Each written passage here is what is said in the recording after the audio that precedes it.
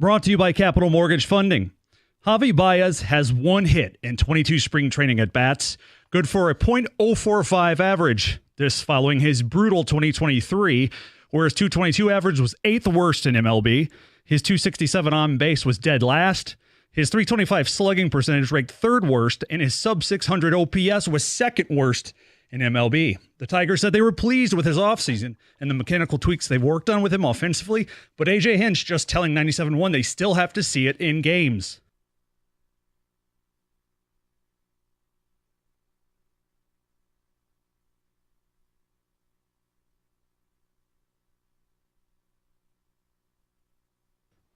Baez has 4 years and $98 million left on his contract. In other MLB news, Detroit's AL Central rival, the White Sox, traded ace Dylan Cease to San Diego for 4 prospects. Red Wings host the Coyotes tonight, desperate to end the 6-game losing streak here on 97.1 starting at 6:45. And college football playoff change is reportedly imminent. A new 14-team model set to be approved within days, reportedly. The Corewell Health Update Desk, I'm Beanie Howell. For more, go to 97.1 The Ticket or Odyssey.com.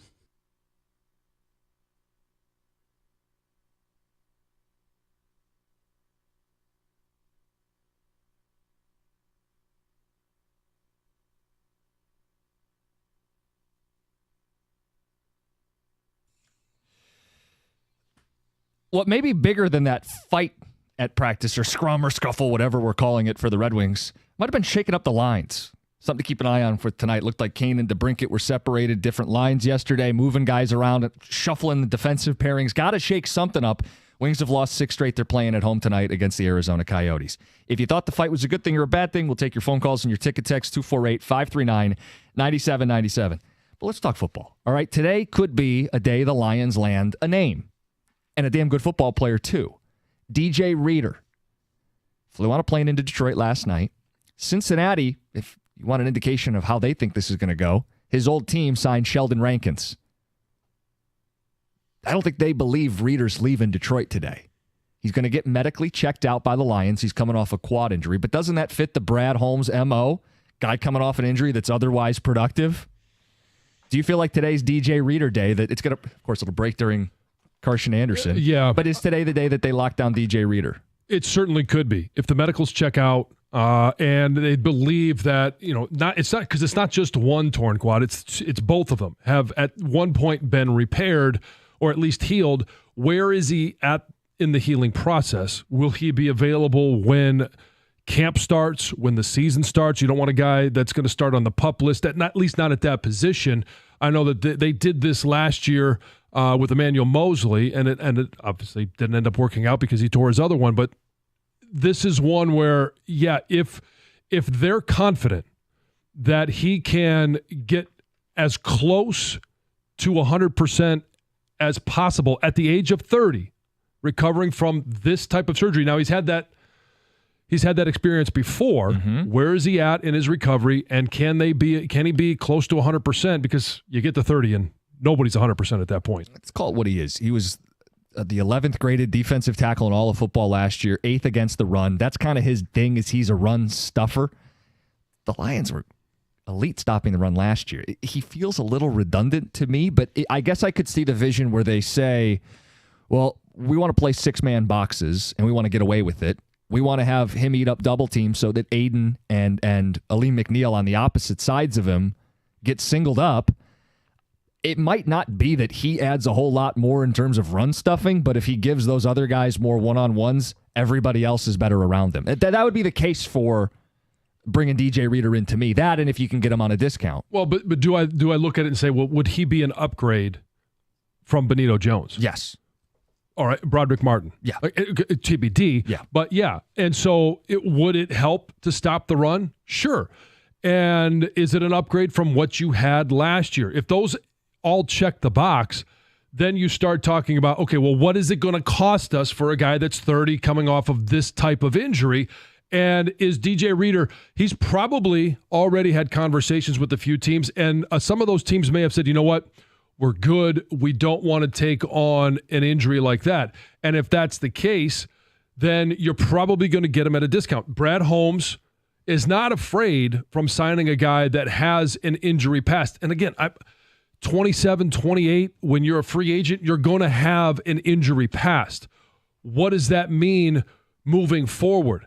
Is it something that is going to prevent you from doing what you've done to this point, from being a good run stopper? And if the answer is no, it's not going to prevent you, or you're at risk of re-injuring it again, or not, those are all things that you've got to have answered. But if he simply says, I want to get back, I want to be able to have a team that is a good team, but also is going to give me an opportunity to show that I am healthy, then you could sign him to a year, maybe a 2-year contract, and get a good player at a discount.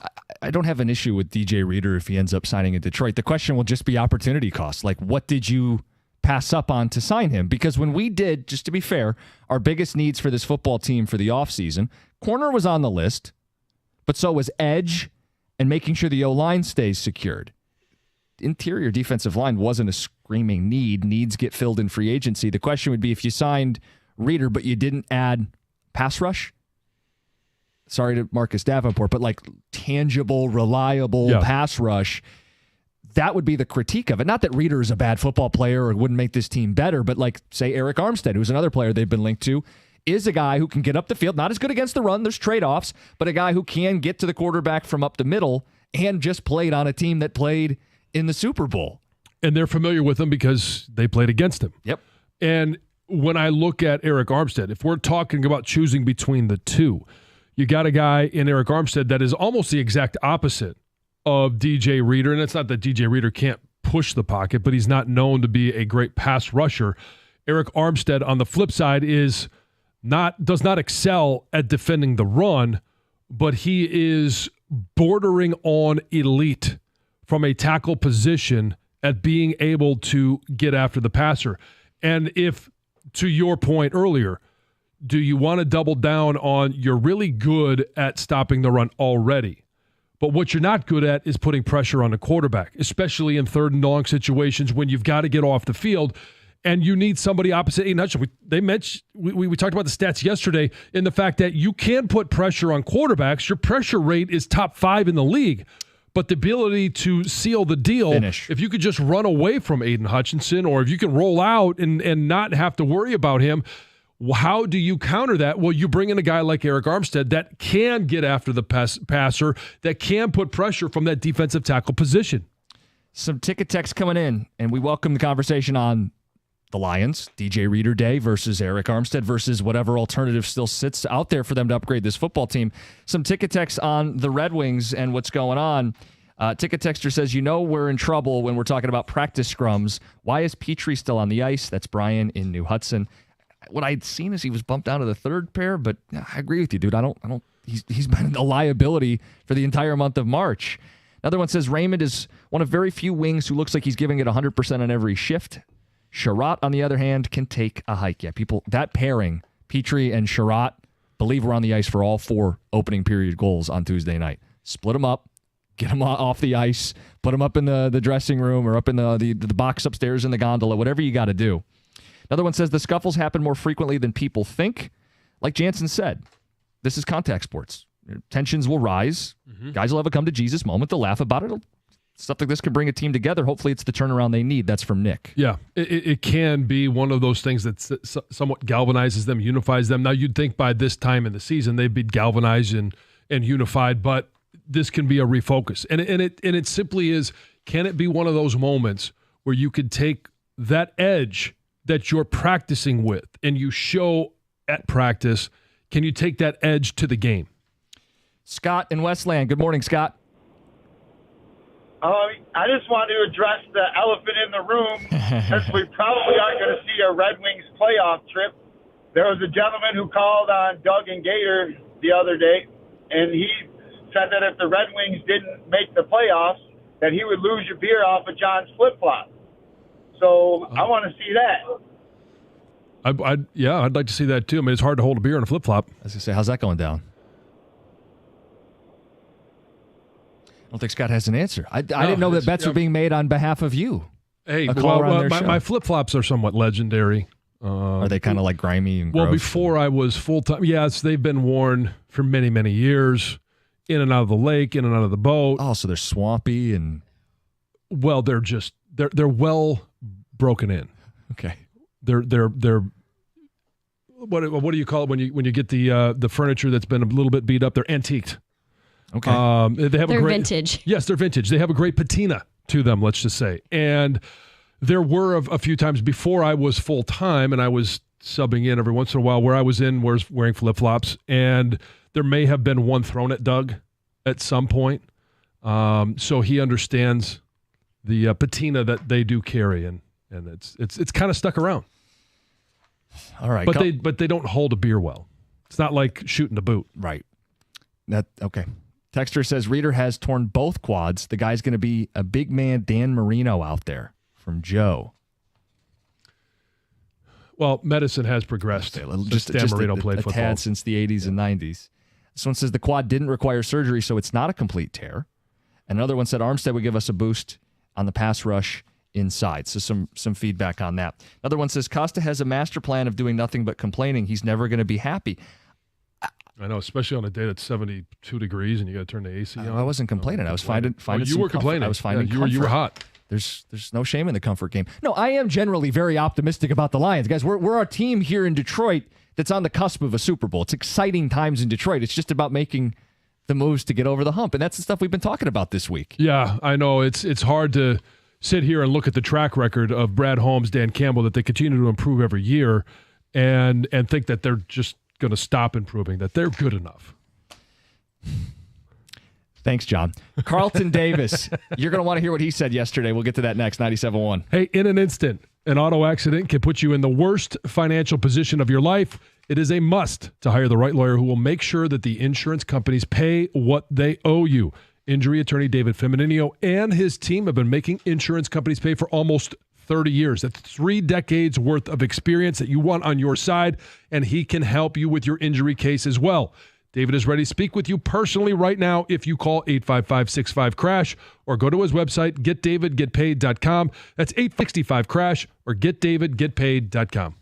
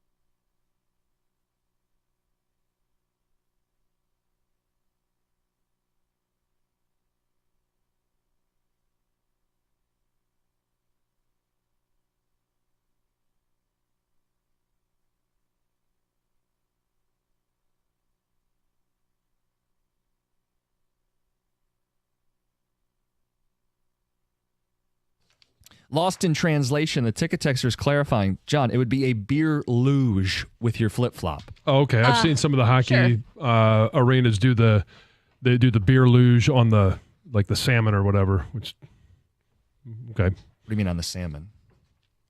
Well, they hold up the salmon, they do the beer luge, and it goes down the salmon. Yeah, you get all the full flavor of the. As opposed to a flip-flop. Yes, as opposed to flip-flop. Yeah. Flavor of flip-flop and pond scum and feet sweat.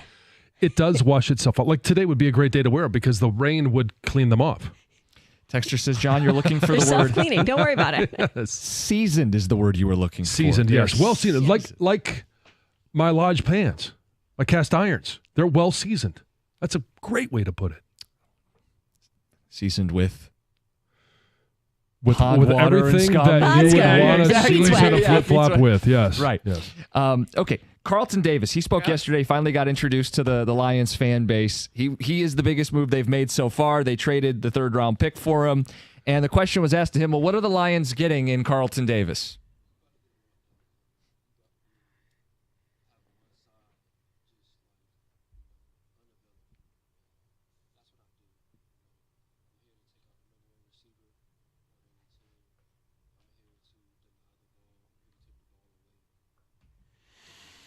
That's the mindset I want out of a corner because it's a short-term memory position. You got to have probably an absurd amount of confidence to line up from these athletic freaks at receiver and know I'm going to keep up with them step for step, mirror them, and then make a play on the ball. Sure, you got to love the confidence. And he just, self-proclaimed shutdown corner, this side of the field, unavailable. He went from, in my opinion, an upgrade of what we had last year to now I need to see a shutdown corner. This is the standard that he has set, and I love the confidence, but he's also going to be facing Justin Jefferson twice. This year we play the Bills. He's going to face Stephon Diggs. With Josh Allen, I'm throwing the ball deep. Deebo Samuel. They're on the CeeDee Lamb? Yeah, CeeDee Lamb, Puka Nacua, Cooper Kupp, pick your poison, Mike Evans, DJ Moore twice, Nico Collins, because we're going to play the Texans. Like the list of number one receivers, not everybody's got a good number one receiver, but these are some elite number one receivers. So he's put himself out there that, hey, if they're unavailable, that half of the field's unavailable, all right, are you a dude or are you just a dude? And it seemed to be the debate with Lions fans this week is like, is he a number one or is he just, better than what they had? Because he is, no matter what you think, better than Kindle Vildor. He's better than Khalil Dorsey. But is he a dude? John, I think it's one of those things you have to cut a little deeper. If you play him in man coverage, and that was his point too, he goes, hey, flip on the tape, not when I'm in zone, not when I'm in off coverage. When I'm mano-a-mano, one-on-one, man-to-man, I shut people down. And the numbers back it up. He was one of the best man coverage corners in football last year. The problem is it was only like 23% of the snaps with the Bucs. The Lions, assuming they're going to play him predominantly in man, I think he could be a number one corner. I would expect him to be a number one corner. My only knock on him was just, and you brought it up, as you get older, those injuries don't go away. They build, and he's been a guy who hasn't played his physical recently because of it. He's missed time because of it. If he plays, I think that's part of it. If he plays 17 games, you're a dude. Yeah. If you only play 12 or 13, you're not reliable. Then you're not. Yeah. I mean, you play 17 games against this competition and you limit them. And it's unrealistic to think that half the field is unavailable. But if you make it much more difficult and you defend the ball and you take the ball away against this group of receivers, this class of receiver, then I'm willing to say you're a dude. But you've got to be available. And I do like the rotation of Carlton Davis, Cam Sutton, Amik Robertson, Brian Branch, Emmanuel Mosley, if he can be a guy that pays off, gets healthy and pays off. Like, they've got a nice rotation, so he can be fresh to be a dude in man coverage situations. But no one plays exclusively man. And I think that's going to be some of the challenge. Now, part of this is you bump Sutton over to your second corner and you take some responsibility off of him. Carlton Davis talking a lot. And I know he also said in the same press conference, I'm more of a, I want to walk before I talk. Well, okay. Then this, John, to your point, he set the bar. We're going to hold him to it. He's got to be a shutdown corner. Well, and so here's the thing, too. If you got a guy with the skill set that is a man cover guy, it's easier if you're going to sprinkle in those zone coverages to get a guy that plays man to play well or at least well enough in zone. It's really hard to get a guy that's good at zone to then try and be a man coverage guy. That's a skill set that you just don't look at and say, well, he can cover if we're only going to do it 10 to 12 times a game. No, if you're not a man cover guy, you're just not a man cover guy. Yeah. Let's get to Heather with the news. Heather, what's going on? It's happening again, you guys. A strange, gigantic steel monolith was recently spotted on the hillside in Wales. Do you remember when this happened back in I thought maybe this was another balloon or something. Oh, no. It's this mysterious structure that just popped up out of nowhere. And they've been over, we've seen them in recent years. They sparked a lot of conspiracy theories online. Mm-hmm. What are they? They're Where'd they come from? We'll put them there, yeah. Yes. Did we ever figure out the other ones? We did. So there was 2 in 20. In Utah and California, there was some spotted. They were by local artists.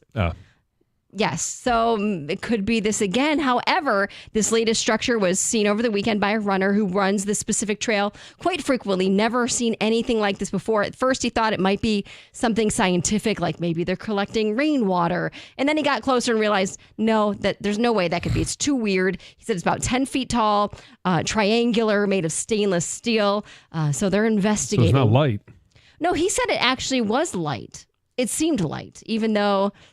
Because it's not thick, like the outside structures are. Oh, okay. He said thin-walled. Yes, that it seems like somebody could have just kind of dug dug it up and put it there. Yeah, and just set it in there. But where did it come from? Nobody knows. So it seems like these might be popping up all over yet again. We've heard stories about inmates trying to break out of jail. Mm-hmm. Yeah. But you don't often hear stories of people trying to break into a jail. Okay. Well, I do have one that took place right here in Michigan. There was a man on Sunday who did have some stolen jewelry with him, and he drove himself to jail and then tried to break in. So police responded to a burglary alarm. This was Sunday night after there was a break-in at the former Standish Correctional Facility. So it wasn't even open. It wasn't a functioning jail. It closed back in 2009. And when they got there, they found a smashed glass door, and they later saw this man, a 42-year-old man, walking out. He drove his Lexus there. Yeah. Oh, so he's a burglar that's done well for himself. And then inside the car, there was stolen jewelry, there was cash, there was burglary tools, crowbars and such, I'm guessing. Yeah. And there was also an unregistered firearm. Well, he was arrested. He was hit with 4 charges, including breaking and entering in possession of burglary tools, which I've never heard that one before. Yeah. Anyway, it's unclear what he was actually doing there. He told police he was just walking around to take a look. But they said it doesn't seem like that's the case. And wrong address. He was busted. Hey, Polio Paul Alexander, who spent the majority of his life in an iron lung, passed away on Monday at the age of 78. I am flabbergasted that I didn't know who Polio Paul was. I'd never actually heard of him because I obviously know about polio and people... catching polio, and I've heard of iron lungs before, but I didn't know you could live in an iron lung for more than 70 years, and that's exactly what he did. He developed polio in the summer of 1952. He was 6 years old. He was left paralyzed from the neck down, unable to breathe on his own. So he spent 70 years in this iron lung. Last year, he was declared the longest surviving iron lung patient in the world by Guinness World Records. He did learn how to breathe on his own. He was able to leave this iron lung for a few hours at a time. And he also was very ambitious. He became a lawyer. He was an author. Did some incredible things in his life, all within this iron lung. Good for him. I mean, prior to his demise. And also, I mean, good for taking his, John? Come on. his situation and making the most of it. Yes. Yeah. Pretty incredible. Wow. Okay, listen to this story. There's a 27-year-old woman in South Carolina. She was arrested earlier this month after a neighbor complained that she was in her front yard screaming and also doing jumping jacks topless. Oh. Yes. So apparently the neighbor has 2 young kids. There's no fencing. There's no trees to, block the view of this woman. So they called the police, and she was charged with obscene exposure. No word on exactly. So I got to ask the question. Oh, no, don't do it. Was she hot? I mean, it's a legitimate question. I let him ask, and I never respond. So You no can- picture included. You can check her out Maybe use a different computer. That's Heather with the news. AJ Hinch next, 97.1. All right. So if you've been, finding yourself wearing a hat more and more often, or maybe you're turning off your camera on Zoom calls, it's time to deal with your hair loss. And it's time to talk to the guy who wrote the book on it. Literally, that's Dr. Berkowitz at Michigan Hair Restoration. He's Michigan's #1 hair restoration specialist. And Dr. B can restore your hair and your confidence, just like he's done for thousands of guys over the years. And you could read all kinds of reviews from his patients who recommend Dr. B, and they all talk about how much younger and more confident they feel after their procedure. And they say they couldn't be any happier with the results. Many even saying it's the best decision and investment that they've ever made. Michigan Hair Restoration has so many more options than just hair transplants as well. There's lots of natural remedies that Dr. B can talk to you about, and he has treatment plans that fit almost every budget. And right now, they've got a special that you can't miss. Call and book your consult and speak to Maria. Make sure you mention 97.1 and get a complimentary natural hair remedy treatment valued at $1,000 at your consultation. It's your gift from Dr. B, and he's never offered this before, so call today. Download Dr. B's Ultimate Guide to Hair Loss and Restoration today at MichiganHairRestoration.com.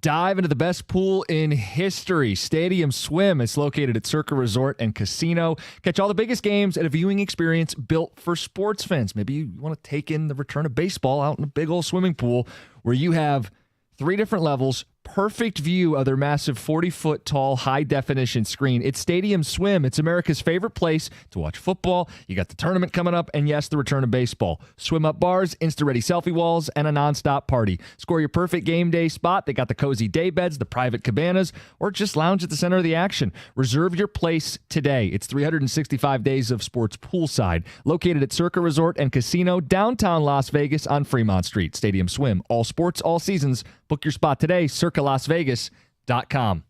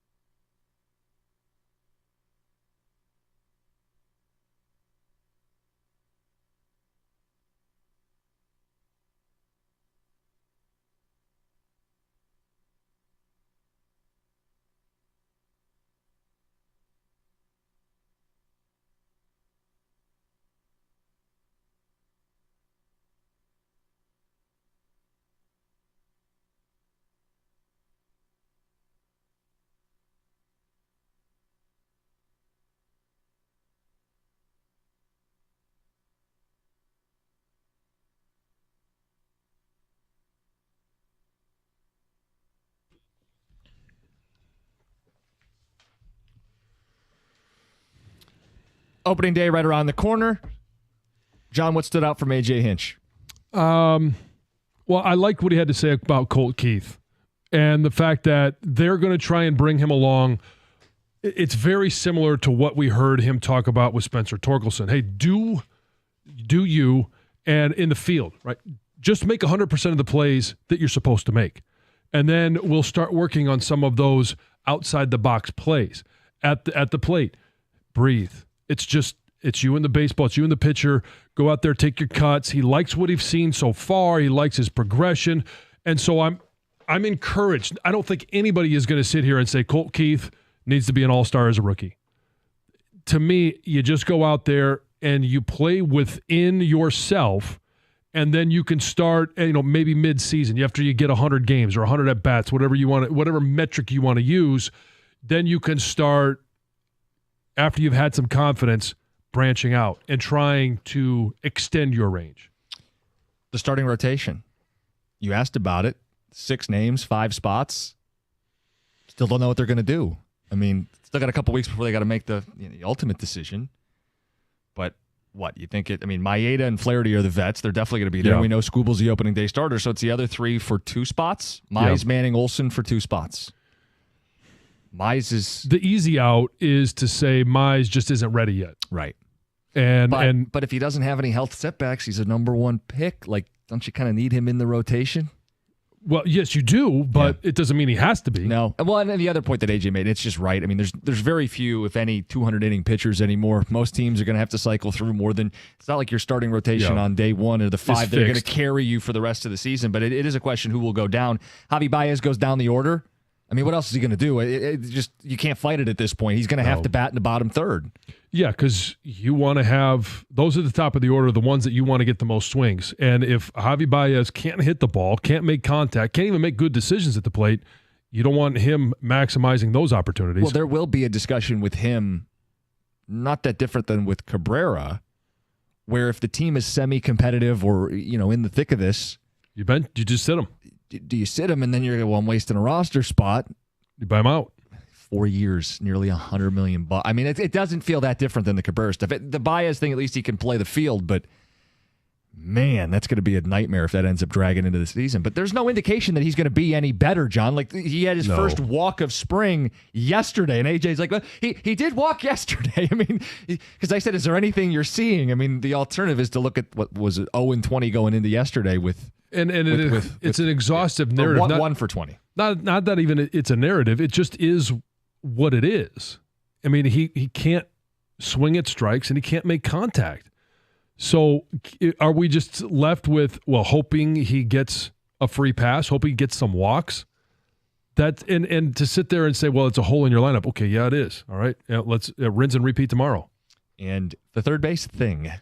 It didn't really mince words. They don't have really an answer right now. No, it's going to be by committee until somebody sets themselves apart. And maybe that never happens this year. I'm not going to say his name. I'm not going to do it. Too critical. I'm too negative. I'm not going to do it. Yes. I wanted to pass this along before we get to Doug and Gator, because this is just a wacky sports story we didn't have time to get to. And really, it just broke this hour. The Pittsburgh Penguins have announced that a shipment carrying Jaromir Jagr bobbleheads for tonight's game has been stolen en route to Pittsburgh.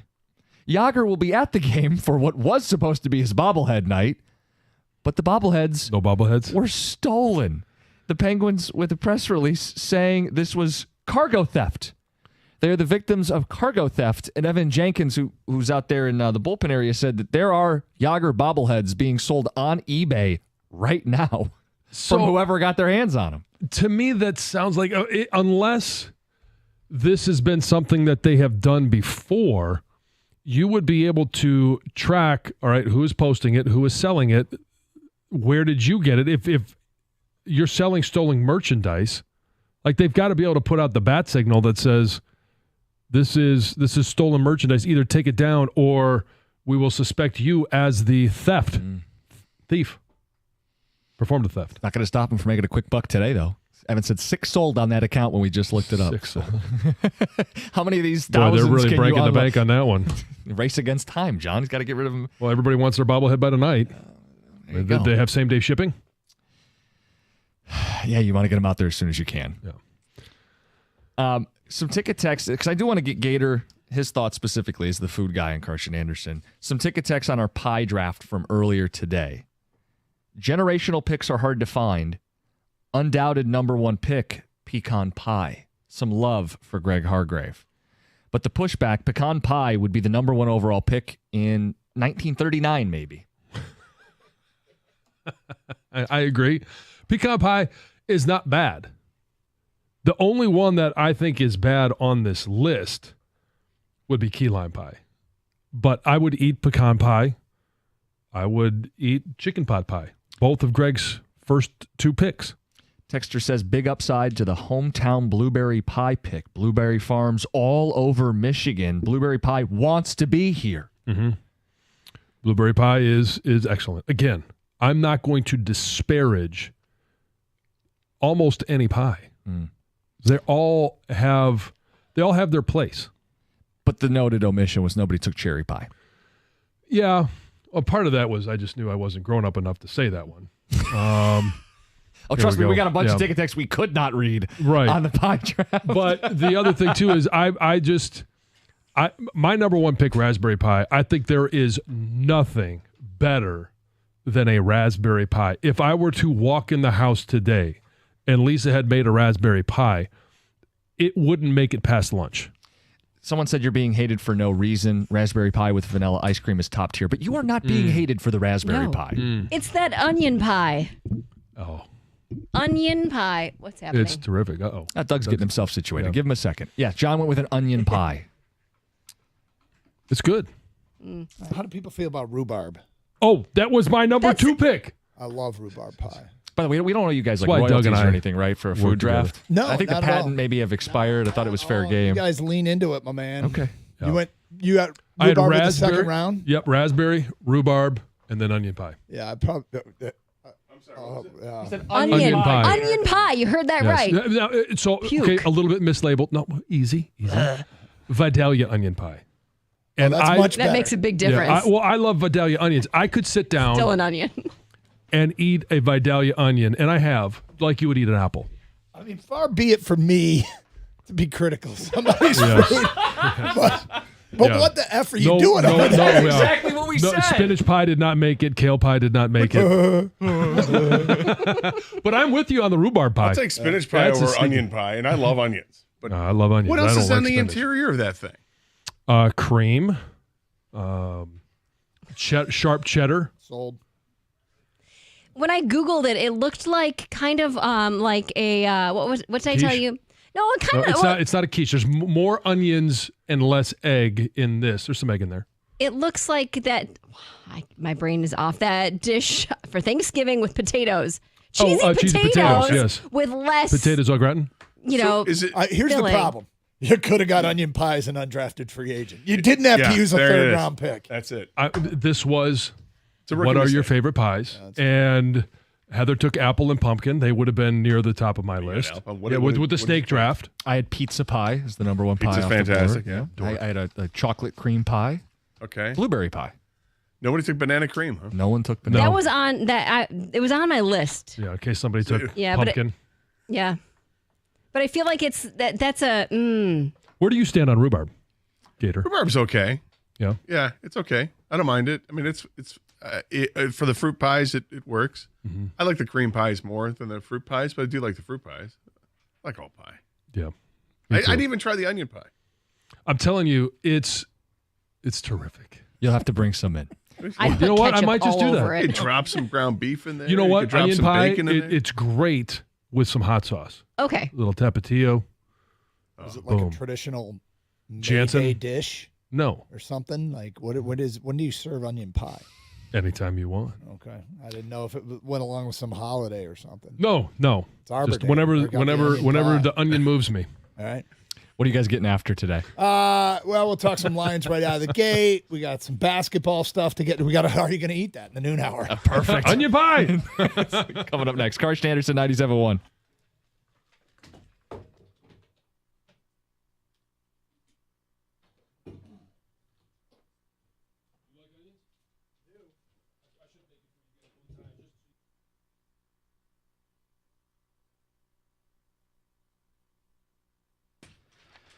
Brought to you by CGC Water Treatment. Lions hosting defensive tackle DJ Reader on a free agent visit today. Detroit now needing a run-stuffing D tackle after not tendering Benito Jones, making him an unrestricted free agent.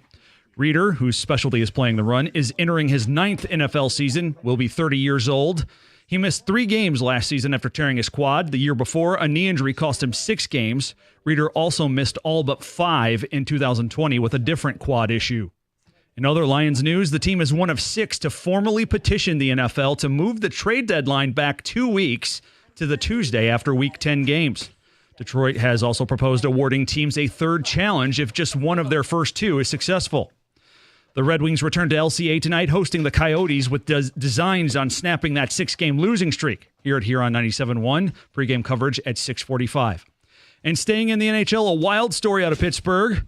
Penguins recently retired Jaromir Jagr's number 68 and had planned to hand out bobbleheads in the Czech hockey great's likeness to the first few thousand fans at Pittsburgh's game against the Sharks tonight. But the promotion won't happen now. The shipment containing the thousands of Jaromir Jagr bobbleheads was stolen. Yes, the Penguins announcing in a Thursday morning press release that they're victims of cargo theft. The team will make things right, though, issuing vouchers tonight to fans who wanted the bobblehead can be redeemed at a later date. Are they going to interview Tony Soprano and his crew? That's what I was thinking. Was this an organized crime? Like Exactly. they thought they had like some really high value target and they open it up and it's just 5,000 Jagr bobbleheads. What are you saying? It's not a high value target? At the Coral Health Update Desk, I'm BD Howell. For more, go to 97.1theticket or Odyssey.com.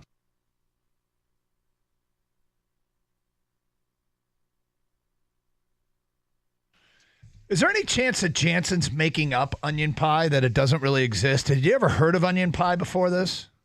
I had never heard of onion pie before this, but after he's describing it, I'm envisioning it to be a lot like, even though he said it's not quite as quiche-y, like quiche, like a breakfast quiche. And I'd be all about that. You know, you mix, it's not just, I mean, when I hear onion pie, I'm immediately thinking it's nothing but onions. Right. You know, it's like French onion soup, but turned into a pie, which may not be all that bad, actually. But, I mean, that's definitely savory. You're not thinking, when I think pie, I think sweet. Did Kang, have you ever heard of onion pie? Is this the first time you've heard of it? Never heard of it. Okay. I think he is making it up. Well, Heather said she looked it up and she saw it. Yeah, nothing on the internet. Yeah, you found something on the internet? Yeah. Cool. Yeah, but Heather's not, I mean, she's totally anti-onion, so. So is Jimmy, our Jimmy, boss, Jimmy right? hates onions. Yeah. He would never transport onion pie in his car. No, absolutely not. If he goes to, just so people know, the rule at the station is if he goes to pick up lunch, if there's a lunch order, and anyone orders anything with onions, he won't put it in his car because he doesn't want the onion funk to stick around in his car. It's a child. Yep. So Jaromir Jagr bobbleheads are stolen on their way to Pittsburgh. So what does one do with crates of Jaromir Jagr bobbleheads? Sell them on the black market. Release one at a time. Yeah. Do you think release one at a time? Like they're hostages? Yeah. The more demands are met, the more I release. Yeah. I need $10,000 or I'm smashing a bobblehead. You have until noon. Yeah, I mean, you can't really sell them. I mean, are they going to know who's got them? I guess I don't know how to. I wouldn't be a good thief. I would suck at it. I wouldn't know what to do with 10,000 Jaromir Jagr bobbleheads. All right, Wouldn't know how to fence them. I wouldn't. Do you? And did you see our most recent tweet? I have not. Let me check it out. For those of you who haven't and don't follow us on Twitter, go check us out at Doug and Gator 971, as we have tweeted out something that is hopefully going to work. For people who are unaware, yesterday, Kang pointed out that the Red Wings were 0-6. Well, everybody knows that the Red Wings are 0-6 since the priority patch was added to the uniforms. 0-4 since Jeff Rieger shaved his head. And so Kang suggested that Rieger put the priority patch on his head. Well, if you follow us at Doug and Gator 971, you will see that he actually did it. My goodness. What a sport. He has put the priority patch on his head in an effort to break the curse on the Red Wings. How about that? I'm texting him right now. Yep. That's pretty awesome. Check it out at Doug and Gator 971. Priority patch on the dome. Now, here's the thing. It's got to stay there. Yeah, if they win, the patch stays on his head until they lose, right? That's how it works. Yeah. That's how the superstitions work. Yeah. Yep. So, Rieger, hopefully you've left the patch on all day. And if they win, patch stays on. Patch stays on. The look on his face, how do you describe that? The look on Rieger's face? Yeah. I don't know. It reeks of, is it a desperate plea for attention? Is it disappointment? I don't know. I don't know what it is. It's a look of resignation. Resignation That's what it and is. instant regret. And Yeah. Leave it I on can't there, believe I'm Reegs. doing this, but I'm doing this. How about this? They win 10 in a row. You turn it into a tat. Rieger, you with us? Turn 10 in a row. That thing becomes a tattoo. Permanent. Yep. Let's go. I like it. Of course we like it. That's what guys do to each other. We egg each other on to do stupid things. Yeah, we try to screw each other over. Reegs, it's awesome. Come on, keep done. desecrating your body. Well done. Check it out as it's on our Twitter page at DunGator971. It's impressive. That's impressive dedication right there. It is. All right, so look, today stories we're going to be monitoring: DJ Reader's visit to Detroit, the defensive tackle from Cincinnati. The Red Wings are indeed back in action tonight against an Arizona team that they should have beat last week and should beat again tonight, but right now they don't look like they could beat the Grand Rapids Griffins, for God's sake. Michigan State, Minnesota at noon. We're on Jawan watch. Is anything going down there in Ann Arbor? And the Pistons have won 2 in a row, which is awesome. They've won 3 of the last 4. What are you going to do if they win 3 in a row? What am I going to do? What kind of patch you going to put on the side of your head?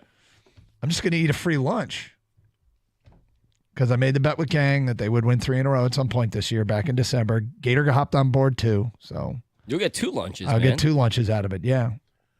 I mean, have they won 3 out of 4? Yeah, they've won 3 out of 4.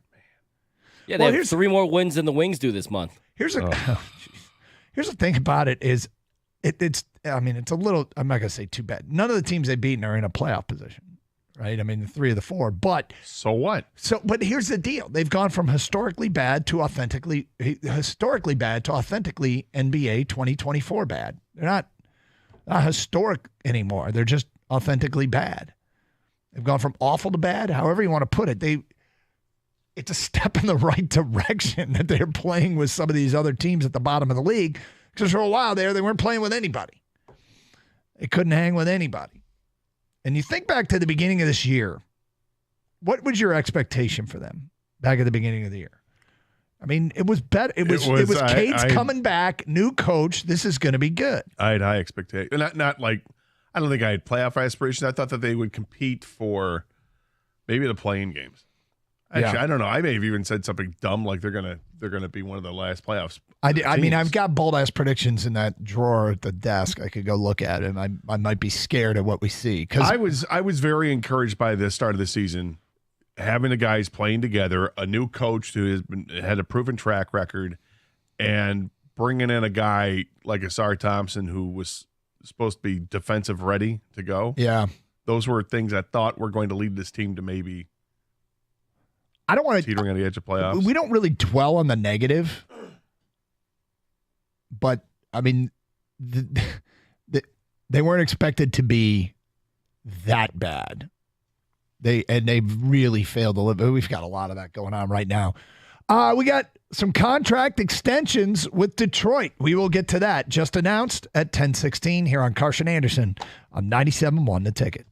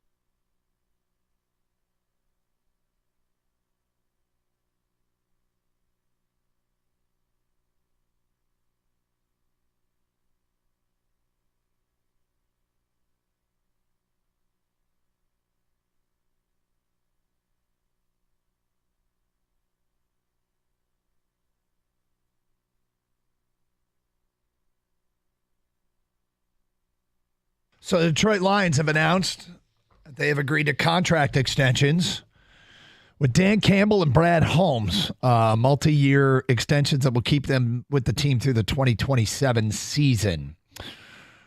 So 21, 22, 23, 24, 25, 26. I'm counting those off because didn't Dan Campbell sign a 6-year contract to begin with? And people are like, why are they giving this guy 6 years? Something like that, yeah.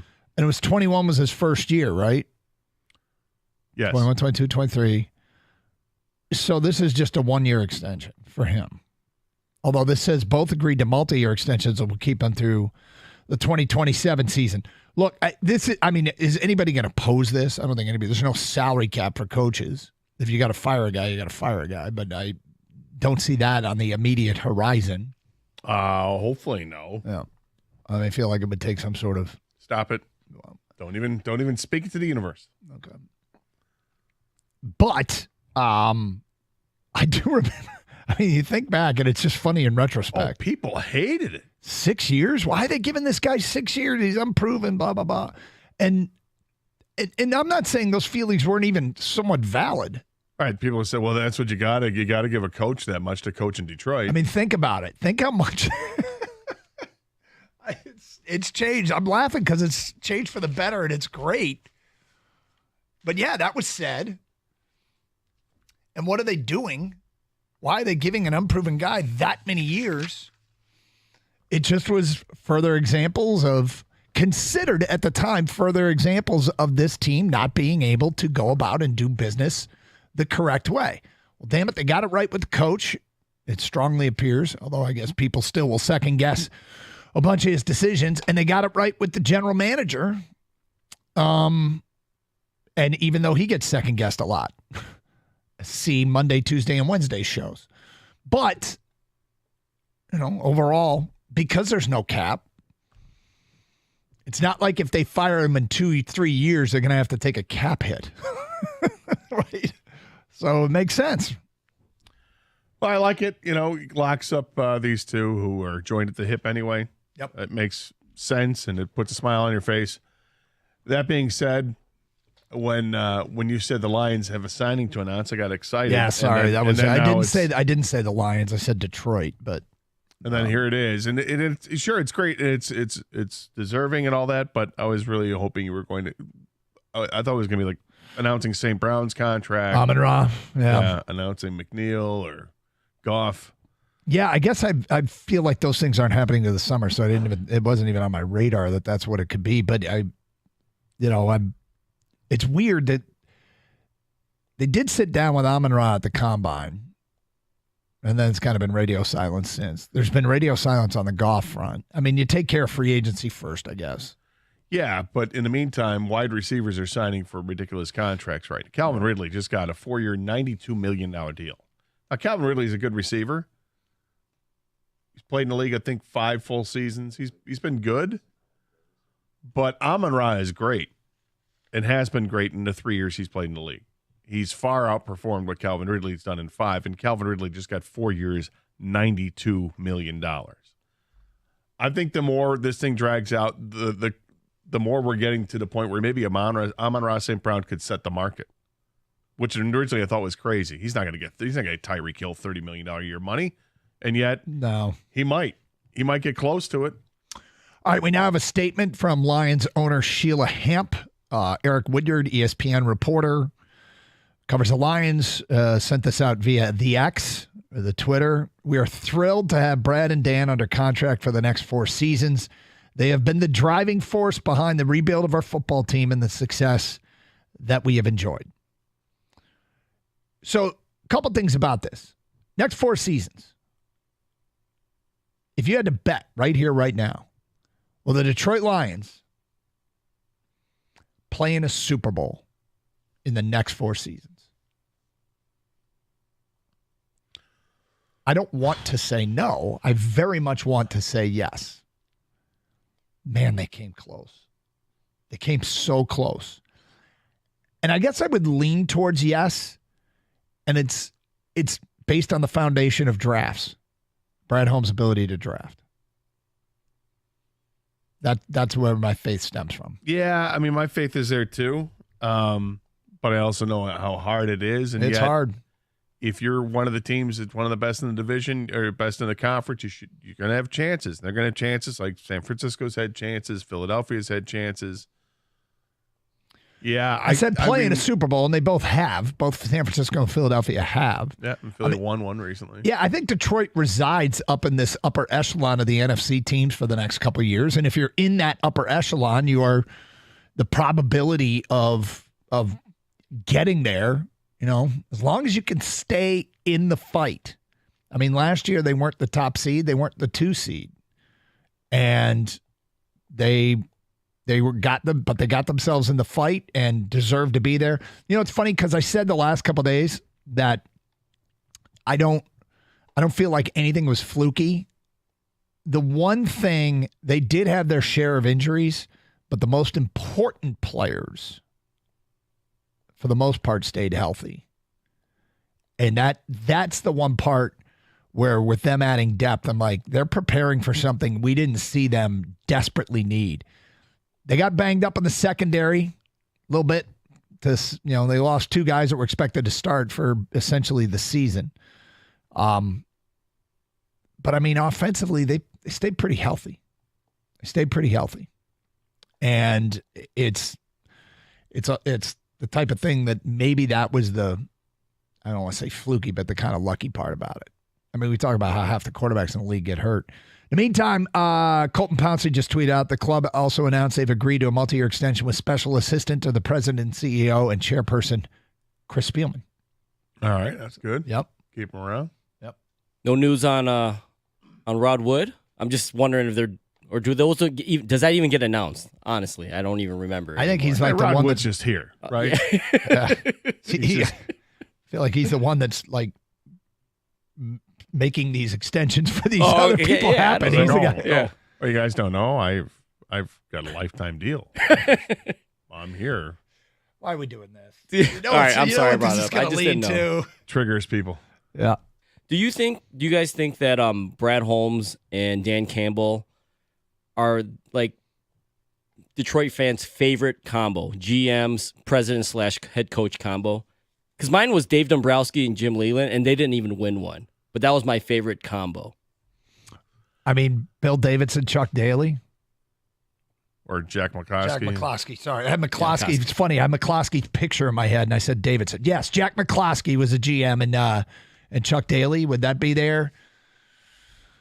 Jimmy Devellano, Scotty Bowman. That was a pretty good one. Yeah, I mean, not even just good. Because obviously my favorite, they didn't win it, but like just popularity-wise. I know it's football. That's probably a big reason why. And the Lions. But Brad Holmes and Dan Campbell, people love those guys. I think, it's funny you bring this up. I go back to the Wings coaches before they got Scotty Bowman. And it was like the Jacques Demers years. Those were like, you felt like you were getting on the ground floor rooting for those teams because they were younger and they got to those back-to-back conference championship series and lost. But that's what Jimmy Devellano. I mean, Jimmy Devellano deserves a ton of credit.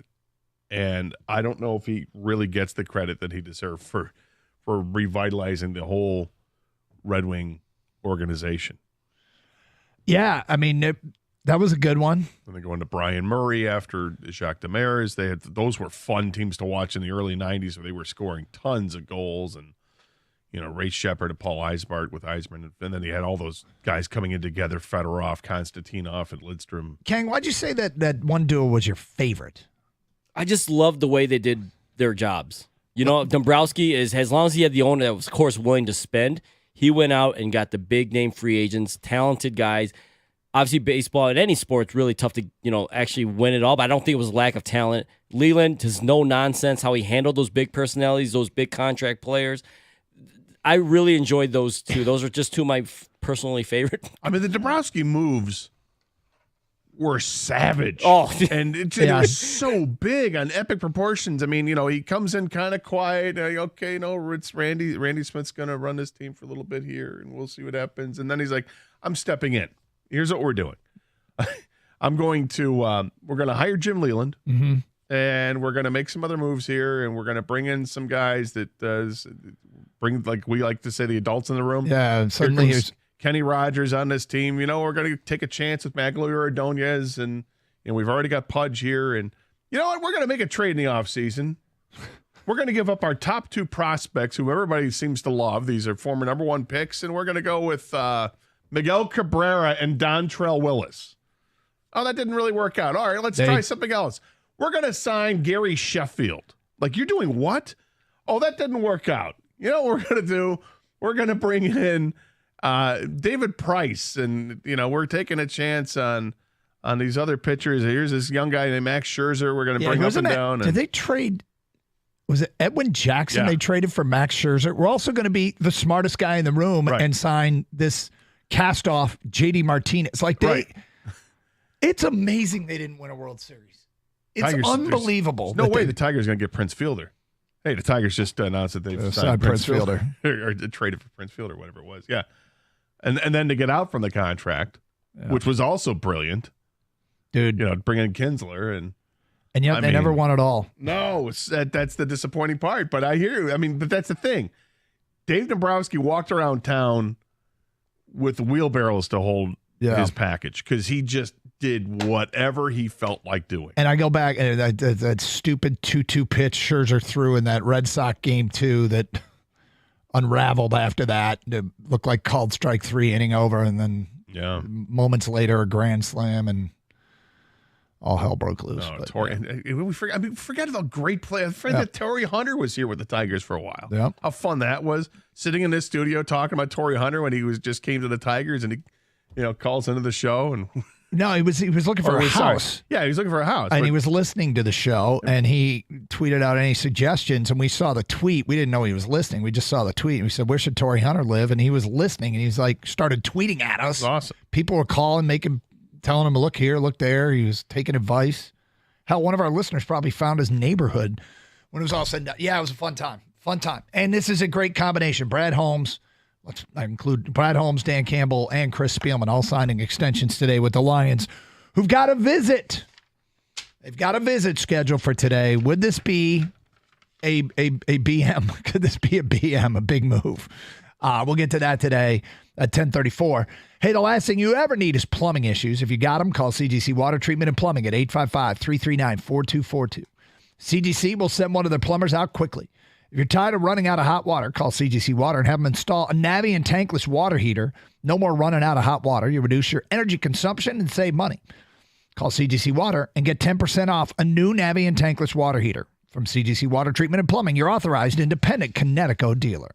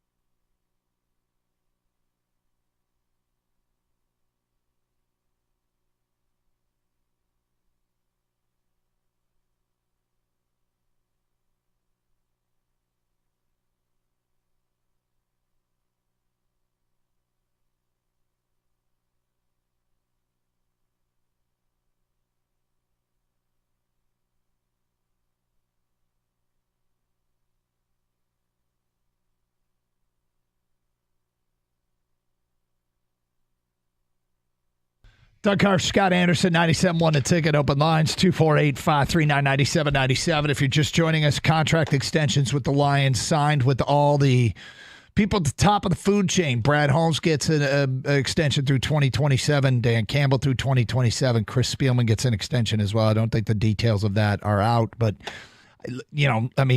good for them. I don't know that there's anything really to discuss other than they've earned it. They deserve it. They've got themselves in the mix. They look like they've got a sustainable model. And since there's no cap, it's, these kind of aren't hard and fast commitments that could cost you. You don't take a cap hit years from now. So it works. It works. And good for them. And I kind of feel like good for us. In the meantime, Gator, they got a visit today. DJ Reader's coming in, and he can be had. Cincinnati signed what may be his replacement in Sheldon Rankins, a defensive tackle. I think that went down yesterday. So it feels like they already are looking for the replacement, and they had shown an interest. I think the Colts was the other team that showed an interest in DJ Reader. This is a run-stuffing defensive tackle. This is also a position that is not particularly deep, with Aleem McNeil, Tyson Alulu, Broderick Martin, Levi Onwuzurike, and guys who can slide inside, but not a lot of players under contract. It's a position of need. What is your first read on DJ Reader? Well, I hope that they don't spend too much. That's what my hope is, and it should be another one of these famous one-year deals, probably. What it tells me is that either they just want to add more depth to that, or that they have concerns about Onwuzurike, that's not going to pan out. This will be his last year, right? Yeah. That. What does this mean for Broderick Martin? I mean, they just drafted him. They're not giving up on a guy after a year for sure. I mean, this is the thing where they talk about players develop at different speeds. So I don't know. It's okay. It doesn't really make me all that excited or jazzed about it. But again, if it's a one-year deal and you get him for cheap and you can still get another guard, I'm fine with it. But yeah. I think at this point, I'd rather have the resource in an offensive lineman. Of any, they got money to get both, right? Yes, but get the better one that you can get. Yeah, it's intriguing. We haven't heard them associated with any guards since losing Jonah Jackson. I'm sure they've got a plan, whether it be a trade that they're trying to strike a deal for a player, whether it's replaced through the draft, which doesn't seem like it's home style because that would lock him into having to use a high resource on a position, and he just wants to take the best player available, and he's made it clear. And quite frankly, I think that's truly how he wants to operate, because he's doing in free agency exactly what he kind of warned us he was going to do. So, yeah, maybe there has to be a plan of guard. As far as Reader's concerned, the big question here is he healthy? I mean, this is the second time he tore a quadricep muscle. He's torn them both now. He did it like 3 years ago and then last year. When he's healthy, he can stuff the run. And I would assume immediately becomes a starter next to Aleem McNeil, and maybe kind of a two-down kind of guy who might come off the field for pass rush downs. I mean, Broderick Martin at that position was one of the more intriguing prospects, given the capital they gave up to move up to get a player that, let's call it what it is, nobody had on their radar, and a player that felt like he could have been had later in the draft. We say that based upon him not being very highly ranked. But if the Lions had him highly ranked and they weren't willing to risk it, they didn't want to risk it. So Martin is a really interesting player to me. And he didn't make any impact last year whatsoever. None. So now that doesn't mean he's a bad pick. Is that encouraging in a way that, like, if you feel like this guy, no, they kept him under wraps because he's learning the position and didn't need to disrupt what we were doing defensively last year anyway. It was on the defensive line or whatever. It was working to a point, and he'll make his debut in 2024, and it's going to be a welcomed addition. I mean, it's possible, the draft and stash kind of guy. I mean, what would be encouraging about it? I don't know if well, because it's like a player that wasn't counted on a year that they went to the NFC Championship game And then that second year, now he's going to be counted on. And okay, is it something that it's almost going to feel like it's a free agent? They're bringing in a young free agent that we didn't even see. I mean, I would have liked to have seen him to get some kind of a gauge on what kind of player he is. Well, look, But they believe in him for a reason. Yeah, I would say, I mean, it's possible, of course, that this is just a swing and a miss, Broderick Martin. I mean, Absolutely, it's possible. It very well could be. Given Brad Holmes' track record, if somebody said right now, do you think Broderick Martin is more likely to be a decent player or a complete and total nothing? I would say decent player, not because of anything Broderick Martin has done, but because Brad Holmes took him. Well, love to know. Is he more Levi Onwuzurike or more Aleem McNeil? So Onwuzurike was a player I liked, but is Onwuzurike just an example of somebody who can never stay healthy? Well, when you have a back injury, it's tough. Yep. As a defensive lineman, and when you had that in college, and those back injuries just linger, it's I think that's probably a reason that people stayed away from him when he came to the draft. But the Lions were going to take a chance, and they took a chance, and it hasn't really paid off just yet. He's shown flashes, but again, this isn't a guy who is on the field for all the defensive snaps on first and second down. How do you feel if next year the starting defensive line is Aiden Hutchinson, Aleem McNeil, DJ Reader? I would guess Pascal would start on first down with Houston, Davenport kind of mixing in, Kaminsky all kind of mixing in at the end spot. How would you feel about that defensive front? And I would also think maybe a draft pick, an edge rusher as a draft pick. Is that good? Is that better? Is it better enough? I mean, the question you ask is it better? And I don't know if it's better or not. It's a lot of it is the same. We've talked about the comparisons with Davenport. Is it just basically getting an Aquara? The key to the defensive line being better is having a healthy James Houston and seeing that James Houston is the real deal. That what we saw that rookie season, the 8 sacks in 7 games, that wasn't a fluke. That's production. He's going to be a double-digit a year sack guy if he stays healthy, and that's the real hope that you're holding out for, is that they really hit on him, and year 3 for him is going to be an explosion of goodness. I'm not thrilled with if they bring in DJ Reader. It's fine. But to me, it's not. It doesn't move the needle too much. I don't think it's a bad move. I just don't. I think it's almost like a lateral move. I will say that I'm confident that a healthy DJ Reader is better than Tyson Olulu or. Fair enough, yeah. But how healthy is he when he's having his second quad injury in the last 3 seasons? I suspect that one of the reasons he's visiting today is to get that looked at. And because he didn't have surgery on it. Nope. And it's 3.5, 4 months past the injury now. Yep. Meanwhile, there's other moves that have been made and players that have become available. We will talk about how it impacts the Lions coming up today at 10:48. Open lines, 248-539-9797. We will get to some basketball stuff next hour, both college and the NBA. Are you going to eat that in the noon hour? Hey, spring forward and right into truck season at Sarah Chevrolet Sterling Heights. Hurry in now, because as the #1 volume Chevy dealer in Michigan, Sarah Chevrolet Sterling Heights has a huge inventory of trucks for the choosing, like the legendary Silverado. Or if an SUV is more your style, Sarah Chevrolet Sterling Heights has all kinds of Equinoxes for you to select from. Whether you decide on whatever it is, you can take it home today. Sarah Chevrolet Sterling Heights, where they guarantee the lowest price or it's free. 17.5 and Van Dyke in Sterling Heights. Call 87-SAY-SARAH or go to saysarah.com. Together, let's drive.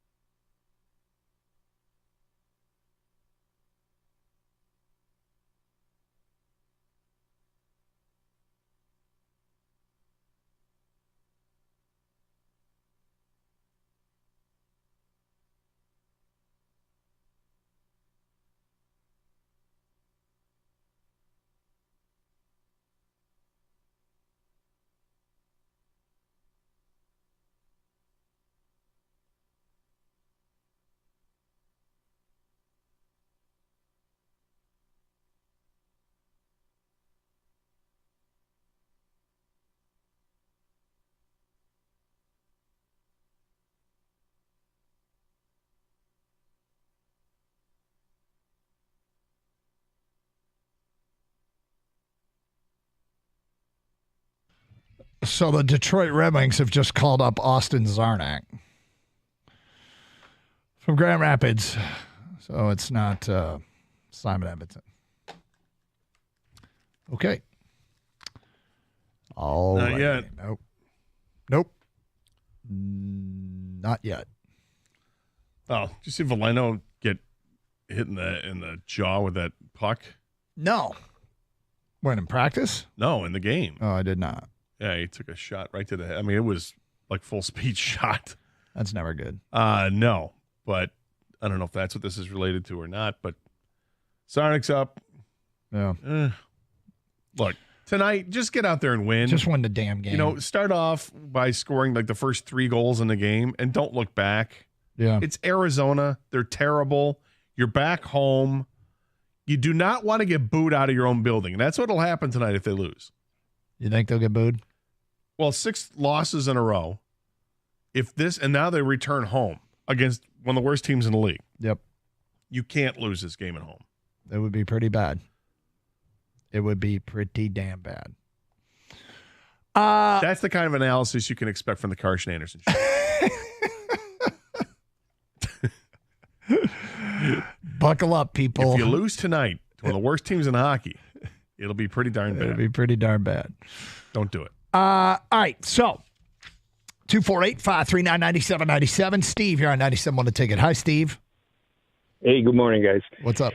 My thinking is with the Lions, if regardless of the guy they're bringing in today, Reeder, whether they sign or not, I think free agency's kind of done with the Lions. So my thinking is where home strengths now is going to be, I look at 3 key positions, defensive end, guard, and potentially cornerback with Brad Holmes' history that I think he always takes the best player available. I get that, maybe even wide receiver, but I doubt it. And I'm just thinking that those are the 3 positions I'd still like to see them go after in the draft.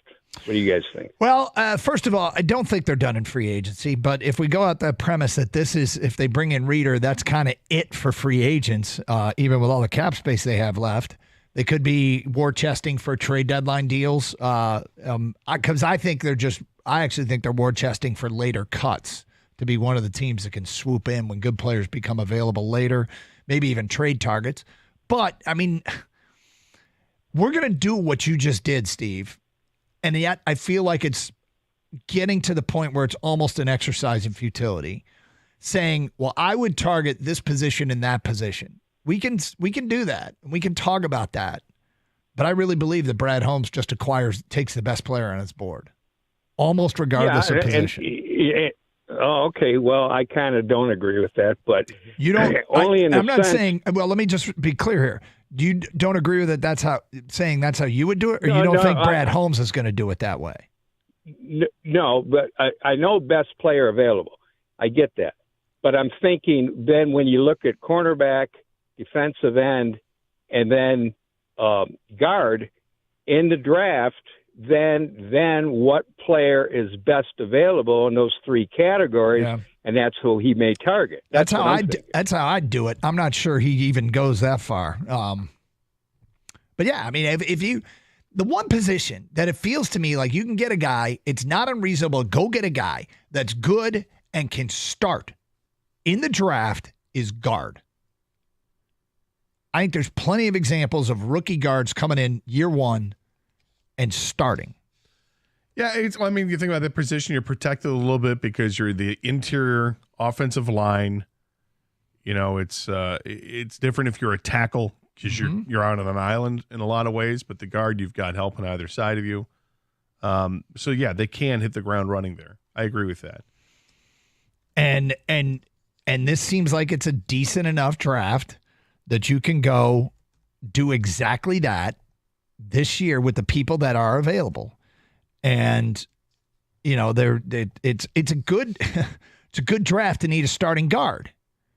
Jonah Jackson started 16 games his rookie year and 16 games his second year.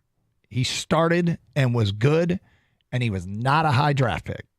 I mean, he was high enough. He was 3rd round, right? Is he 3rd round? He's 3rd round, right? I believe so. Yeah. He was third round, 75th overall. And the Lions have 3 picks before 75th overall, and it's a good draft for guards. So that might be one area that I would beg of him to bend his rules, but his rules have been pretty good to him. 248-539-9797. All right, we mentioned we get to this. So the Chargers' haircut was Mike Williams, the wide receiver. We knew they had to let somebody go. They went with Williams, saves LA $20 million. He's a 30-year-old deep threat. He is now in the open market. Also, Odell Beckham Jr. got released. So the Lions, should they get involved with either of those guys? Would they make sense financially? Would they make sense from a football perspective? And would they make sense in the locker room? What do you think? I mean, we're looking at players with so you're talking what, Mike Williams? I'm sorry? Mike Williams and Odell Beckham. I have no desire for Odell Beckham. None. Do you think he'd fit in the locker room? No. No. Mike Williams is interesting. He is. At 30, he's still going to get big money, right? He should get, he's just been waived. So I don't know if I think typically in my mind anyway, it seems to think the guys that just get waived in the midst of free agency tend to sign 1-year prove-it deals. Mm-hmm. So can you get him for 1 year at less than $10 million? Oh, if you can get him for 1 year at less than $10 million, I'm just wondering if that's a possibility. Because again, teams have spent a lot of their cap space to this point. Oh, I doubt it. I doubt they could get him for that price. If they could, I'd jump all over him. I just go back to C.J. Gardner-Johnson, what he got last year. Yeah, I'd have to go back and look at where that was in free agency. I feel like that was much later than this. But I mean, look, he's a player that's coming off an injury himself. And then there's Josh Reynolds. Do they want Josh Reynolds back? I mean, if you bring Josh Reynolds back, you're bringing him back at bargain basement price. You're bringing him back affordably, and he's your 6'3", 6'4" receiver. And if you were to go at Mike Williams, mm-hmm. It'd be really interesting to see Mike Williams part of this offense. Yep. Does that stunt the growth of Jameson Williams, or does that make him even more dangerous because you've got other guys? You've got if you have 3 receivers on the field, it's Jameson Williams, it's Amon-Ra St. Brown, and it's Mike Williams, and that's pretty damn dangerous. But it would have to be at the right price. 248-539-9797. Sam, you're next on 97.1 The Ticket. Hi, Sam. Hi, guys. How you doing? Good morning. Good morning. Glad you got to talk about wide receivers for the Lions. That's the most exciting position. T. Higgins is trying to find a new team. However, Brad Holmes might not pull the trigger on him, things like that. They want to find the next Nakua, someone like that, more hungry, a rising star for a cheaper bargain. But we do need a wide receiver. Would you want Mike Williams? No, I need somebody more. You don't know his name yet, but he's going to be nasty out there. He's going to run. He's going to be a counterpart to Amon-Ra St. Brown. Mike Williams, he didn't really do much. I don't like it. I would still keep Josh Reynolds. He is hungry. I know he made that drop. Another person I'll talk about, Jameson Williams. Hold on, let me stop you for a sec here because you threw something out there. I want to know what it. You said it's a player we don't even know yet. Do you know who? Like, do you have a name in mind? Not exactly, but there is a draft coming up, and we also have a little bit of depth. Like, if we keep Josh Reynolds, I know we lost more players. Marvin Jones wasn't good last year. He decided to retire. T. Higgins, he already made a name for himself with the Bengals. He had Joe Burrow, and he had Jamar Chase that opened up space for him. He might not be worth that kind of money he asked for, but Brad Holmes would know if he finds somebody out there. I don't know if he's in free agency, but maybe he's in the draft. Okay. All right. So basically, Sam wants to add a wide receiver. Yeah. Whether it's through free agency or through the draft, and I'm not going to disagree with that. I think that's something I think that they're going to have to do. The receiver room is, I don't know if I would say it's thin, but it could use an addition. Well, here's the deal. Do you want to spend that on a veteran like Mike Williams, only played 3 games last year, does have a couple 1,000-yard seasons in his career. Good size, 6'4". Or do you want to?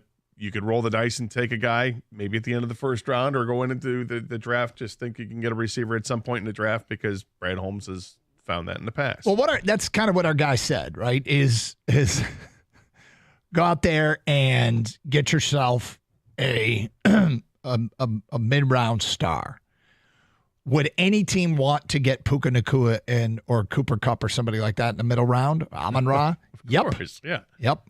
Very hard to do. I think it was Jordan Reed, the 2-round mock that he had, where 11 wide receivers were. It was 11. It was 12. It was 12 wide receivers were off the board before the Lions' 2nd-round pick at 61. So, I mean, you're talking about moving down the food chain. Yeah, it's a deep year, but and that doesn't mean there's going to be 12.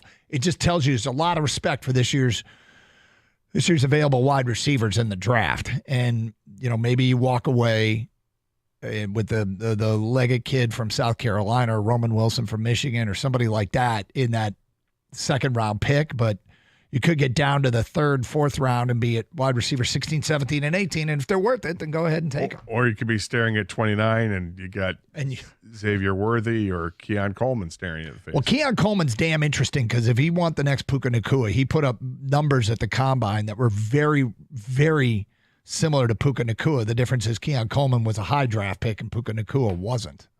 But, there's rumors. Yeah, there's rumors out there that they might get Josh Reynolds. They might be bringing him back, but I don't. Nothing's set in stone yet. DJ Reader visiting today. Let's get to some basketball stuff next hour. We're going to take 10 texts on something. It's Carson Anderson, 97.1 The Ticket.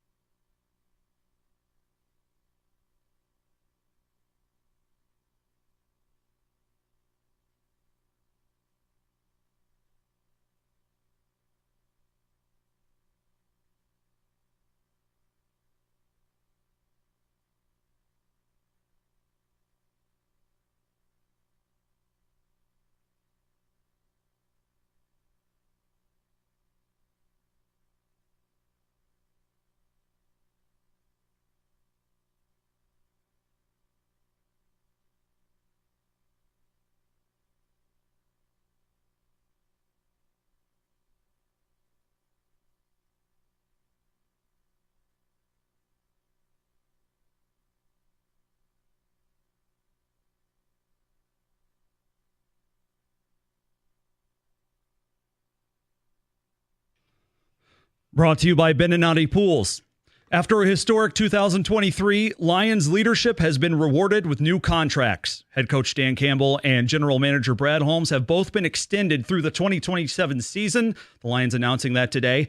It's no secret why. Campbell and Holmes have authored one of the most successful, dramatic turnarounds in sports history, taking an NFL franchise synonymous with failure to the doorstep of its sports pinnacle in just 3 years. Detroit is 24-26 under the tandem. The team went 3-13-1 in the first season.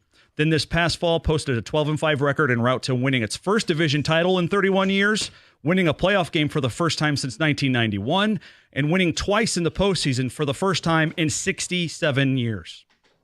Red Wings host the Coyotes tonight, trying to end that 6-game losing streak. Hear it here on 97.1 starting at 6:45.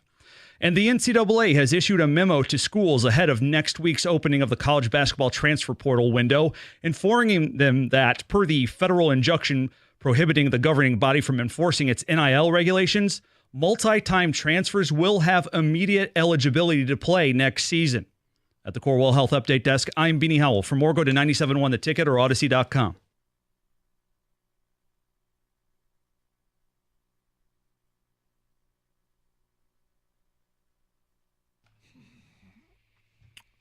All right, we'll get to some basketball stuff coming up this hour. 248-539-9797. Phone calls, feedback. This is Carson Anderson here on 97.1 The Ticket. Welcome those of you streaming from out of town with the Odyssey app. Download it for your mobile device if you haven't already. There will come a time where you wish you had it, and so you may as well get it now. It's free, and you can stream the station from anywhere in the United States or Canada. Again, AUDACY. Also streamed through our website, 971theticket.com. Plus, there's video. If you want to watch the show, you can go to youtube.com, search up 971 The Ticket, and our friends on Twitch. Go to twitch.tv. Same thing, search up 971 The Ticket, and you can see us, myself, Gator Kang, and participate in the streaming chat there. 248-539-9797. Let's get back to your open line calls. We go to Rick. You're next on 97.1. Hi, Rick. Hey, good morning, guys. How you doing? All right, Rick.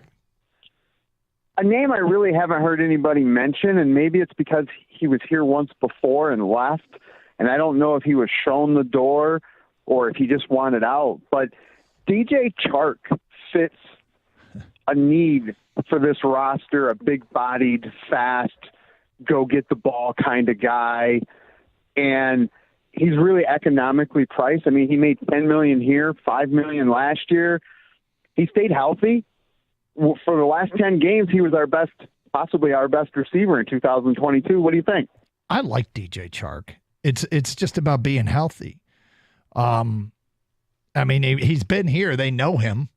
It shouldn't be discounted they did let him go, of course, but it shouldn't be discounted because they do like players that they have familiarity with now.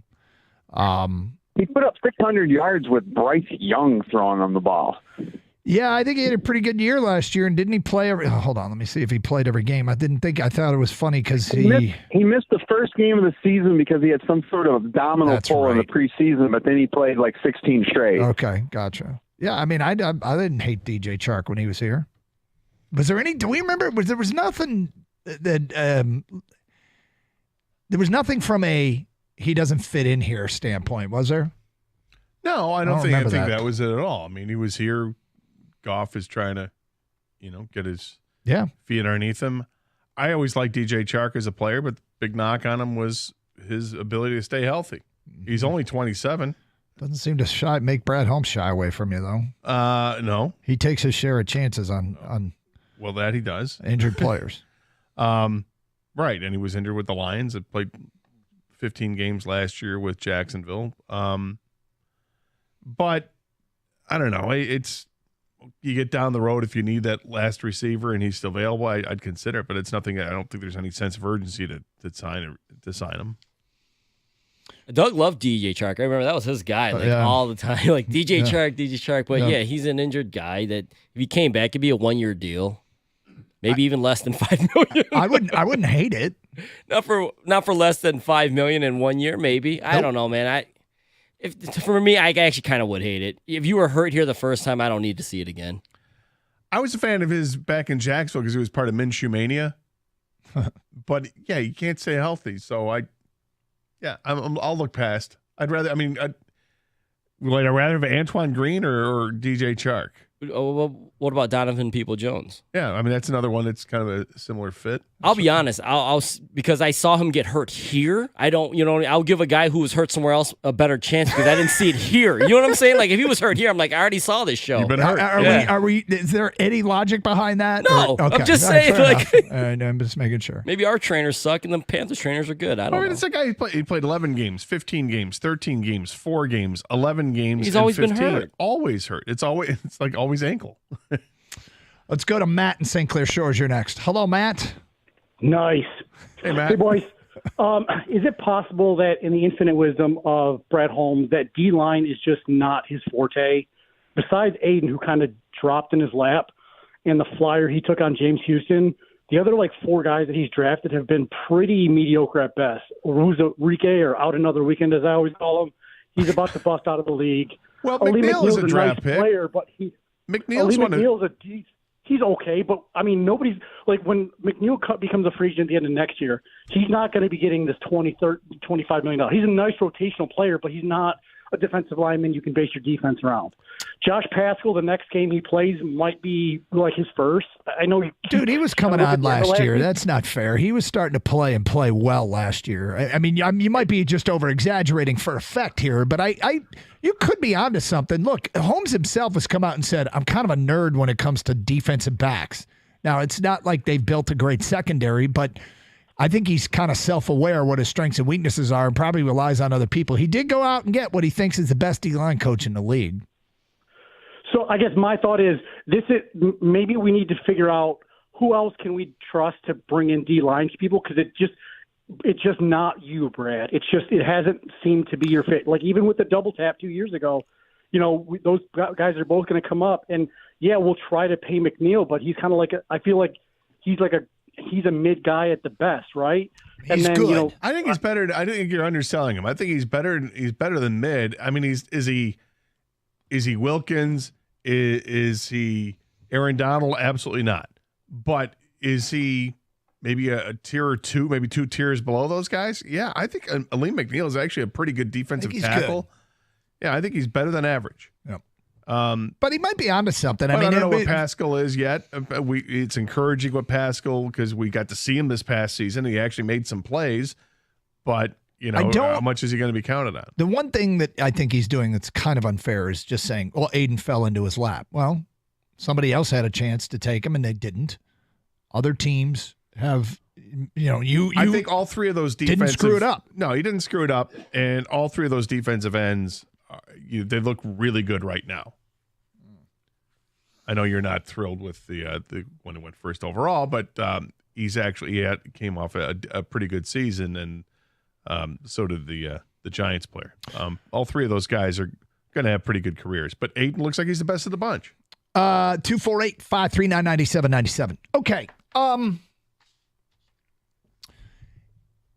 Michigan's basketball season ended last night in typical, not really a close game form. They cut it to 4 in the second half, but Penn State just ran away and hid from there. Michigan State plays today with a spot in the NCAA tournament secure-ish. Lenardi has got them 7 spots in. So 6 teams behind him, behind the Spartans, represent the last 6 at-large teams. Jerry Palm thinks more highly of Michigan State. He's got them 11 teams in. And yet neither of these teams are ones that are, I think, really exciting the fan bases. Congratulations to OU. You have excited your fan base. The Pistons are a major disappointment. The Red Wings are teetering. I'm wondering in the last year, and I want to take 10 texts on this now, and we don't really dwell on negative things, but who for you has been the most disappointing team? The team that your expectation was higher, maybe the biggest delta between what you thought they'd be and what they are. Because I think we have a number of examples of it here, and it's again, it's not, we don't dwell on negative stuff, but I just kind of wondered who would be at the top of people's list. So 248-539-9797. Who is it for you? And we got to talk about what's next for Michigan basketball now that the season's over. We'll get to that today at 11:20, but let's do the 10 text thing.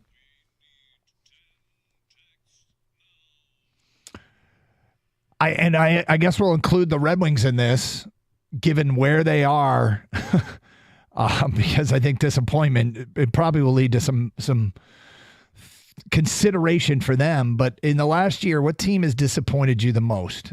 First 10 texts, sign your text. Tell us why. Tell us what you thought they would be compared to what they actually turned out to be or are. We'll get to some of that, and we'll talk some college hoops. We got more Lions stuff to get to as the day goes on. AJ Hinch joined the morning show. We'd like to bring you the most interesting things the Tiger manager had to say. That coming up on the second half of the program as well. 97.1 The Ticket. You guys hear me talk about Twin Peaks a lot. It's hard not to in terms of being a sports bar. No one can touch them. But compared to other restaurants, they deserve your time. They don't just serve up bar food. It's elevated and it's impressive. Do you know they actually have a scratch kitchen? Team's in there every day, 7 a.m., preparing all the food for you to enjoy. For starters, they smoke their own ribs, brisket, chicken wings, and thighs. They cut their own New York strips, craft their own meatballs. They hand cut their chicken tenders and boneless wings. They make sure they do make their own salad dressings and croutons. They're more than just burgers and wings. Trophy trout, their mom's pot roast. See for yourself. There's a lot on the menu. We're going to be there watching March Madness next week. Now, touch on the food. There's also the bar, the Bourbon's List. Pretty good. High-end favorites like Orphan's Barrel, Jefferson's Reserve, or Blanton's. High-end tequilas like Cincoro Anejo or Don Julio 1942. Then there's the beer, 29 degrees, ice-cold mugs. Pair it with wall-to-wall TVs, the beautiful Twin Peaks girls. Hey, take advantage of all of it today. We got Detroit hockey tonight at 7. Why go anywhere else? To find a location nearest you, go to TwinPeaksRestaurant.com. That's TwinPeaksRestaurant.com. Twin Peaks, eats, drinks, and scenic views.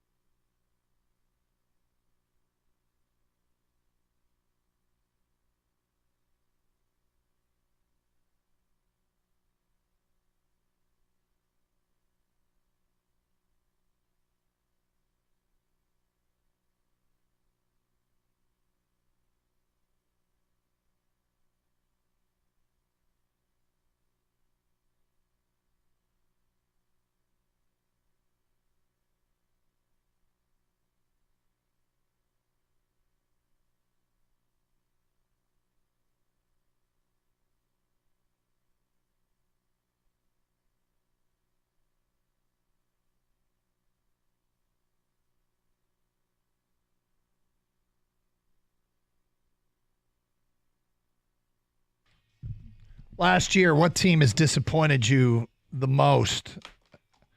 Feels like we got 3 basketball teams here locally that could all qualify. Red Wings have started to worry people. I feel like they are in a tenuous place right now in this season. Situation critical down at LCA tonight.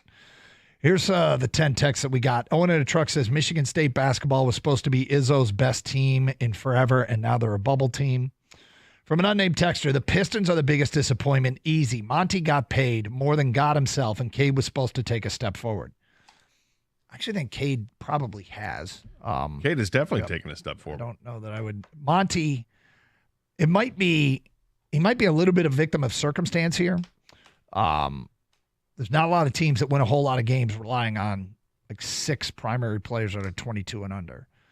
I know nobody wants to hear that, but it's going to be intriguing. They could technically be the team with the most cap space in the NBA going into this offseason, and that doesn't mean you can use it. But Cade Cunningham went from scoring 17 points, 17.4 his rookie season, to 19.9 last year in only 12 games. Now he's averaging 22.5 points a game. His assist total is 7.5. That's a career high. What's he shooting from 3 right now? 36%. It's respectable. It's not great, but it's respectable. Not great. I'd like to see that come up, but it is what it is. Yep, knocking down 86% of his free throws, but he doesn't get to the line all that often. So, last year's Detroit Tigers major league disappointing. Unnamed texter for me, it's for sure the Pistons, the players they have, plus the new coach, thought they'd be fighting for the play-in game. They're the worst team in the league. Michigan State Hoops has got to be the most disappointing team. Massive expectation with everyone coming back from a good turning run and a great recruiting class. Assumed they'd be fighting for a 1 seed. Pistons, by far, they don't have a real team identity. It's from Fred in a shed. Sean in West Bloomfield, the Tigers last year, because I really bought in that they'd be good. For me, it's Michigan State. The basketball? Yeah, it's just, I mean, you're a preseason, what were they, preseason top 5, top 4, whatever it was. I really had high expectations for that, bringing in some freshmen you're excited to see. Obviously, I had a off-court shooting that doesn't help. But the rest of the team, they just haven't gelled or developed like you thought they would. They've got a couple of pretty good players, but one of them, and Malik Hall, I think, is just too inconsistent. Tyson Walker's great, but Hogard hasn't done enough, I guess, to advance to make me think like this guy's going to really take a step forward and for next year and be the leader of this team. I don't see it. And it's I don't care so much about streaks for the sake of streaks. You know, this one could come to an end if they lose this afternoon. I won't be surprised if they get left out of the tournament, and they wouldn't deserve it.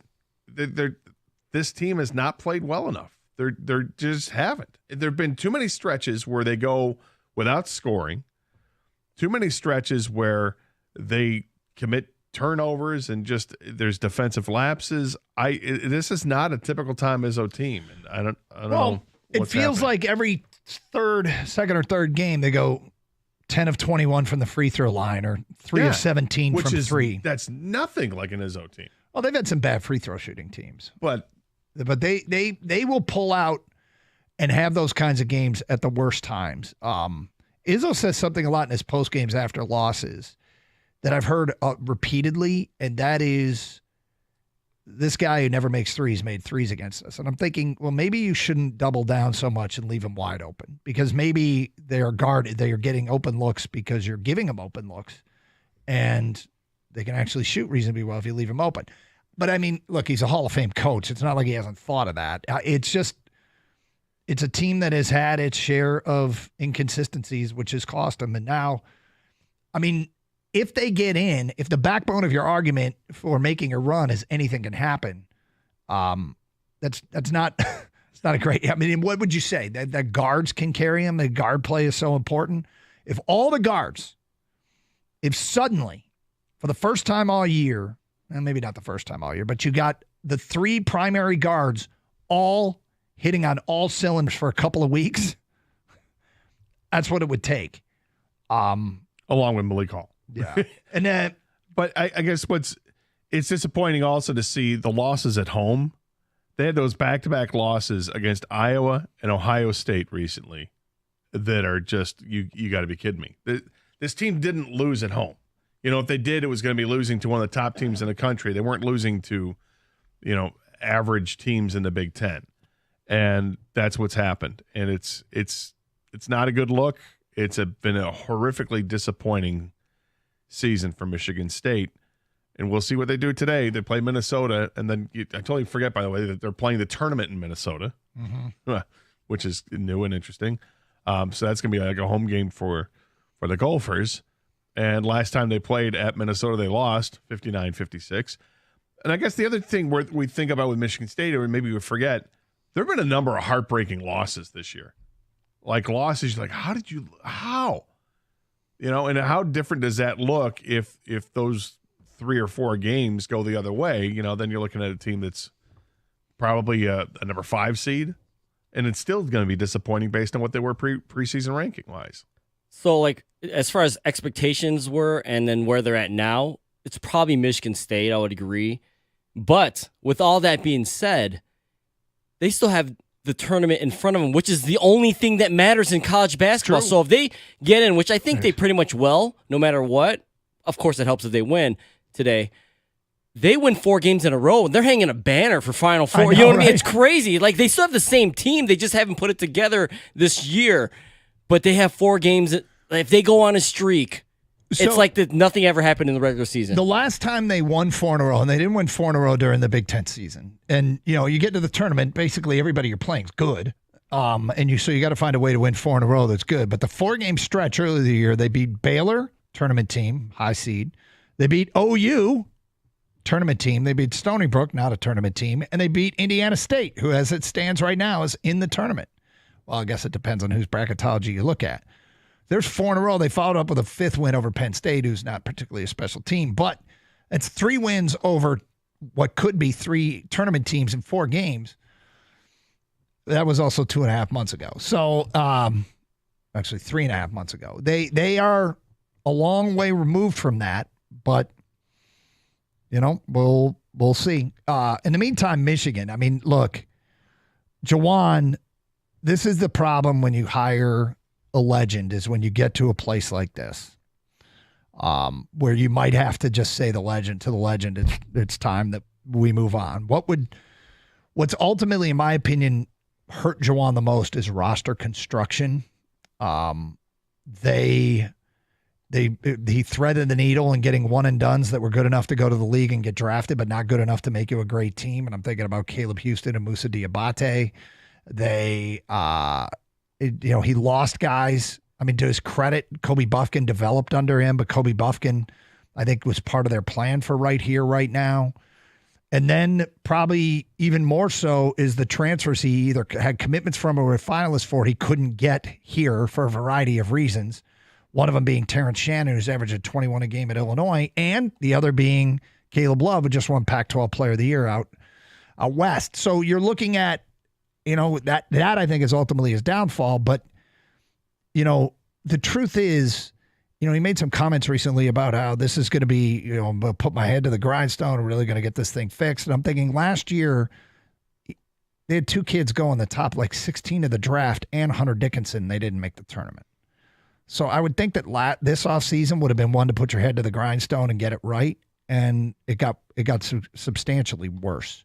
He got sidetracked a bit with his health issues. That might be where he gets a little bit of grace. But that being said, you're talking about roster construction. What about roster development? I mean, you talk about the guys that they didn't win, and then they go to the NBA and they get drafted. Actually, you've got draft picks. You should be doing something with them. I give him a ton of credit for Kobe Buffkin. Kobe Buffkin wasn't supposed to be that, and he turned himself into a top. They helped turn him into that pick. Right now, it's a ragtag group of transfers that didn't really either gel here, weren't that good to begin with, or never got any better. And may cost Juwan his job. I expect we'll hear a decision probably pretty soon. 248-539-9797. It's Carson Anderson. I actually got a few more here texts. Let me finish all the texts on the 10 texts. Scott says the Red Wings have been the most disappointing team in the last year. Should be way less wishy-washy. Red Wings are disappointed. That's from Shiva. Disappointing. That's from Shiva and Troy. Tom of Rochester. Most disappointing are the Wings, of course. Should have made the playoffs by now. Under Yzerman, how much more leash does he have? I don't think he's on a hot seat right now, but I'll tell you what. If a year from now they are not firmly in the playoffs, I think people are going to start really. It's going to be. You don't like it when it happens with a legend, but it's Carson Anderson, 97.1, the ticket. So take a look at your lawn and think about how great it's going to look in the summer. Right now, may not be looking so great. Brown, maybe a little muddy. You got some big divots in there. Trees have fallen, all that stuff. Take care of it right now because it will look great. Call Natural Way Lawn and Tree Service today where you get green and stay green with Natural Way. 888-GET-GREEN is the telephone number, and for a limited time only, you purchase a full lawn program. You'll get free grub control, but you got to mention my name, Gator. You don't want to wait. You want to take care of everything as soon as possible, including crabgrass. That first application is the most important for crabgrass control because by the time you see crabgrass, frankly, it's just too late to fix it. You want to prevent that problem. It's so much easier to do that than it is to fix one.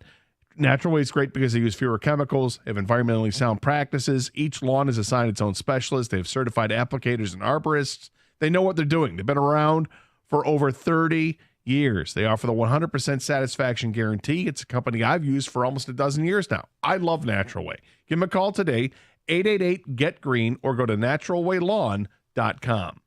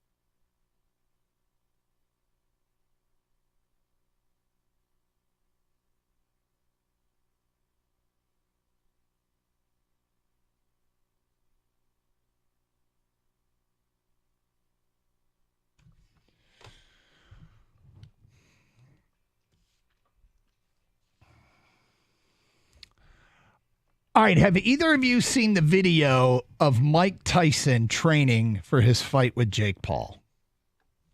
I have not. You have not. Kang, have you seen video of Mike Tyson training for this fight with Jake Paul? Yes, the latest one, which is supposed to be the most current one, right? Because there was a video circulating that I think was a few years old. Yeah. So I just have I've one request, but I'm not sure my request matters. And you who's with me here? My request is that Mike Tyson takes this fight seriously. That Mike Tyson's preparing for a fight. Other than my request for Mike Tyson to knock him out? Well, if he prepares for this and takes this on as a real fight, okay? Does it matter? Is it because in the back of my mind, I'm just afraid that this is going to be a ripoff. Look, if Mike Tyson hits Jake Paul with his typical bad intentions, Jake Paul's going to go down. Jake Paul hasn't fought boxers. You know, he's fought MMA fighters or anybody that's well past their prime. And now he's going to take on Mike Tyson, who's, 20 years past his prime at least? 25, 30 years past his prime? I'm rooting for Mike Tyson big time because I don't like Jake Paul. I don't like what he's done, carving his niche out by, taking on guys that have no business boxing this late in their lives. So I don't like that part of it. That being said, as old as Tyson is, I mean, you slow down. As much as the hand speed could look great in a 15-second TikTok video, and he's got power for days because he's just Tyson, and you can still keep some of that strength. But cardio is a mother, trying to keep up with that when you're well into his 50s, like he is. And I'm with you. I would say I hope he takes it seriously because I want him to win. I don't want the last image I have of Mike Tyson to be losing to Jake Paul. Now, they're both wearing headgear for this fight. Does that make it not a fight? Makes it a sparring session, I think. Would you agree, Kang? Although, is that fair? I mean, the Olympians still wear headgear? Yeah, it's amateur, though. Yeah.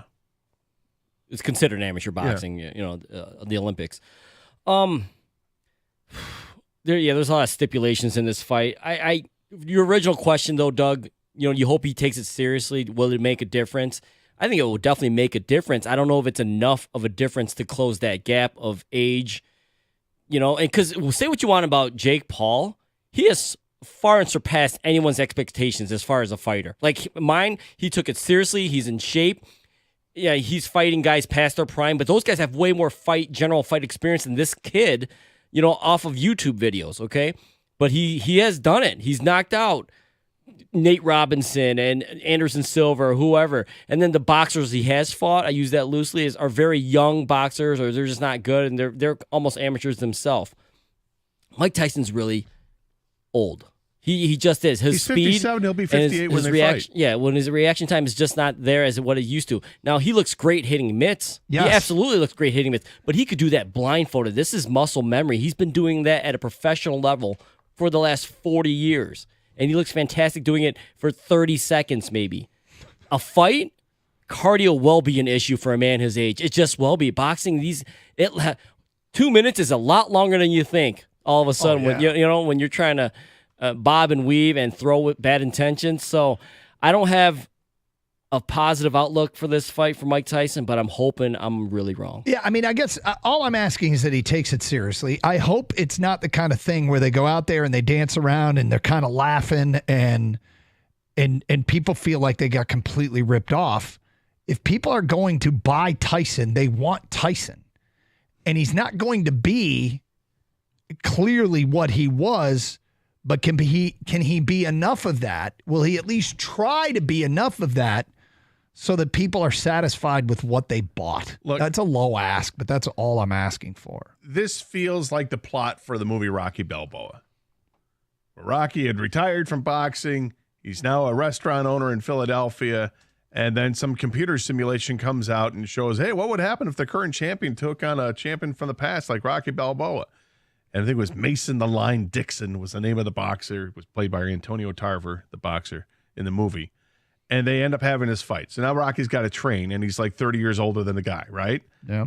And Rocky enlists Apollo Creed's trainer, Duke, and Duke gives him his speech. And he's like, look, your legs are shot, so trying to go, run around, that ain't going to work. You certainly don't have the quickness you used to have, but what you do have is blunt force trauma. You got these hurting bombs in your left and right hands. You got to use that. And I feel like this is the Tyson Jake Paul fight. There's the age difference, the massive age gap. You clearly aren't going to be what you were, but what you can still provide is the power.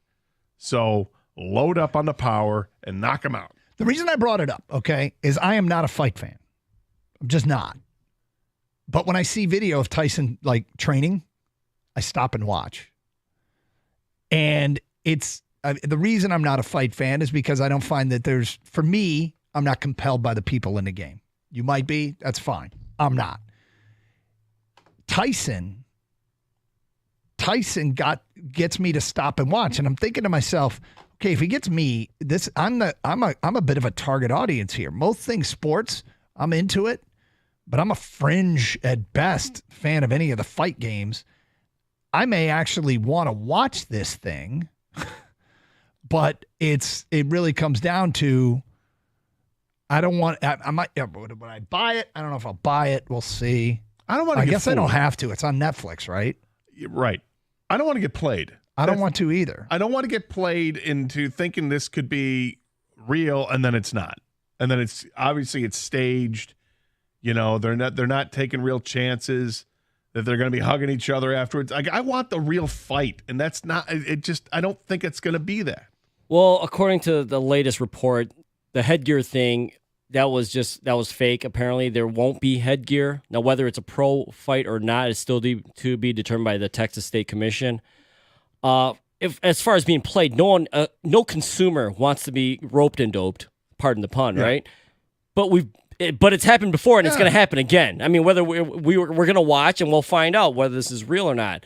Especially if you already have Netflix, which a ton of people do, you don't have to pay anything extra. And Doug, didn't you end up watching the Conor McGregor-Floyd Mayweather fight? Yep. That was a good fight, a spectacle. But I mean, the build-up, you weren't sure, right? What was going to happen? And I was going to say, I was going to use it as a reference. That one there was a payoff because it actually they went longer than you thought. Now Floyd was kind of toying with him, but could Floyd have ended it quicker? Probably could have, but I mean, I gave Conor McGregor credit because he was out there trying to knock his block off. Mm-hmm. So if I find myself again stopping and watching, I realize that I'm the big target audience because you figure you're going to get the fight fans. Maybe you won't. I don't know. When it's a fight like this, the boxing fans tune in. Yeah, because if they have Netflix, they will. Or do they make fun of it? And if you don't have to spend $60 or $100 on it, you're going to watch it. I always worry that the hardcore boxing fan rolls their eyes at this. Like, he's a baseball fan. He's going to want to watch the Savannah Bananas. No, not baseball fans don't want to watch the Savannah Bananas. You're right about that. And so I wonder if, am I wrong?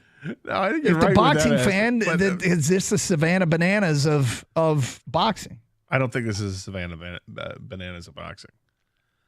I think Jake Paul is knocking on the door of actually being a legit fighter. Because the way he trained King, you're right. He's trained and he's looked a heck of a lot better than anybody thought he was going to, despite the fact that he hasn't gone against top-notch competition. But you're bringing in Mike Tyson. I guess the Savannah Bananas comparison is funny. But you would have to have like a whole crew of former Major League players that aren't that far removed, I guess, although Tyson is. I don't know. 248-539-9797. We'll get your phone calls and feedback. Also coming up next hour, you got to hear the Lions' new cornerback, what he had to say yesterday when he met with the media. And another edition of Are You Going to Eat That? AJ Hinch in the second half of the show, the best of what he told the morning show, all straight ahead here on Carson Anderson 97.1. FanDuel's putting the ball in your court the rest of the NBA season because right now, new customers get $200 in bonus bets with any winning $5 bet. It's $200 if your bet wins. Bet on the NBA with a wide range of bet types like quick bets, live same-game parlays, player props, and more. I like the live betting. Point spreads move a lot early in games, and I go the other direction. But you do you. Visit FanDuel.com/Doug and make your first bet a layup. FanDuel, official sportsbook partner of the NBA. Must be 21 or older and present in Michigan. First online real money wager only. $10 first deposit required. Bonus issued as non-withdrawable bonus bets. That expires 7 days after receipt. See terms at sportsbook.fanduel.com. Gambling problems? Call 1-800-270-7117 for confidential help.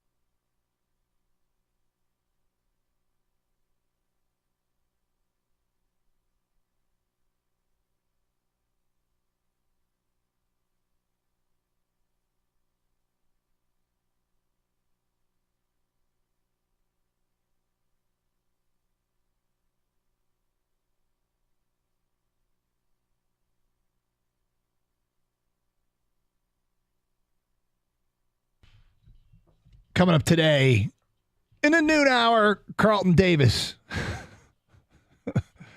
New cornerback had a lot to say yesterday. We'll play some of the more interesting things he said. Also, A.J. Hinch, second half of the show, hear from him. Pistons, they beat Toronto last night. That's 2 in a row. 2. Just one more. Look at you. The funny thing is, I'm excited to try and win the bet. You and Kang are excited to lose the bet. You both want to lose the bet. I'll offer you right now, we can call the bet off and you can just buy me lunch. Well, that's not going to happen. No? You mean like one lunch instead of 2? We combine. I mean, there's got to be that's the cash out option. It has to be less than what we're willing to lose. Would you guys accept that you two split the cost of one lunch for me, or do you want? Is that what you're offering? We haven't said anything yet. No, I'm not offering it. All right, we're not taking it. Yeah, I mean, a National Pie Day, you have the balls to come out and say, "Hey, let's take less." Yeah, I do have the balls to say that. Anyway, yeah, it's been good to see them. They've won 3 or 4 games, all against non-playoff teams. But hey, maybe they've gone from just historically awful to authentically bad. And they play a Miami team next that is 35-30. They're in the playoffs. They're in one of those play-in spots, but they're only a game out of getting out of a play-in spot. And they're only 3 games out of getting home court as the 4 seed in the first round of the Eastern Conference playoffs. So Miami's going to be playing for something. These teams Detroit has been playing have, been some of them wheels have been spinning. So this is the big one. I'm sorry it means something for Miami because it would seem like this is a perfect time, and maybe it still is, for a little load management. Bam Adebayo, Jimmy Butler. Maybe they just kind of take the day off. If you're ever going to choose a game, the rest of the schedule, if you're Miami, this might be the one. But because you play the Pistons, they'll play the Pistons again. I don't know if it's Miami's next game or not, but they play them right away at home. You're not going to rest guys at home. No. But make rest them on the road. Here you go, dog. Could be. Let's go. Meanwhile, the Red Wings tonight. Look, this has rattled. This stretch of games has rattled the Red Wing fan base. And understandably so. I know that Derek Lalonde said this morning that he wants to get off to a more responsible start in their own end. They've been behind 4-1, was it 5-1 against Buffalo. They fell behind in the Arizona game 3-0 in the first period. Those have been the most disturbing games in this stretch. The Islander loss was costly. The Florida loss you can kind of understand. The Colorado loss you can kind of understand. They played better against Vegas but lost. That's a good team. But the Buffalo loss, the Arizona loss, those are bad hockey teams. Yep. And maybe Detroit is just simply that right now. They're a bad hockey team right now. They spend the bulk of this season not being a bad hockey team. And I mean, have they been you're not a bad hockey team masquerading as a decent team for 5 months. No, it looked like the Red Wings were an average hockey team on the rise, right? Because half the teams in hockey make the playoffs. Yep. And that's where they were at. They're an average team, but they're on the rise. You feel like there's better days ahead for this group, and they're playing well. And that's what you had in the 6-game win streak. That's when we were most chesty about them. And then everything changed. Yep. And it coincides with the injury to Larkin. The losing streak started just before that. This team is struggling to find true leadership on the ice. They're struggling to find their offensive footing. Their power play. I mean, the power play of the night looked atrocious at times. I mean, there was one time where they had the man advantage. I don't even know if they had the puck in the Buffalo zone for more than 15 seconds. They just could not sustain it, and that's disappointing because this power play has looked great at times. Gostisbehere had a terrible game against Buffalo.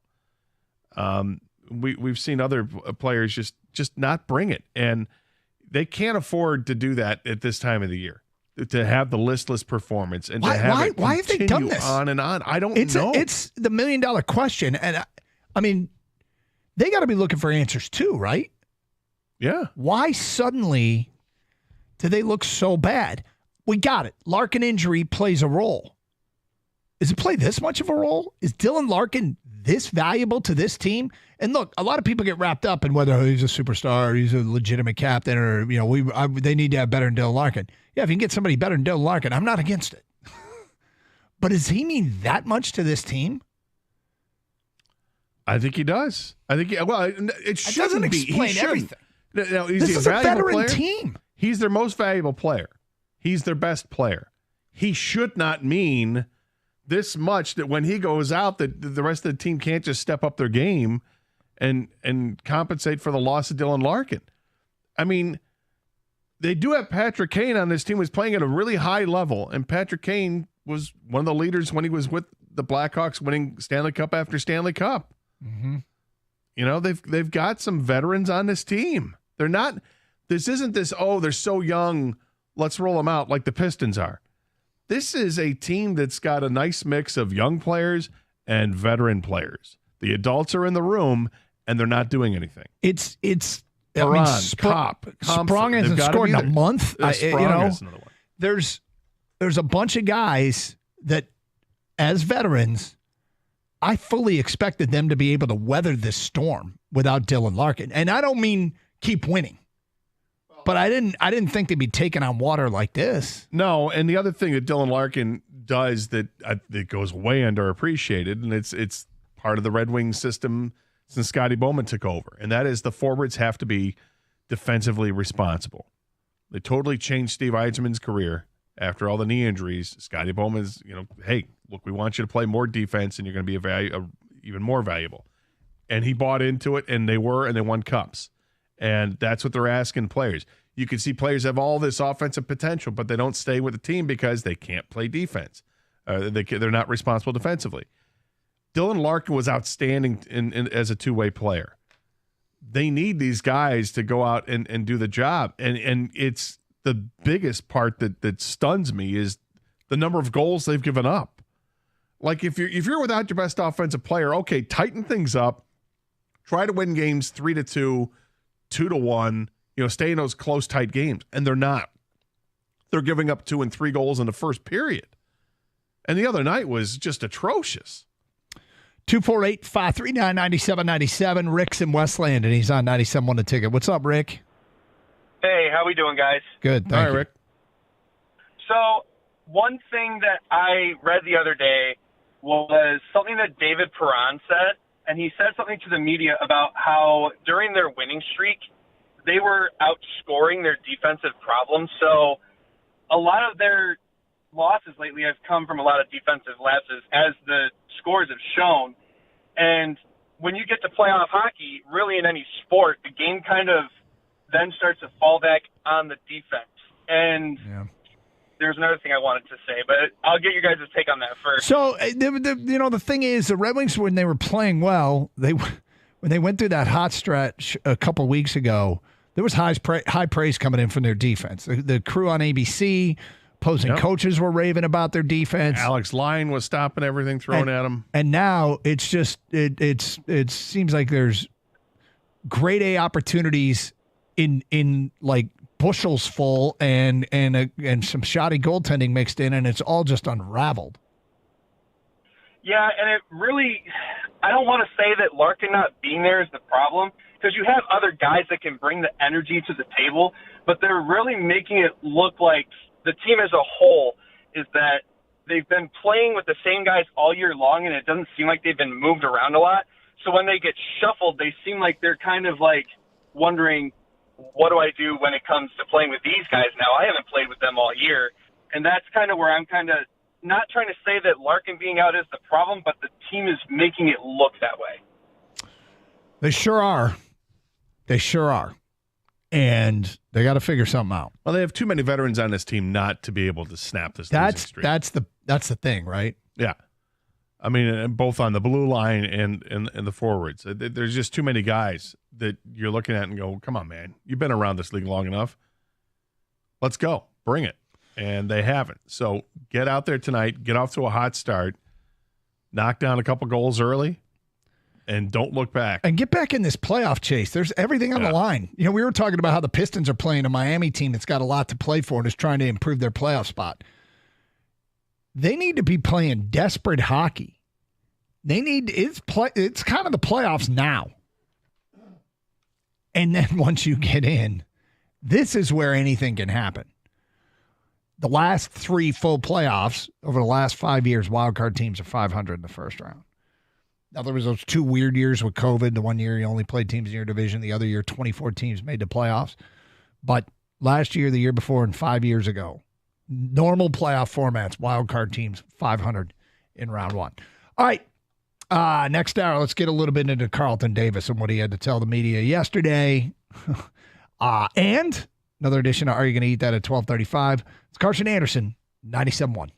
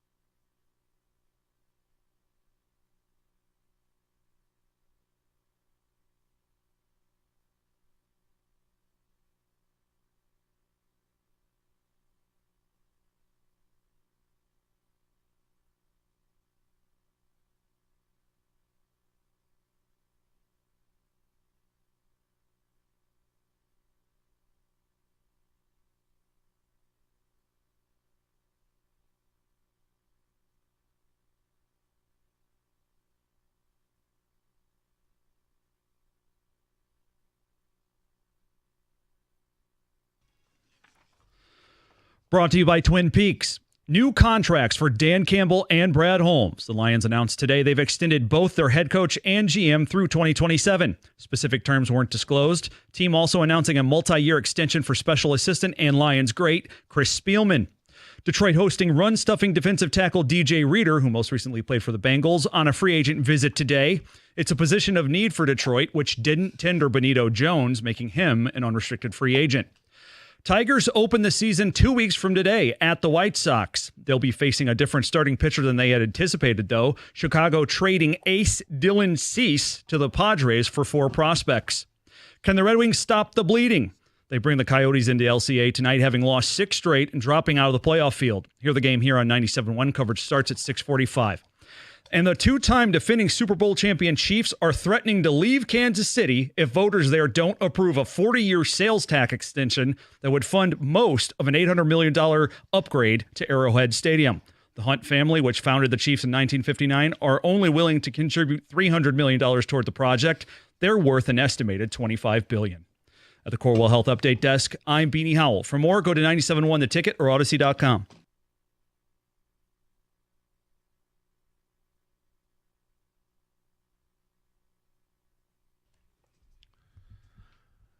So, Beanie said in the update, and heard it again this morning too, that it just jarred my memory, that the Tigers will start the season real soon here in a couple weeks. Yep.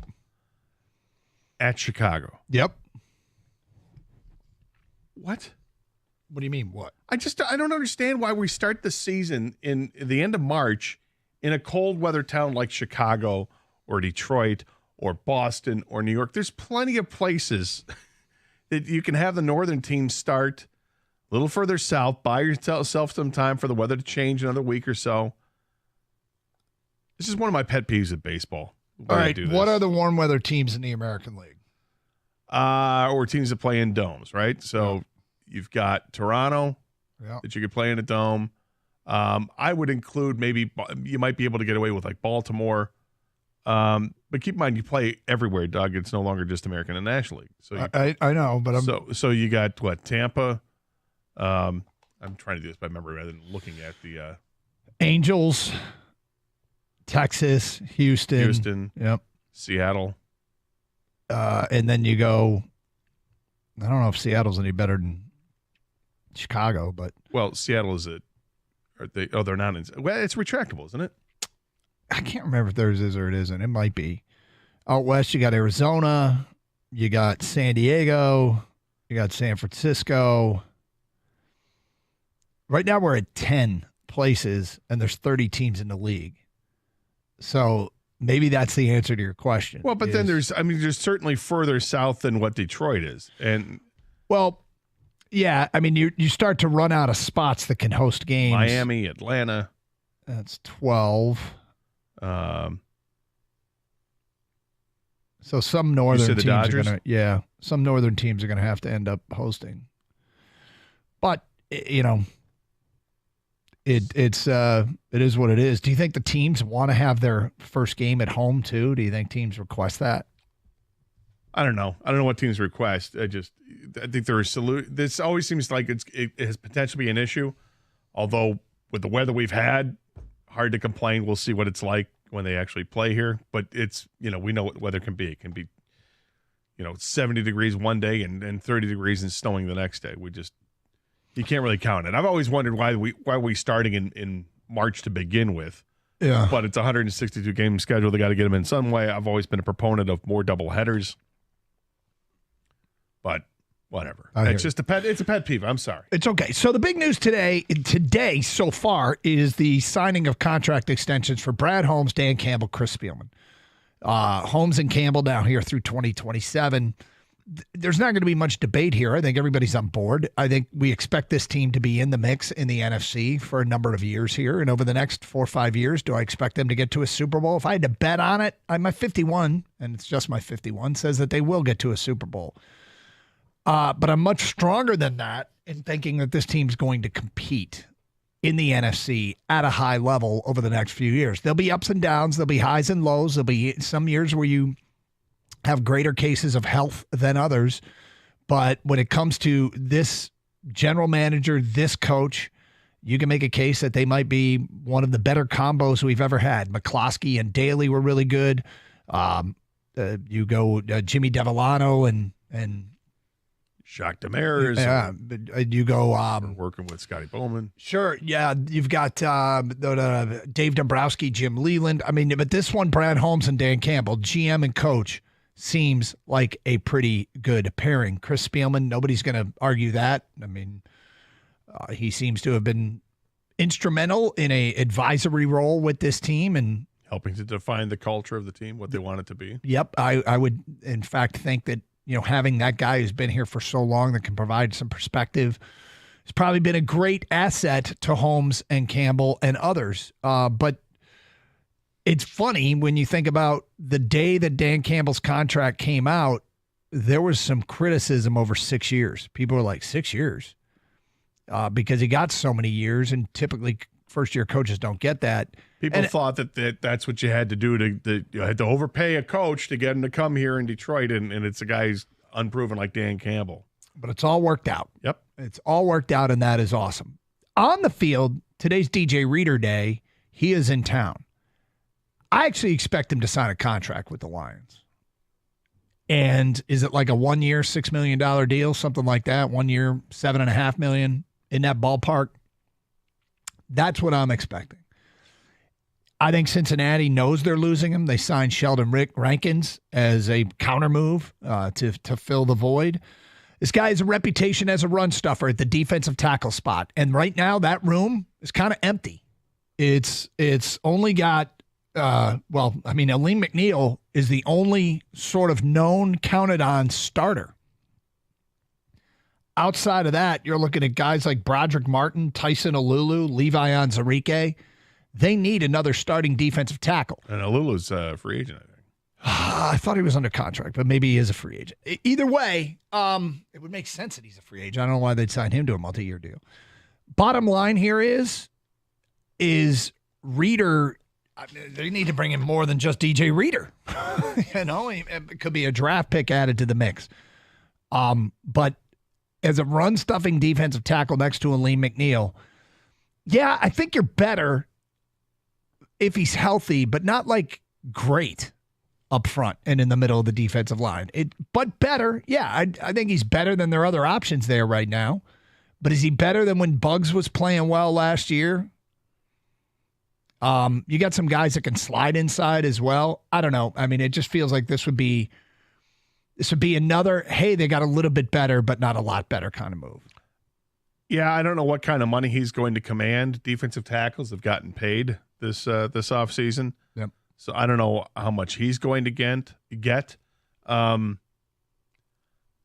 I have my concerns of how the free agency has gone to this point because there are still some free agents out there that I think would be better options than what the Lions have signed. They'd be better players. I don't know if they're better options because you don't know what they will eventually sign for. But when the smoke clears, I think that's when we're going to look at things and say, well, you could have had this guy for this if you had waited. Instead, did you jump the gun in trading for Carlton Davis and committing the $14 million to him this year? Are you going to sign to an extension and commit even more money to him? Did you jump the gun and sign Marcus Davenport to a 1 year, $10 million a year deal when you could have waited things out and seen what shakes out with some other? So some of the numbers on Davenport, I'm glad you brought them up because we hadn't talked about it. It sounds like it's closer to $6.5 million, and with incentives, it could take it up to 10. That's a lot of incentives for him, but I still look at their situation. Like Mike Williams became available, and I don't think they're going to sign Mike Williams, a wide receiver from the Chargers. But players like that become available the entire offseason. And I think if they sign Reader, I wouldn't be surprised if that kind of slows it down almost to a grinding halt, and then Brad Holmes plays the waiting game and just waits and waits and waits to see if the right guy becomes available.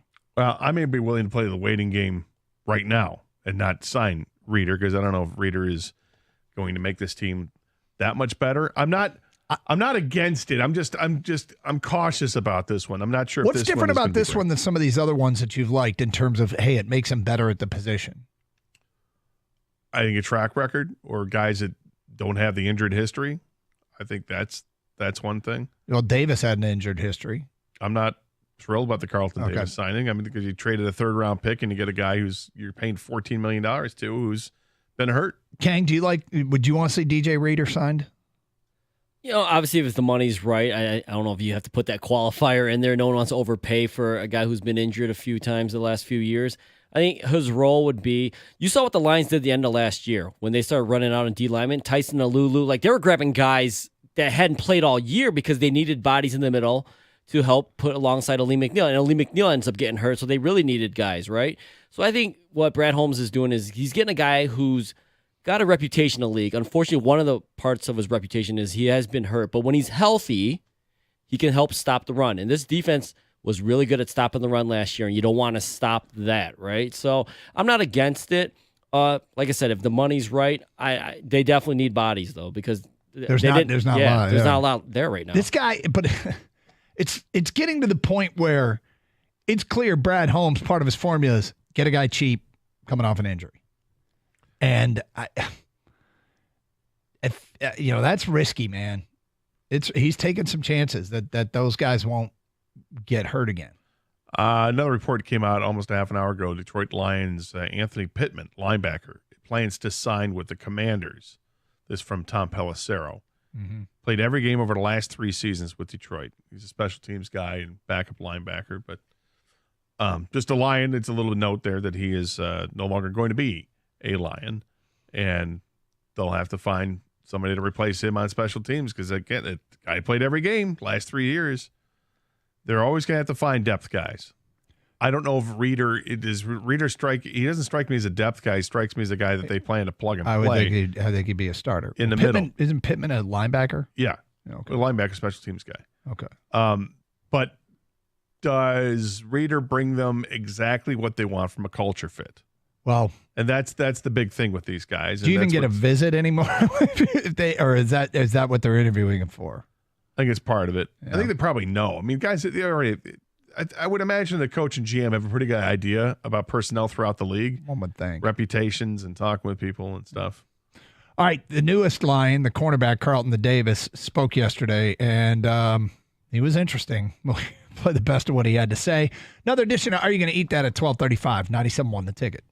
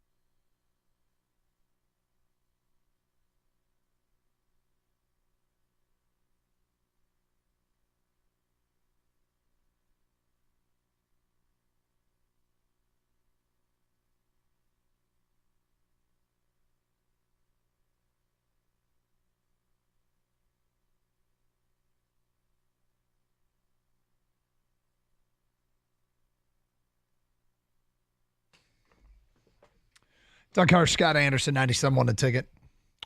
Another edition of Are You Going to Eat That coming up today at 12:35. We'll hear from A.J. Hinch, the best of what he told the morning show a little bit later on. 2 weeks from today is the Tigers season opener at Chicago, which is good. It's a good team to open with. A team that, quite frankly, isn't expected to be the greatest. And maybe this Tiger team could do something they haven't done a ton of, and that's get off to a quick start under our guy Hinch, who talked about that a little bit this morning. But we'll get to that coming up shortly. All right, so yesterday, Carlton Davis met with the media. So did Graham Glasgow, by the way, who just sounded like, hey, I wanted to get this done quickly. And got it done quickly and was happy to be back with the Detroit Lions. But Carlton Davis, so one of the takeaways, right, he didn't choose to be here. He got traded to come here, and you always kind of wonder how players feel about it. And here's what Davis had to say about becoming a Detroit Lion.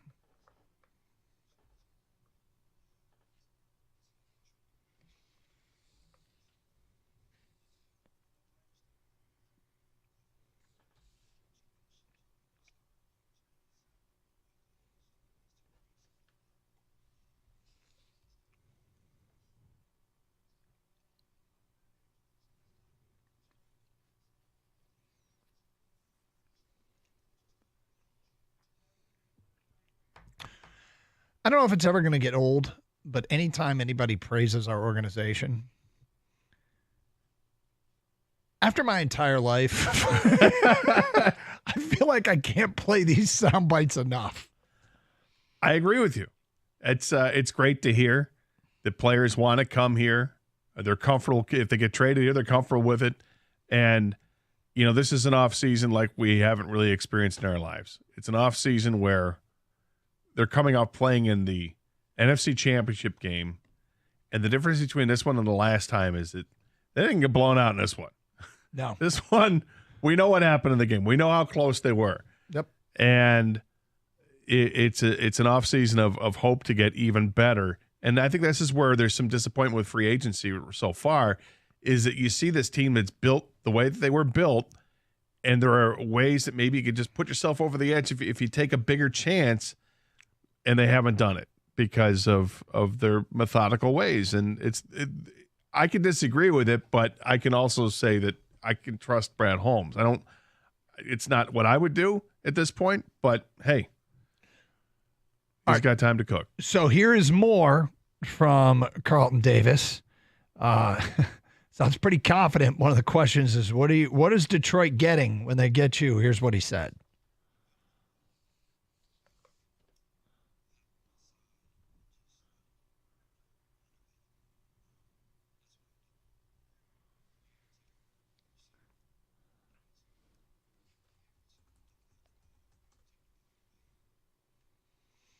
Okay.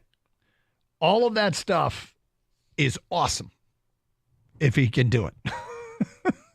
Right? I mean, sure. Lockdown corner, take away one side of the field, unavailable, take away your number one receiver. He's not lacking in confidence. No. Seems to have the right makeup. But that's high praise indeed. Like a guy who wears a sweater and sunglasses and a chain like he did yesterday, you got to have confidence. And I feel like you have to have confidence as a corner in the NFL. I think outside of quarterback, it's the toughest position to play in the NFL. All the rules are against you. Everything is stacked against you. You can't touch the opposing player. You get burned. Everybody knows about it, and everybody hates you. Mm-hmm. So it's tough. Now, his forte is playing man-to-man. He's going to get more of an opportunity to do that with the Lions than what he did with Tampa Bay. That's encouraging. What you just hope is stay healthy. Please stay healthy. It's a position of attrition, and he's fallen victim to that during his career. Be nice if he could stay healthy. Now, are they going to sign him to an extension, or is this one and done? I don't know. I suspect they're going to want to get him to extension. The funny thing is, at one point, there was part of the exchange yesterday. He was asked, hey, can you give us an example? You say you're a lockdown corner, but, you've never really been hailed. Like one of the reporters said, you've never really been talked about that way. So could you give us an example as to why you feel that way? And he goes, check the tape, put a game on. give me any year. I'll tell you a game. And they said, okay, what do you got from last year? And he's like, and he kind of blanked. But, the data supports that this guy's good in man coverage. And if you're good in man coverage, then it's like to me the accuracy and quick decision making of the quarterback. This is the number one thing you want in your corner is if you can play man, then you sort the rest out. Now I hope he can tackle, but if you can play man, sort the rest out. And Carlton Davis sounds damn confident. Kang, what do you think of the press conference yesterday? Yeah, I mean, you want your cornerback to be confident. You want him to have short memory. When he says something, as confident as that is, I'm a lockdown, I shut down one side of the field. Yep. To me, I'm not overreacting either way because everyone says that. And if he was that much of a lockdown corner, I think he'd be the number one pursued cornerback. It wouldn't be L'Jarius Sneed. I think everyone would be knocking on Carlton Davis's door asking Tampa, what's going on? We need this guy. He's been hurt the last few years. According to the numbers, he's way better in man, and Tampa played a lot of zone. Aaron Glenn, Dan Campbell, they want to play man here. The only issue is you got a smaller sample size with man in Tampa. He may look better in man, but it was a small sample size. Does that sample size, when it gets bigger, is he worse? Does he get more exposed? Yeah, exactly. So I think overall he is a good cornerback. He obviously helps the secondary with the Lions because, no offense to Kendall and Jerry Jacobs, he's better. Yeah, he's better. He's just straight up better than those guys. We've offended the F out of those guys the last few days. I don't know. I think it's too late to give the disclaimer. But when he says something like, I'm a lockdown corner, it reminds me of guys that get drafted and they get interviewed right away, and the first thing they all say is, you're getting a dog, you're getting this guy, I'm going to come in and do this. Yeah, it's all talk right now. Every defensive coordinator, we're going to be aggressive. Yep. And so we'll see when he comes here, and hopefully he stays healthy because, like I said, just him being healthy is an upgrade to the secondary. Okay, there's a story looming in the league that I'm not surprised about, and I'm actually glad. According to Tom Pelissaro, the NFL is looking into potential tampering by the Eagles and Falcons prior to the start of free agency, as is standard in such matters per a league source. I'm shocked that some teams might have been speaking with free agents before the tampering. Yeah. Well, how would they find out about such a story? Surely nobody would have loose lips that sink ships. I mean, what kind of a boob would come out and give information publicly that might condemn another team? When noon hits and guys are signing contracts in the first 2-3 minutes. I mean, I'm glad they're enforcing it. Are you not picking up what I'm putting down? No, I'm not. You haven't heard the story? No. About Saquon Barkley? No. So this is coming about because Saquon Barkley's communication with the Philadelphia Eagles. Okay. And the story comes out because who's one of our favorite college coaches in the Big Ten? We love to make fun of. Oh, James Franklin. There you go. James Franklin coached Saquon, and James Franklin was interviewed, and he made mention it. Was it Howie Roseman? He said, yeah, Howie had a conversation with Saquon in his recruiting spiel to get him to come there, and he's not allowed to. Oh, he said that before free agency? Well, he's not allowed to have the direct communication, and he did. And then Franklin's the one that breaks the news. That is spectacular. That is spectacular. I know one Penn State guy, and he's also a Philly guy, which would make sense. Sure. Yeah. Boy, that's not going to endear you. Oh, Franklin is just precious, isn't he? Will anything happen to Philadelphia? Maybe. The NFL doesn't like these things. Like, look, it's bad enough we already have the pre-tampering period. This is going to be. But let's not go crazy with it, guys. No, they're going to lose a draft pick. Right. I hope. And James Franklin can't help himself. Hilarious. No, I didn't know that. All right, another edition. Are you going to eat that coming up today at 12:35? It's Carson Anderson, 97.1 The Ticket.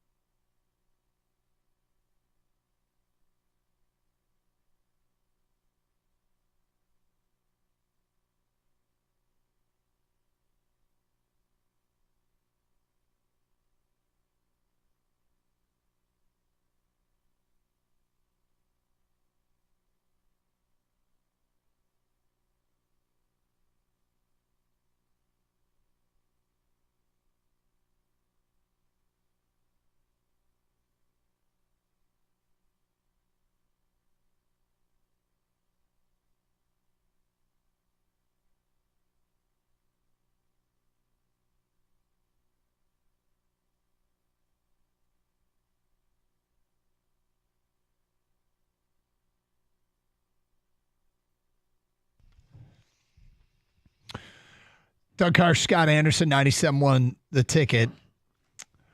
From an unnamed texter, look at the measurables. DJ Reader is simply a slightly more productive Isaiah Buggs. While Buggs was a good player, it's not the most thrilling thing. Again, they're getting a little bit better all over across the board and not a lot better in one spot. That is clearly their approach. I think when healthy, DJ Reader should be clearly better than Buggs. And if he's healthy, he's a starter day one alongside McNeil. The thing is, one, stay healthy, right? Are we kind of tired of having to say that caveat, though? But you have to say it when guys that are hurt when you sign them. But it's like every player they bring in or half the players they draft, I feel like we have to say, when healthy. And yeah, it sounds like I'm complaining, and I don't want it to sound like, because I'm loving what they've done. They've built this roster up through the draft to be competitive for years. And yeah, let's be clear. They cut Isaiah Buggs. You know? Joe in St. Clair Shores. I'd much rather have Eric Armstead to add as a pass rusher. Our run D is already solid. It is true. Run defense is good, and Eric Armstead could be on the radar as well. They could afford them both. Robin Graham Blank says, Reader is another injury-prone free agent. I have no interest. Holmes has been great at drafting players, but his free agent signings have been underwhelming. I would like to see him sign players who are difference makers and have a history of being healthy. Robin Graham Blank. Is Alex Anzalone a difference maker? Yeah. Is David Montgomery a difference maker? Yes. Is Graham Glasgow, as much as a guard can be? He's sufficient. He's good, yeah. I mean, there are guys that they have added in free agency. Now, is his drafting better than his free agent acquisitions? Yes. But the free agent signings, I think, are now getting exaggerated the other direction as being crappy. And I wouldn't... They're more hit and miss with free agents, yes. What else here? Unnamed texter. Is it possible to question whether or not Holmes has a weakness in finding D-line talent? Besides Aiden, who fell into his lap, and Houston, who is a flyer at best. Everything else seems underwhelming. I already read that one. Sorry. Did it again. I'm down with the process and all that, but I must admit, Brad Holmes signing injured players is getting a bit stale. That's what you... Okay. Do you think they got doctors saying, yeah, he'll be fine?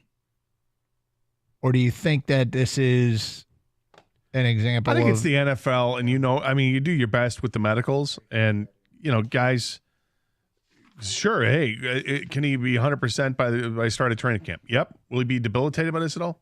No, but, injuries are part of the game. It's a violent-ass game. Yep. Guys get hurt all the time. And when you add another game like 17 games to the schedule, there's more of an opportunity. So, injuries are definitely part of the game. I hate to have to look at guys and see that there's a track record, though. Like the one previous texter mentioned Armstead. Armstead played 9 games in 2022. He played 12 games last year. And, he's north of 30. We kind of might be getting to the point, though, where we everybody gets hurt in the league. That's what I'm saying. Jazz, but we should, if you're going to sign a guy who's played in the league, he's probably been hurt in the league. But, all right, let's get to another edition. Are you going to eat that?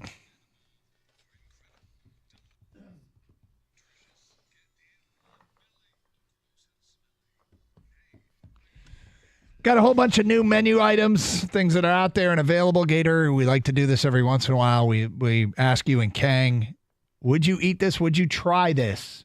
And we'll start with this. Little Caesars has introduced the Crazy Puff. Have you seen or heard of the Crazy Puff? I have not. I'm interested, though. It's a bite-sized pocket of pizza. I would describe it as it resembles like a little breakfast quiche cup you might see, where they kind of make an egg in a muffin tin or something like that. I'm taking a look at it right now. See, look at it's like a quiche cup with pizza things. Yeah. Cheese, sauce, crust. It's portable, and you can get 4 of them for $3.99. Gator, the Crazy Puff. Are you going to eat that? Yeah, I think it'd be a great appetizer, great little side. But in the end, it's pizza. It's like a pizza, a little mini muffin. It's a little pizza muffin type thing, and it's a pizza. It's pizza in a cup, but the cup isn't actually. It's a cup of dough. It looks good. It's fine. Kang? Yeah, my problem is how many can I stop? There, when you get them in bite size, is this like a different version of like a pizza roll, not as crispy? You know what I mean? Like trouble, man. I'm in though, Doug. Yeah, I don't think this looks bad.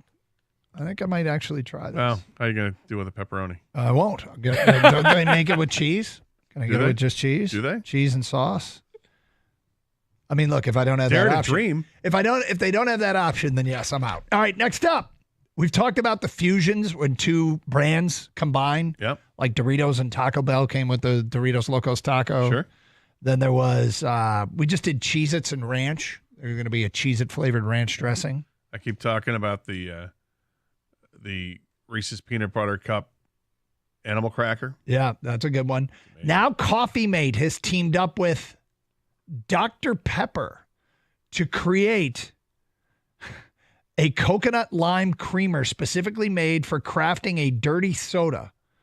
Though the creamer company normally caters to coffee, this limited time creamer, is meant to be added ideally to Dr. Pepper.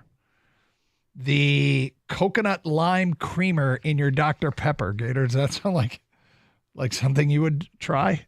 Describe my face.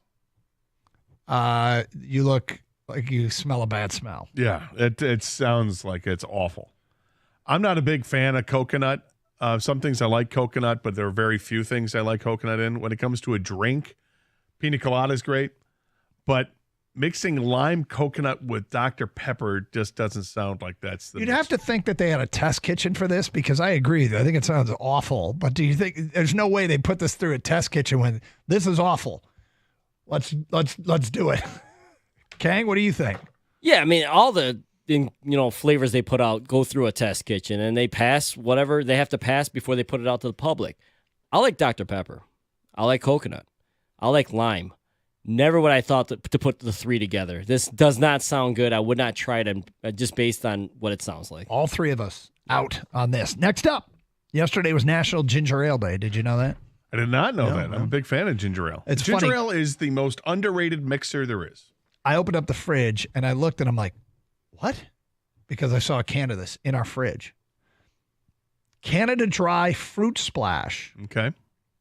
It's a cherry-flavored ginger ale with a splash of real fruit juice and offers a sip-sized dose of comfort that Canada Dry ginger ale fans know and expect. Gator, the Canada Dry Fruit Splash ginger ale. Are you going to try that? Yeah. You know what it sounds like to me? What? Shirley Temple.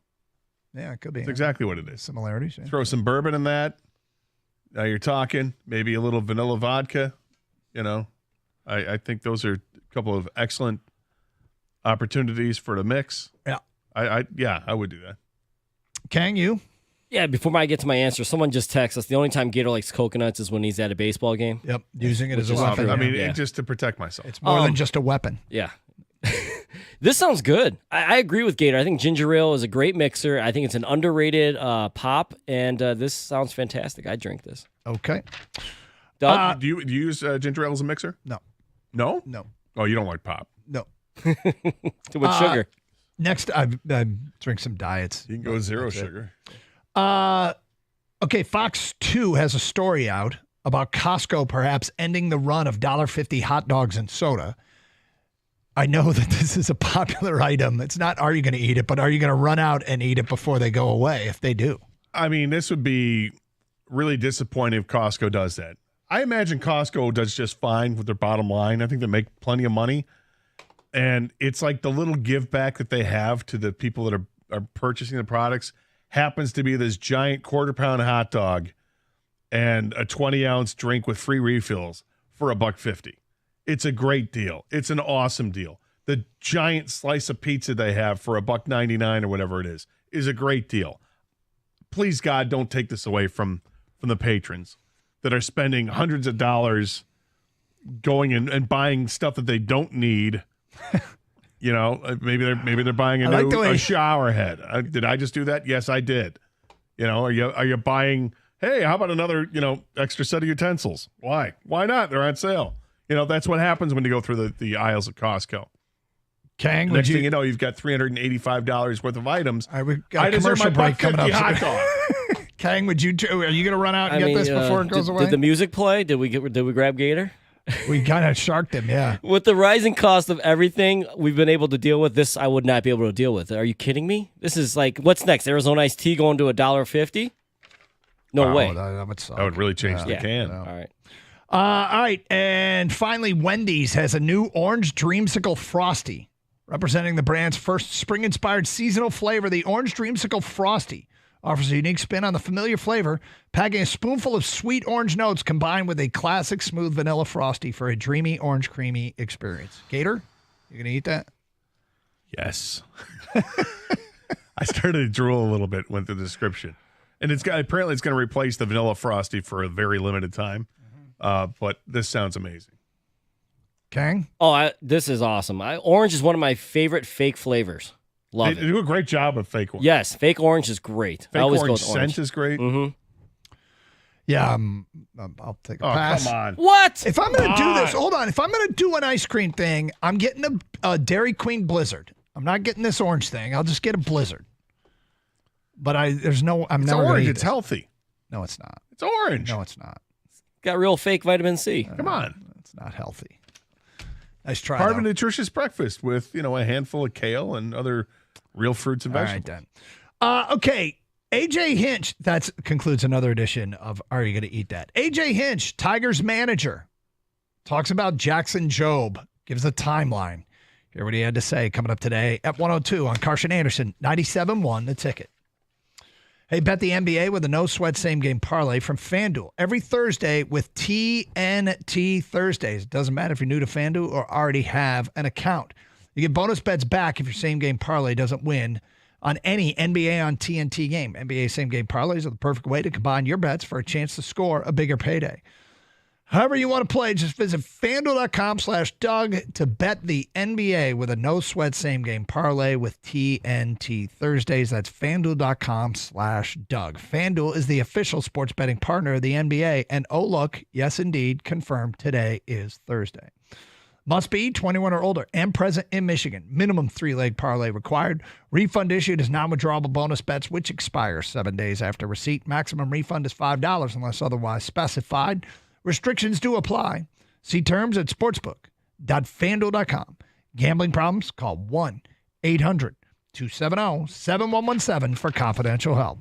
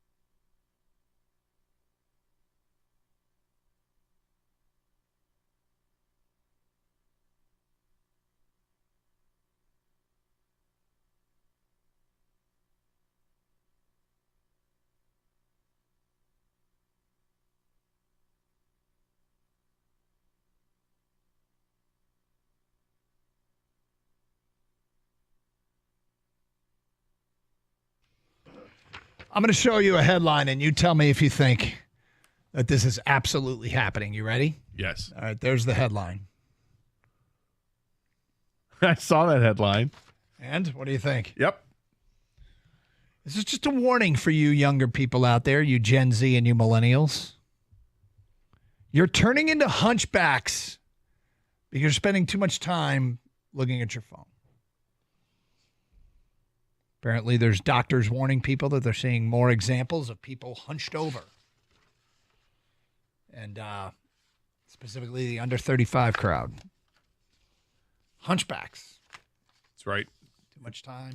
Importance of stand up, walk around, get some exercise. You hold the phone up high. Right. Hold it high. Looking for the signal like I would. So you can't be too careful. They didn't know this was going to happen, did they?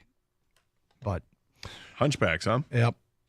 All right, so somebody else pointed out, by the way, we were just talking about DJ Reader and about how all these guys, people are complaining, all these guys that they're going after have been hurt. And we kind of made the point, it's the NFL.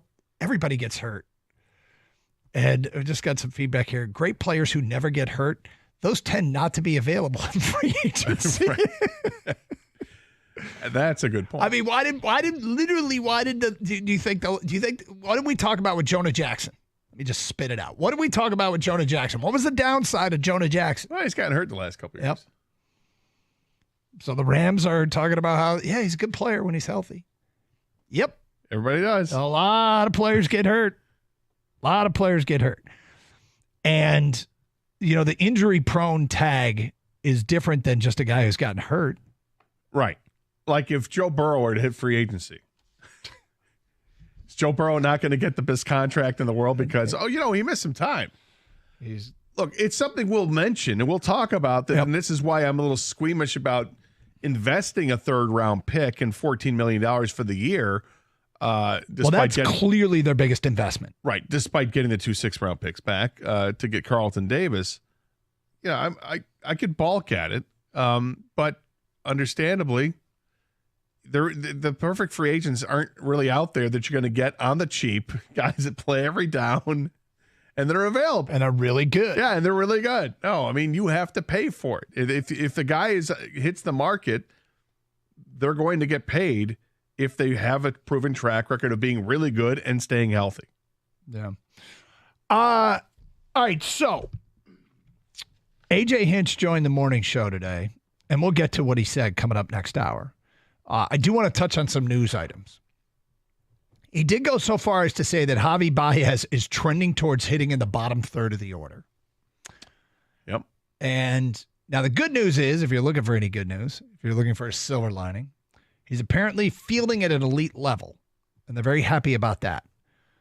But, there's nothing about his spring that justifies a spot near the top of the order. Is his defense so good and his past with the bat good enough to even get him a spot in the lineup? Well, they're financially obligated, and so unless they find themselves in a pennant chase and Kreidler's tearing it up, then I think you're going to see some Javi Baez. But Javi Baez in the bottom third of the order, what do you make of that? It's where he belongs. If he's going to be in the lineup every day because he can field but can't hit, then what do you do with the guys who can field and can't hit? They go to the bottom of the lineup. What's that I hear? Oh, I hear ticket texters slamming the inbox with the following text. He doesn't deserve to be in the lineup at all. Fair enough. And it's hard for me to disagree with that. And who's going to show up in the rest of spring training here to push him? Is it Kreidler? Is it Eddie Leonard? Are these guys ready to take that next step? I mean, Kreidler's played in the major leagues. So Eddie Leonard apparently isn't the defensive chops might not be what they need to be. But he could be a guy. Kreidler would be awesome if he could develop. Now, when hold on, just real quick. Do you want to have Kreidler and Colt Keith be your middle infield?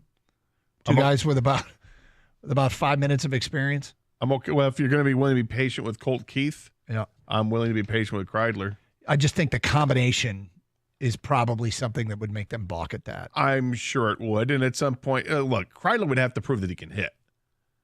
all right, and feel well enough. I mean, one of the things that AJ said this morning about Colt Keith is that they're stressing on him, make the plays you can make. The routine plays, make them 100%. Yeah. And apparently he's doing a really good job of that. Okay. If it's outside your capabilities, it's outside your capabilities. But we think your capabilities are pretty good. So make all the routine plays look routine and you'll be fine. But the other positions at shortstop and even at third base is a question mark. And the guys asked him about that too, about, what's shaping up there. And AJ didn't have a great answer for it. Or I mean, his answer was actually great. It's not what you want to hear. It's 4 guys. Yeah. It's Urshela, it's Vierling, it's McKinstry, it's Ibanez, and they're gonna mix and match depending on the matchup. Yeah. Like depending on, do we want heavy defense? We want heavy offense? Does this guy have a history against a pitcher? And it's all about matchups. We need more speed in the lineup today. Yeah. Do we need a guy who can walk in the lineup today? So. And you don't want to do that with the left side of your infield. Well, you really want to have a great player there, right? But, yes. But I actually think A.J. Hinch likes having pieces to move around, puzzle pieces. I think he likes putting the puzzle together. If he's not going to have an elite player, I think he's okay with this. The 4-man rotation at third base. The other thing newsworthy was the 6 starters question. He said something I hadn't really thought about. And, you guys who manage working the game long enough, you'll hear this stuff. But he made the comment that in the course of an average season, you use 10 starting pitchers outside of your openers. Like when you decide to start a game with a reliever, you typically use in the neighborhood of 10 starting pitchers. So the least of their concerns is coming north with 6 starters. Like that you're going to need the extra one. In fact, you're going to need more than 6. So having 6 starters in spring training, all pitching well, and he's happy with the way they're pitching, is not something he's really that worried about. No, and I think he thinks it's going to sort itself out over the next couple of weeks. And he mentioned that you're going to have to go with several starters beyond your rotation every year. He said last year they had 10 guys start games, and it's not including the games where you have the opener start, the guy who pitches just the 1 inning, and call up on an emergency basis for a doubleheader.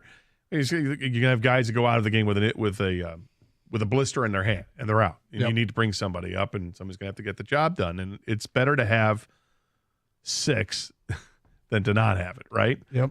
But we'll see who earns the spot. Been down on Jack Flaherty, and Jack Flaherty pitched awfully well. He did pitch well yesterday. I'll give him credit for that. And Maeda pitched awfully well the day before. They seem to have been very happy with their pitching so far, but it's 2 weeks. 2 weeks from today is the season opener. I can't believe that it's already. In fact, you kind of surprised me yesterday when you said how much time's left in spring training. I'm like, they still got quite a bit of time. I'm like, oh crap, no, they don't. And then guys will have 2 starts left to make a name for themselves. And then what is it? 3 weeks from tomorrow is the home opener.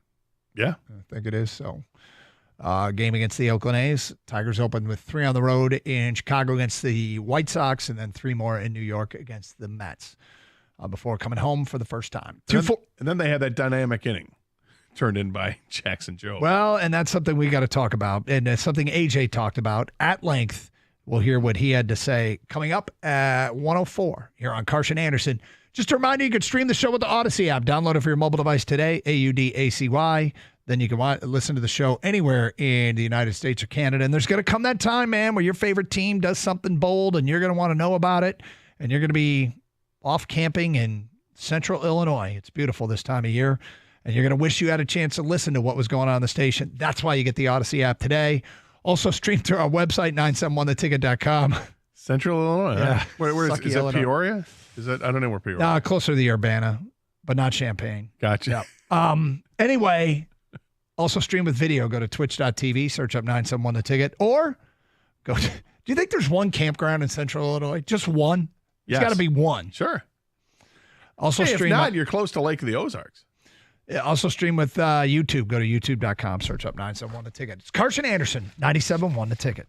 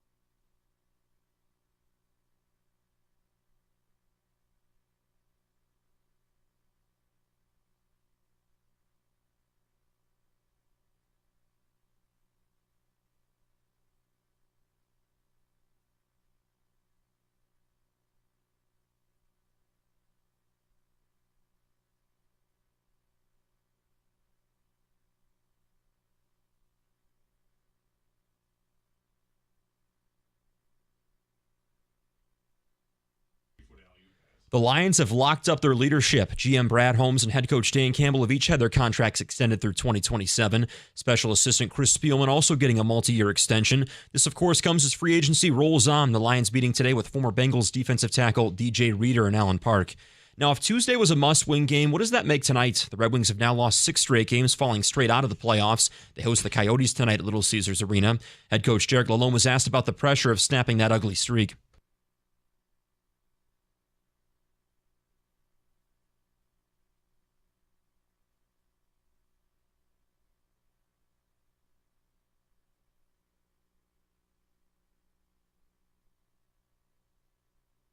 The Wings stuck at 72 points right now, one spot behind the Islanders for the second wild card. Puck drop tonight, 7 o'clock. The pregame show at 6:45 right here on 97.1. The Tigers announcing today that just standing room only tickets remain for opening day against the A's. And March officially underway for Michigan State. They're playing in the 8-9 game of the Big Ten tournament right now, taking on Minnesota. At the Corewell Health Sports Desk, I'm Luke Sloan. For more, go to 97.1 The Ticket or Odyssey.com.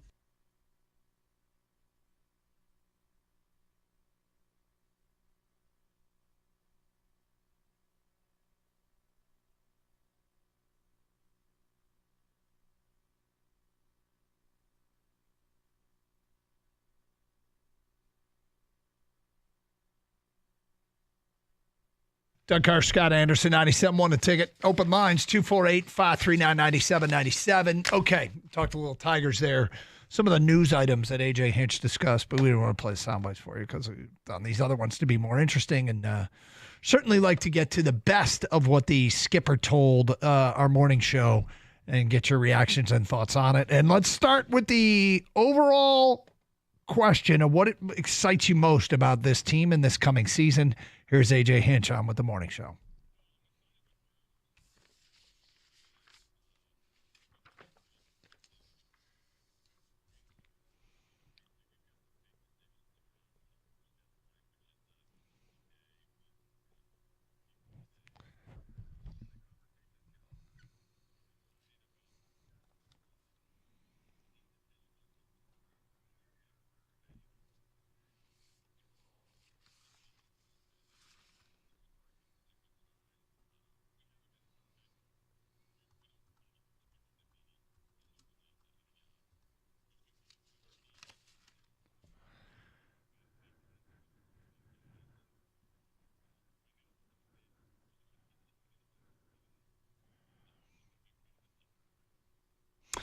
Okay, so he mentioned that there were going to be 4 guys cut today. Buddy Kennedy was sent to AAA Toledo. And then Brennan Hanafy, Jace Young, and Justice Bigby went to minor league camp. Jace Young, highly regarded infield prospect. Could see him this year. Gator, you're a big Bigby guy. You are a Justice Bigby fan. Yes. But those are the guys that were shipped out. Yeah, it makes sense. You know, they're not ready for the major league roster. They're impediments in the way. So go to AAA, which is where I assume that Bigby and Chase Young will go, and prove your worth there. It may be a while before you get an opportunity, but the opportunities will come, provided that you're deserving of them. And what they did in the minors last year for both of those players was pretty impressive. It was a lot like what Kerry Carpenter did and a lot like what Colt Keith has done. So these guys, if they can continue to blossom like that, you start to get a little excited about maybe some of the depth that the Tigers have in this organization. Okay, so next up, Jackson Jobe created a huge buzz with the absolutely dominating performance in the 9th inning of a game against the Twins a couple days ago. He hit 102 on the gun. He threw a changeup at 84. He was locating his slider for strikes. And we all saw it. Any Tiger fan that was interested in has some interest in the Tigers saw it and loved every second of it and can't help but think about what's coming next. A.J. Hinch, he saw it too. Here was his take.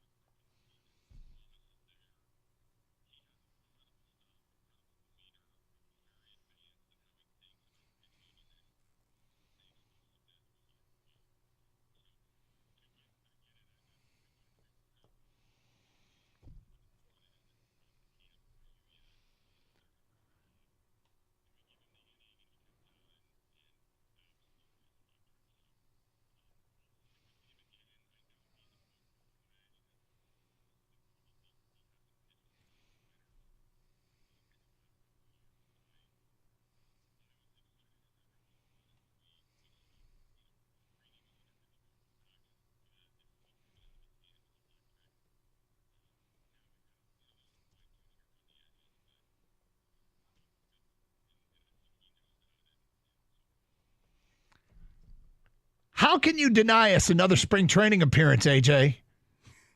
We heard what you said about his breathing. Right. You got to throw him again. You used the word electric. You got to throw him again. Please. Against major leaguers this time. He was facing journeyman minor leaguers. I'm glad he dominated him. But please give us another opportunity to see him this spring. Now, what do you think he means by he's a phone call away? Was that he's a phone call away, like from the backfields to come over here to the big stadium? Or is he a phone call away from getting the call up to Detroit this year? I think to getting from the backfields to the spring training for the rest of the spring training, because he almost rules out that he's not going to pitch again in the spring, and yet I think that's what he means. He's a phone call away if we want to. I think there's going to become a point where he's just like, I got to see him again. Well, let's see that. Was that real? So we're all focusing on the results and the radar gun and the movement in the pitches and where it is in the strike zone, and you realize he's talking about his breathing, staying within himself. How does the ball come out of his hands? Like all these different benchmarks, and it sounds like he checked them all. It wasn't just the results. It was the other stuff that the skipper was looking for, and it sounds like he checked them all. Now, did I get on board the Jackson Jobe hype train before spring training and say he comes north with the team? Yes. Am I going to be wrong? Yes. But Jackson Jobe, I've gone down enough YouTube rabbit holes to get excited about it. All right, here's more on the timeline. This is AJ Hinch talking about a timeline for when we could see Jackson Jobe.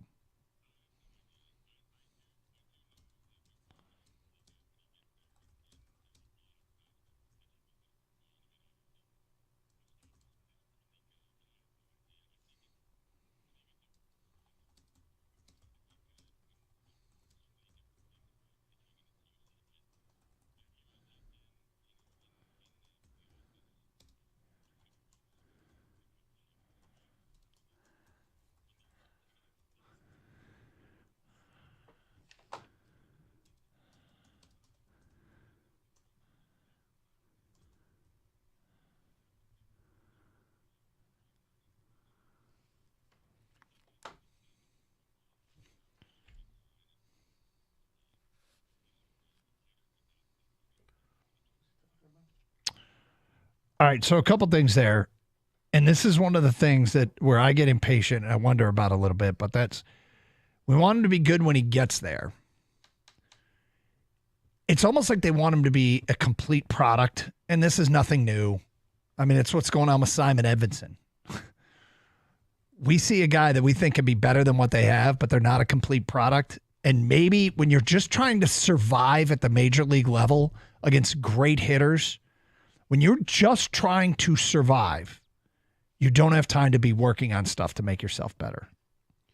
Yeah, when I heard him saying that this morning, I immediately thought back to 2005, and the Tigers finally brought up Justin Verlander to make his first start. It was like I think it was a holiday weekend or something like that against Cleveland, and he wasn't great, but had earned an opportunity because of the way he had pitched in the minors. I kind of feel like it's the same thing. They want to make sure that when he hits the ground, he's going to hit the ground running. He's going to stay here. Like they don't want to have to play the game where we're sending down our top prospect. He's up 1 week and he's gone after the start to go back to Toledo. They don't want to do that. What they want to do is make sure he's ready to go. And Verlander made like 2 starts that season in 2005, I think, and then 2006 was part of the rotation and was spectacular.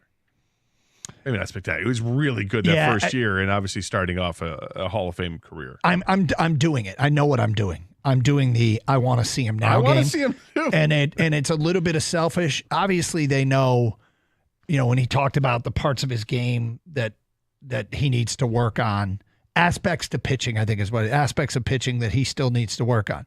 Yep, I'm sure there are. But I got to tell you, if I got to get 3 outs 2 weeks from today, am I calling on Joey Wentz? And my life depends on it. You're funny. Is it Joey Wentz or is it Jackson Jobe? Actually, it probably should be Joey Wentz.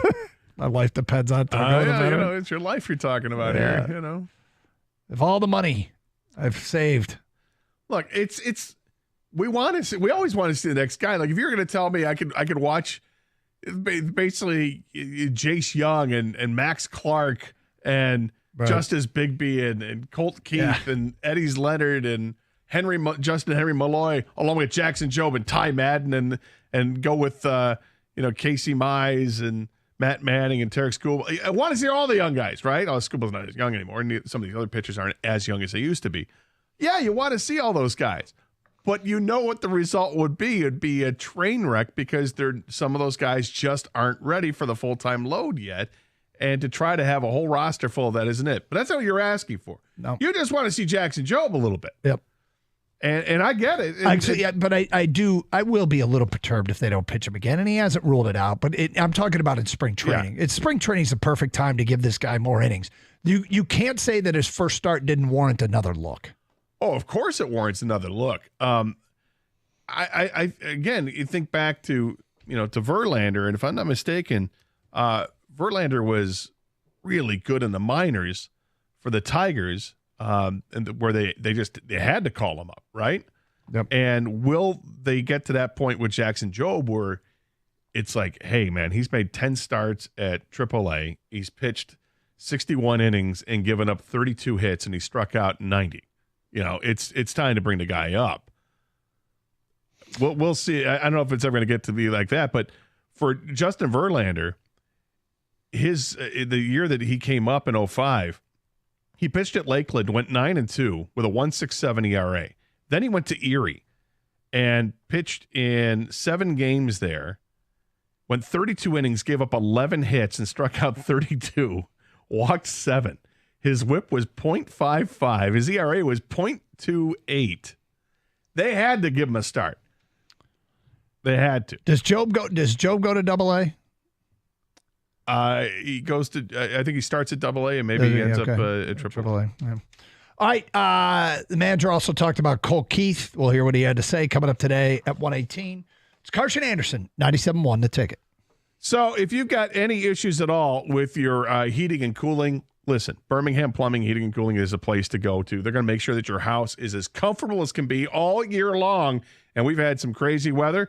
Well, there's a crazy great deal they have right now where you can replace a clunky water heater with a tankless one for free with the purchase of a Comfort Maker furnace and air conditioning package. Now, they've got over 100 years of combined experience at Birmingham Plumbing, Heating, and Cooling. It's a company that I trust. They've been to my house twice in the last year, and both times they came out the very next day. They're awesome. Visit them at birminghamplumbingco.com. That's birminghamplumbingco.com.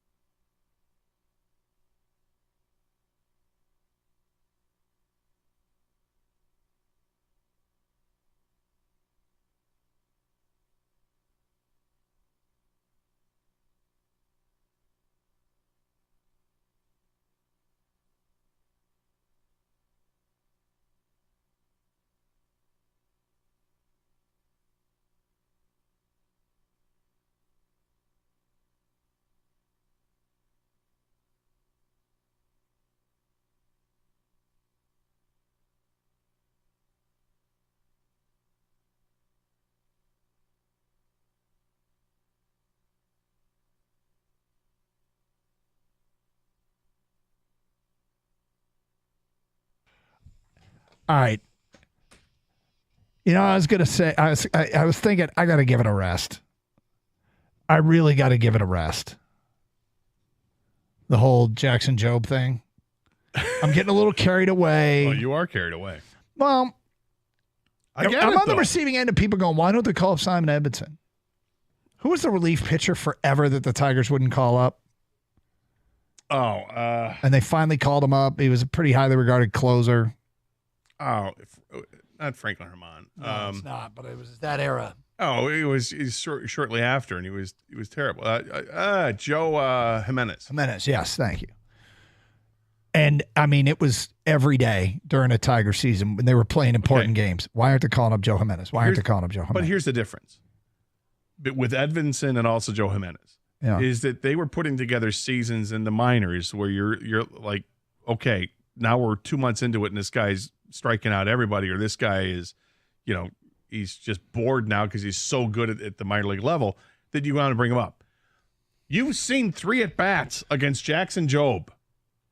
And those guys, I suspect that the next guy that steps to the plate, he'll bring a bat anyway, but he ain't going to use it.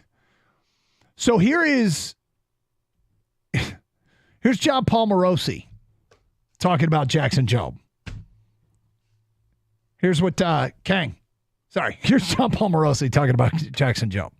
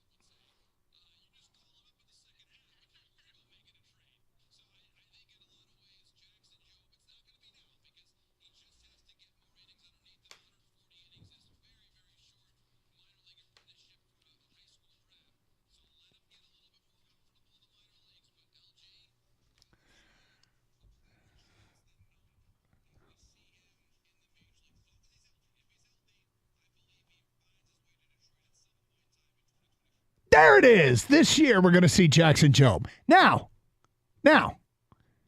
when he started going down the road, the Tigers, if they're in the hunt come July and they're looking for a starting pitcher, if somebody calls and wants Jackson Jobe for their established starter, he's untouchable. No, I think you're getting on board. No, I think he honestly might be untouchable at this point because the investment was there. That's a high pick on Jackson Jobe and who they passed over, Marcelo Mayer and others. And this guy he doesn't have a huge track record of the minors, right? But he's pitched 41 games in the minors, a total of 157 innings in the minors. And he's starting to click here a little bit. And we like to see it. Last year in Lakeland, 6 starts at 2.25 ERA.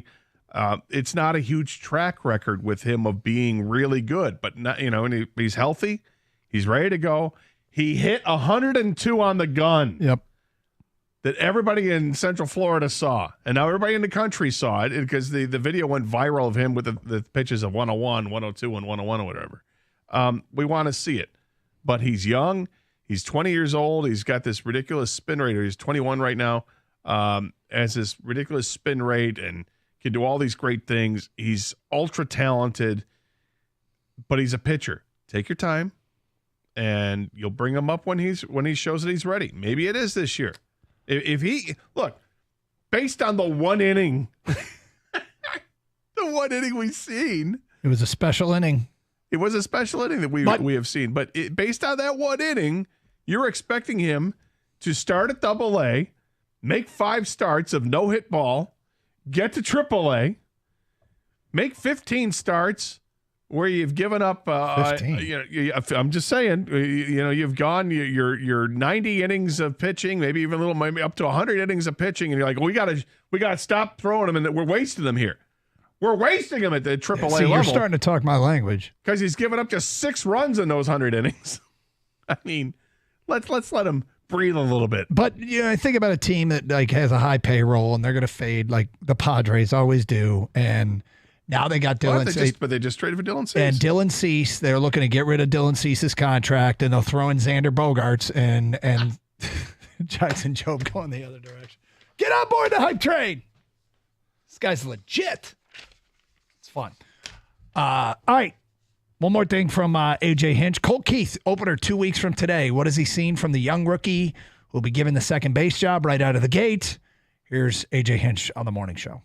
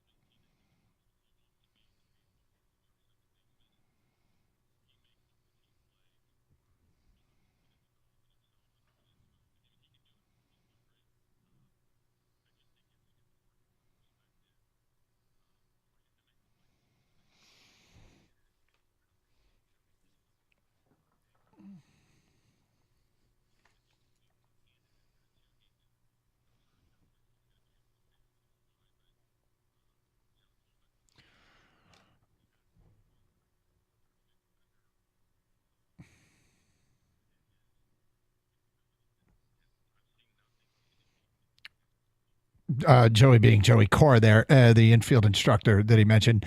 The more I think about this is why Javi Baez is probably going to be your shortstop, in spite of the fact that he hit so poorly you'd think he was facing Jackson Jobe every at bat. Wow. Wasn't he like 1 for 28 no, now I'm in just spring like, training? just keep leaning into Jackson Jobe. Yeah, that's right.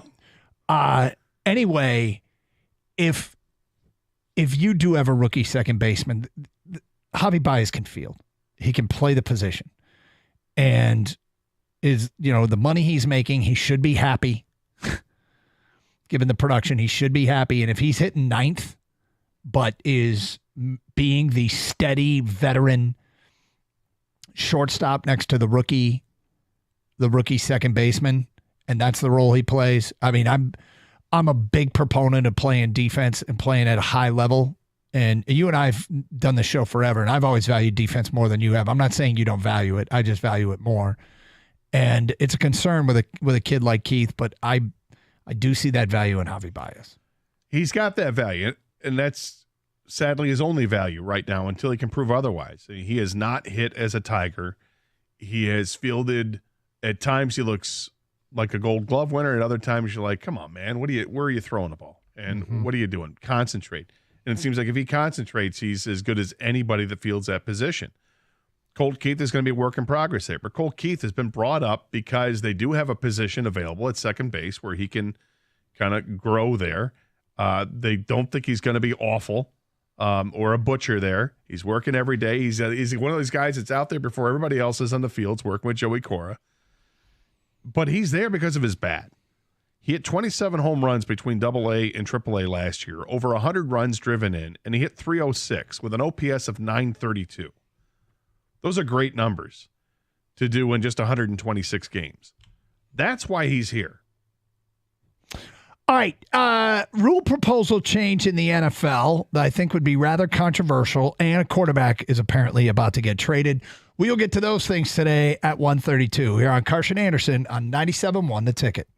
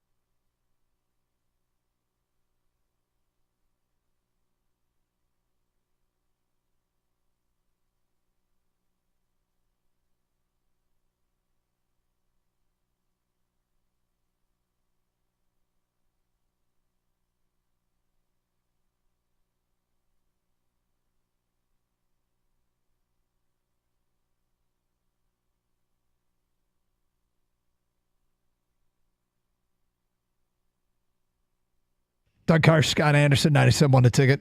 Open lines, 248-539-9797. I need more Job. More Job, please. All right, looks like we got a trade about to take place in the National Football League. The Cardinals are trading Rondell Moore, the wide receiver, to the Falcons for quarterback Desmond Ridder.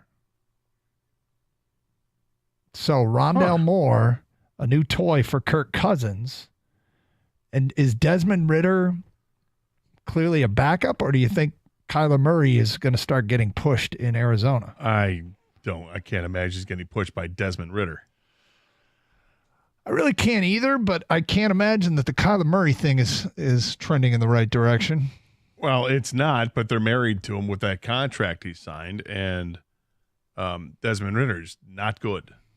No, but I'm not sure Kyler Murray is either. Yeah, but I think they're fully committed to Kyler Murray. If they tweeted out stuff basically saying he's our guy, they're in position to draft a quarterback, and they don't even want any part of it. So whether you agree with it or not, they're committed to Kyler Murray.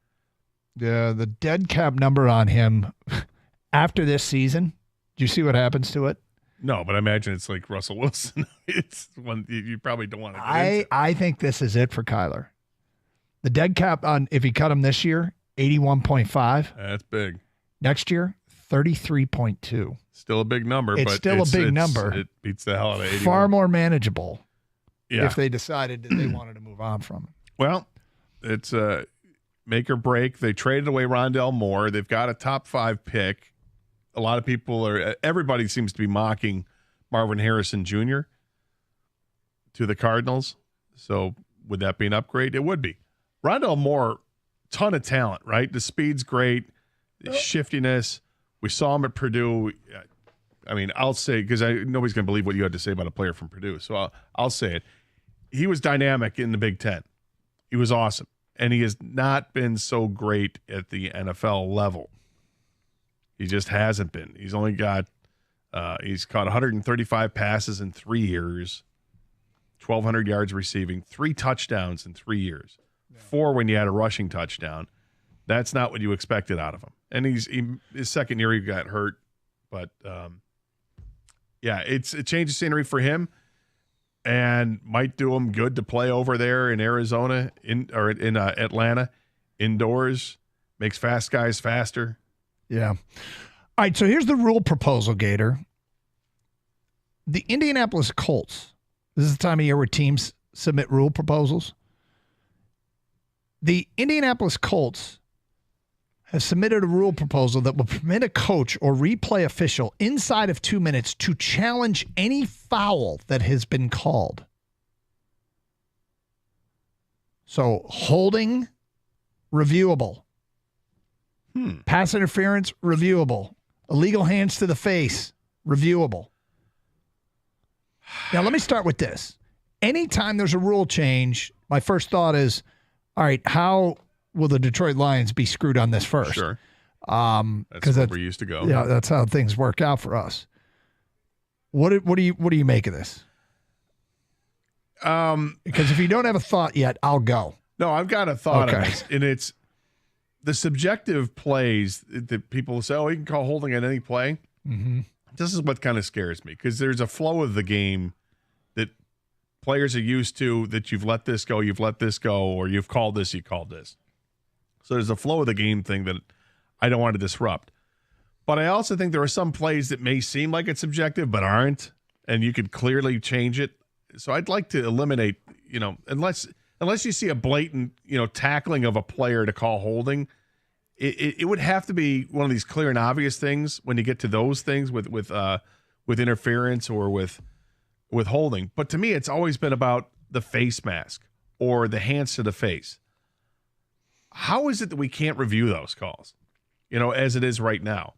You want to throw that into a rule change, I'm for it. I'm less for it to be the all-encompassing anything goes on a penalty call inside of 2 minutes. I don't think they're saying this. I don't want them to be able to challenge penalties that weren't called. Okay, so 5 seconds left, ball gets snapped, throw to the end zone, caught, touchdown, we win the game. Oh, they're challenging that the left tackle held. It wasn't called during the play. Like that I don't want. See, but I don't want, in fact, I don't want this at all. I'm in favor of less replay, not more replay. I don't want it for calls like holding and seemingly most interference calls, and yet at the same time, if there's something that's blatantly obvious and it's not called, you're going to be so upset about it. And I know what your stance is. You and I differ on this. Yep. Your stance on replay is you want less. I want more because I want to get the calls right. But I understand your point on it, and it does get to a point where you're like, "Oh my God, how much more are we slowing this game down?" We stopped the game too much already. That's one. Two is when we've introduced replay, we expect perfection, and we're still as frustrated as we ever were. So what's the point? Just get rid of it, let the game flow, and the officials will do their best, and we all have to overcome it. And I know people hate it and say, if you can get a call right, you should get it right. And I understand that.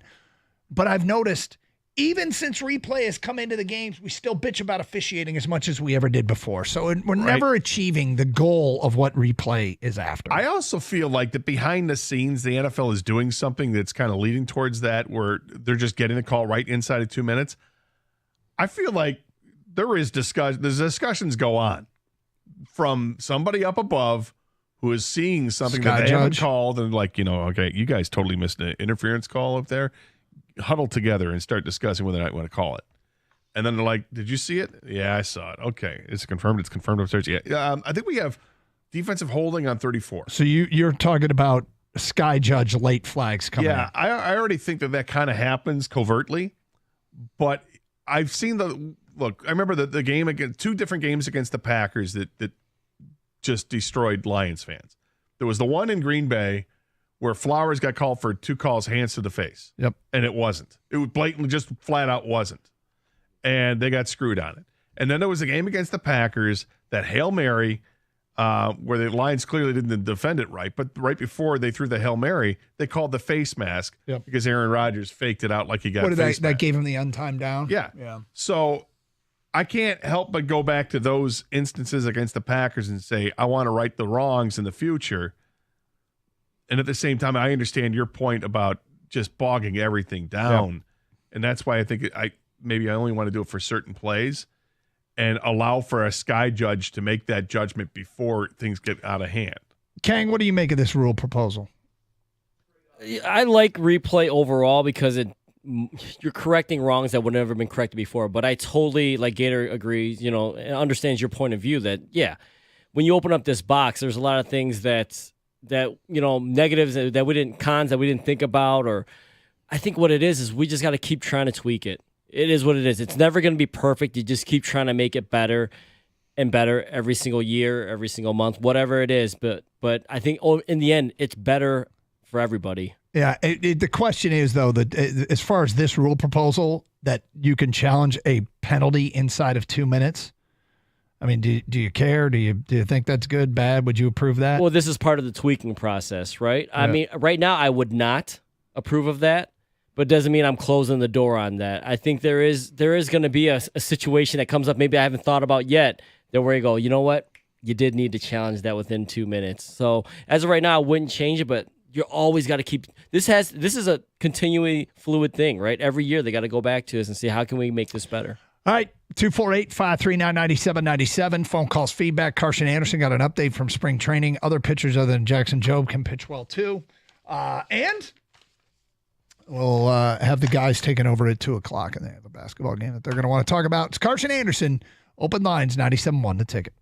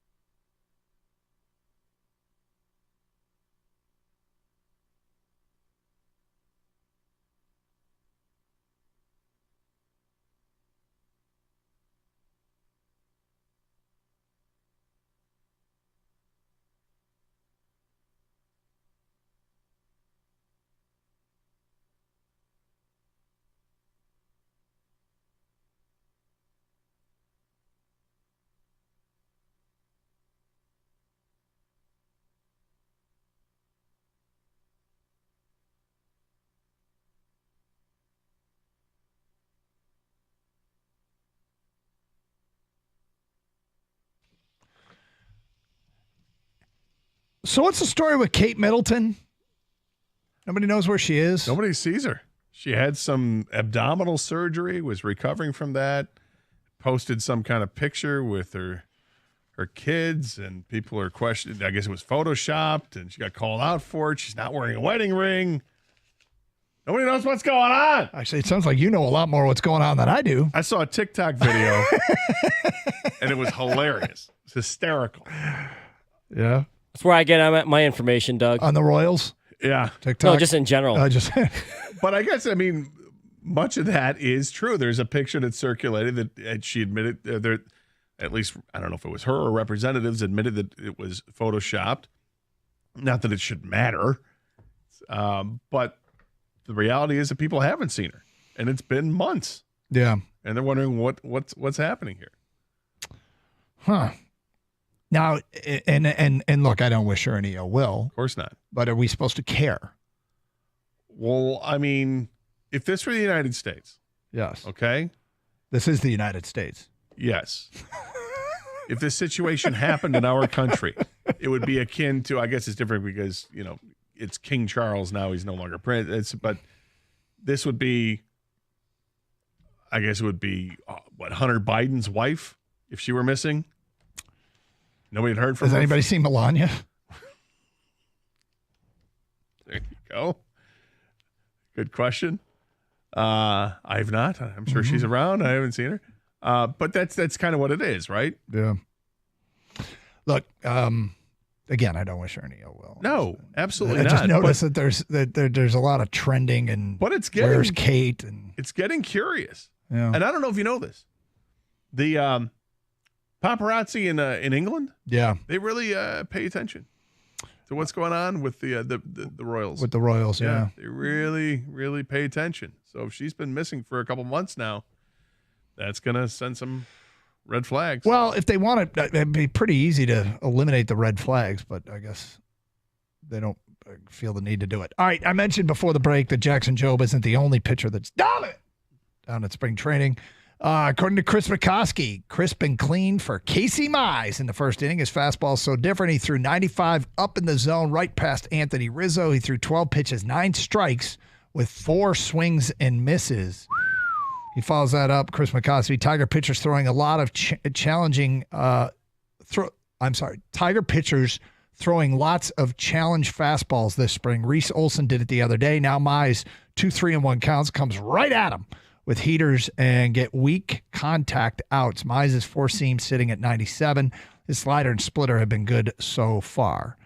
So Casey Mize rounded into form. I tell you what, Chris McCoskey also had this update on Casey Mize from earlier in the game. His first 6 sliders had an average spin rate of 2,516 RPM.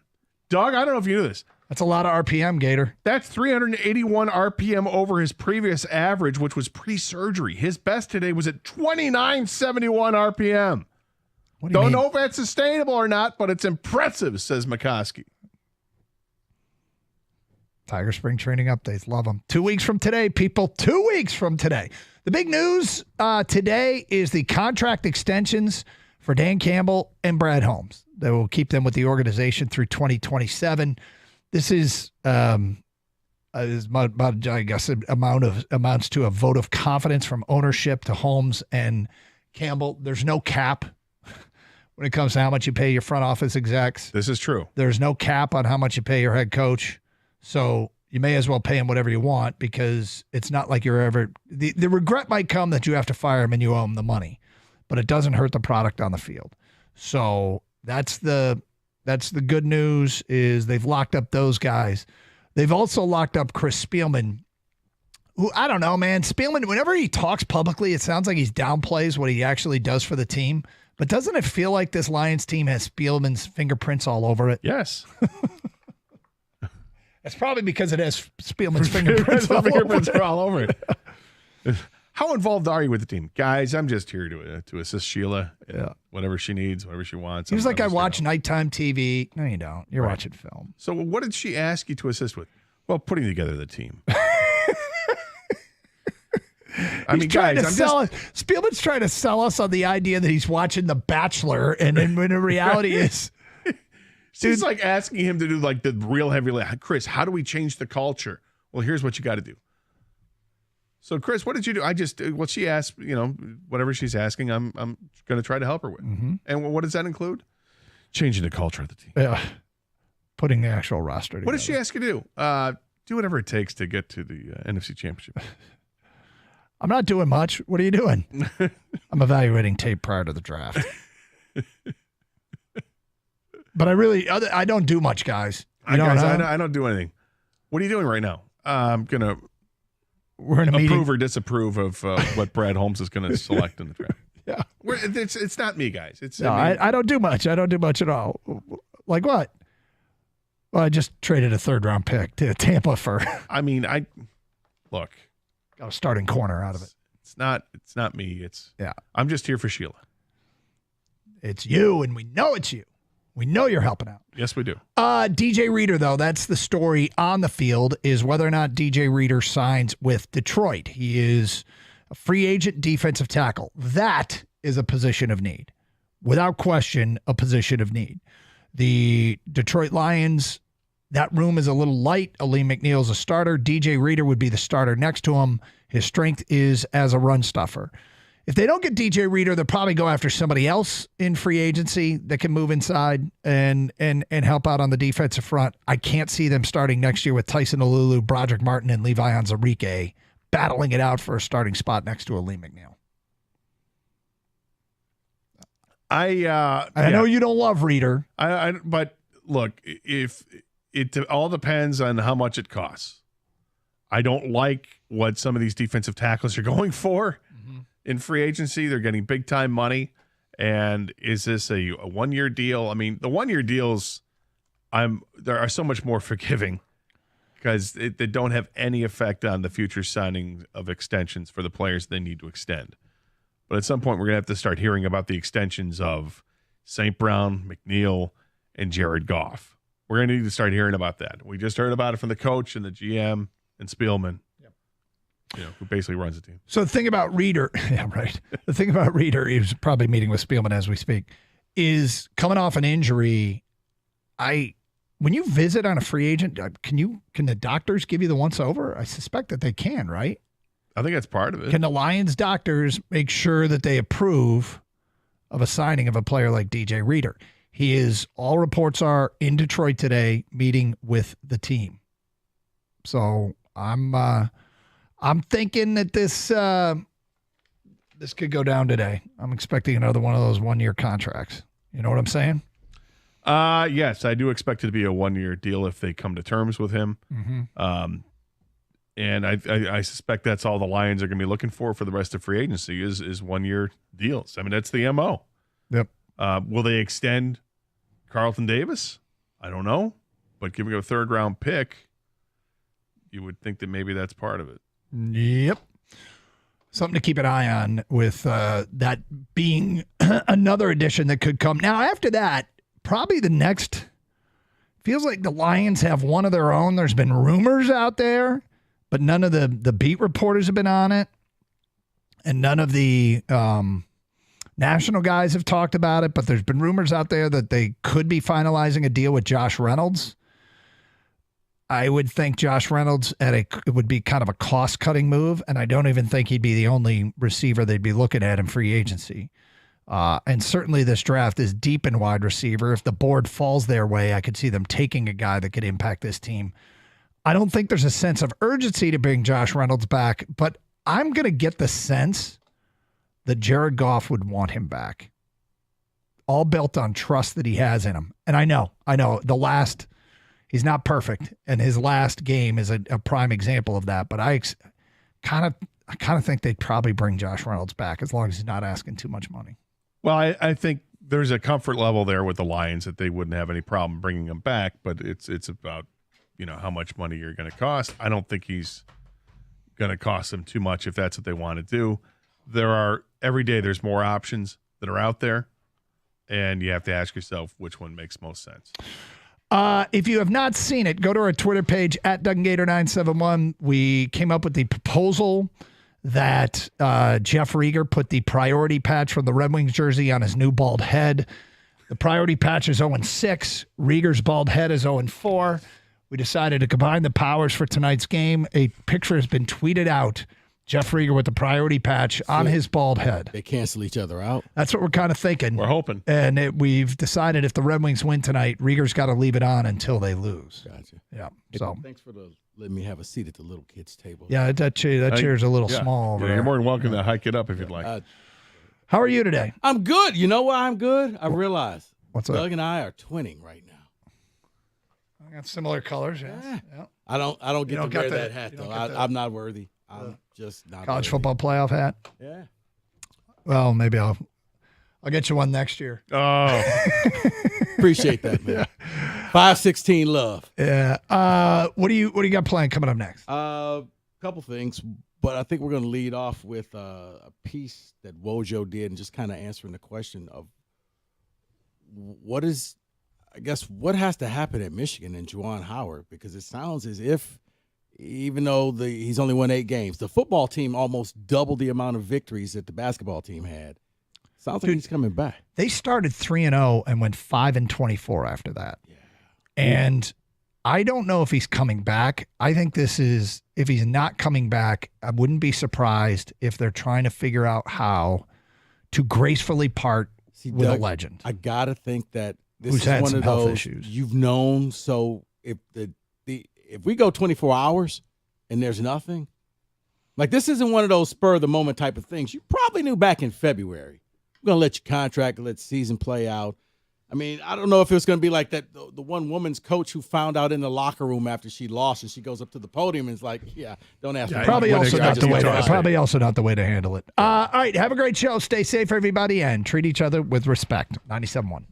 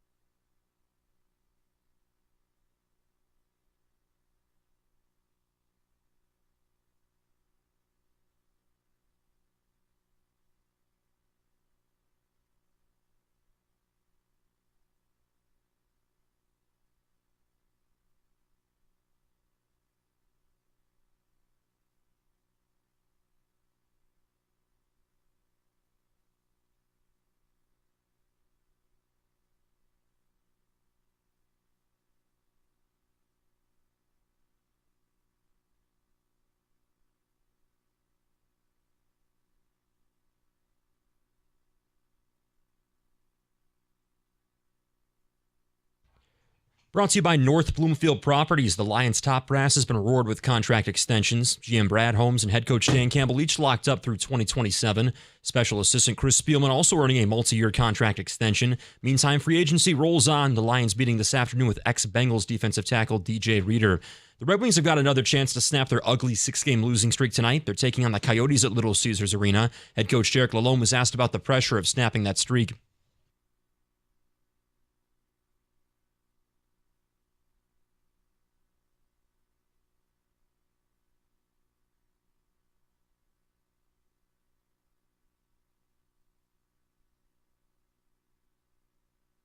Stuck at 72 points this season, the Wings on the outside looking in the wild card race in the East, right now behind the Islanders. Puck drop tonight, 7 o'clock, the pregame at 6:45 right here on 97.1.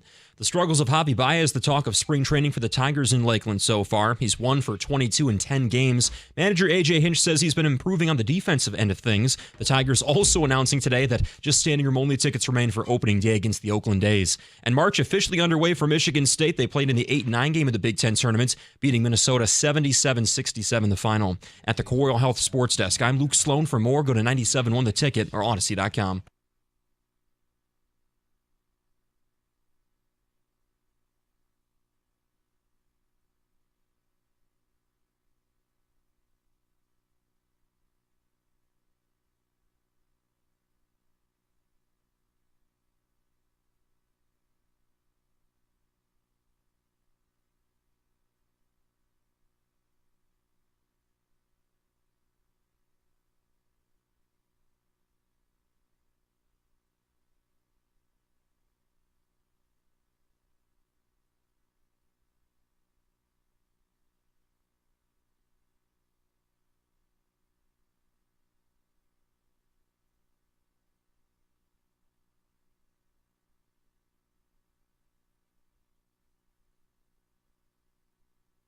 Everyone knows who you are, David. Boy, things you miss when you take a day or two off. You are the spiritual leader of Greater Life Church on Tireman and pillar of the black community. David Hull, everybody. Did he really pull Do You Know Who I Am? Oh, big time. Wow. Oh, it was a siren fiesta while you were on your siesta. Don't you know who I am? Epic. Wow. It was tremendous. We got a lot of ground to cover. We're going to wait to get into the Lions stuff, see if any DJ Reader news trickles out. That's who they were hosting. Again, another player with an injury profile, but he's a good player. So we'll wait and see. But Rico has kind of a combo meal. Now, I'm basically going to leave until 3 o'clock. Because if I start talking about this, I'm just going to get angry. I'm going to get angry at a coworker. And then I'm going to get angry at whatever process they use to credential people. And I'm going to get upset because, again, why did Roberto create a song called Limp Bleep City? This is exactly the type of stuff I can't handle, and a coworker did it. Just couldn't, in an A to B conversation, see his way to the conclusion. He couldn't do it. Had to throw in caveats. Had to dip his toe in the water for, I don't know what, fear of reprisal? So I'm going to let Rico do his damn thing because on a serious note, Rico has a very personal angle to it. And then I may rejoin when we get to the part about my coworker because I just can't take certain things. So here's Rico Beard, everybody. No.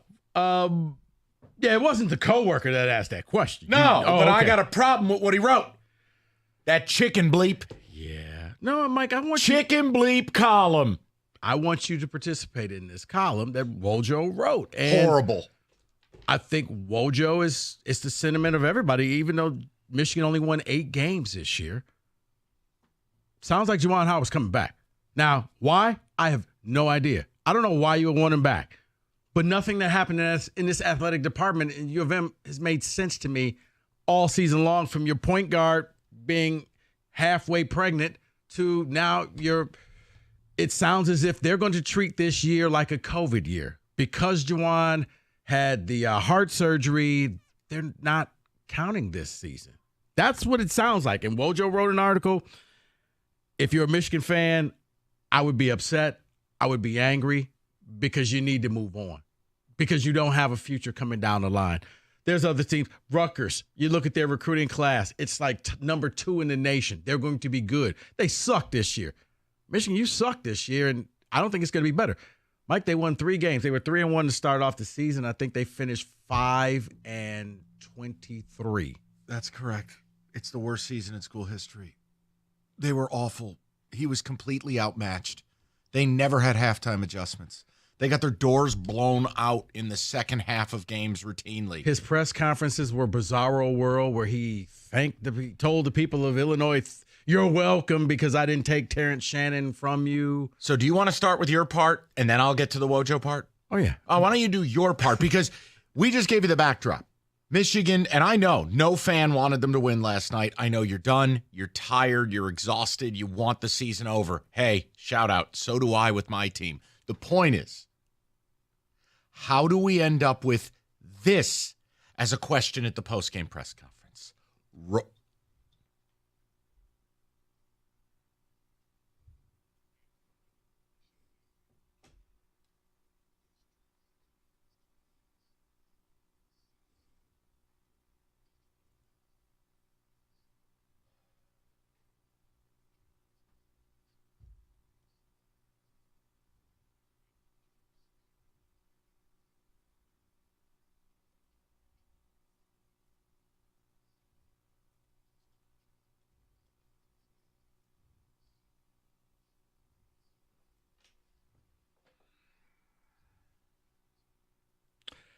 That was a real question at the press conference.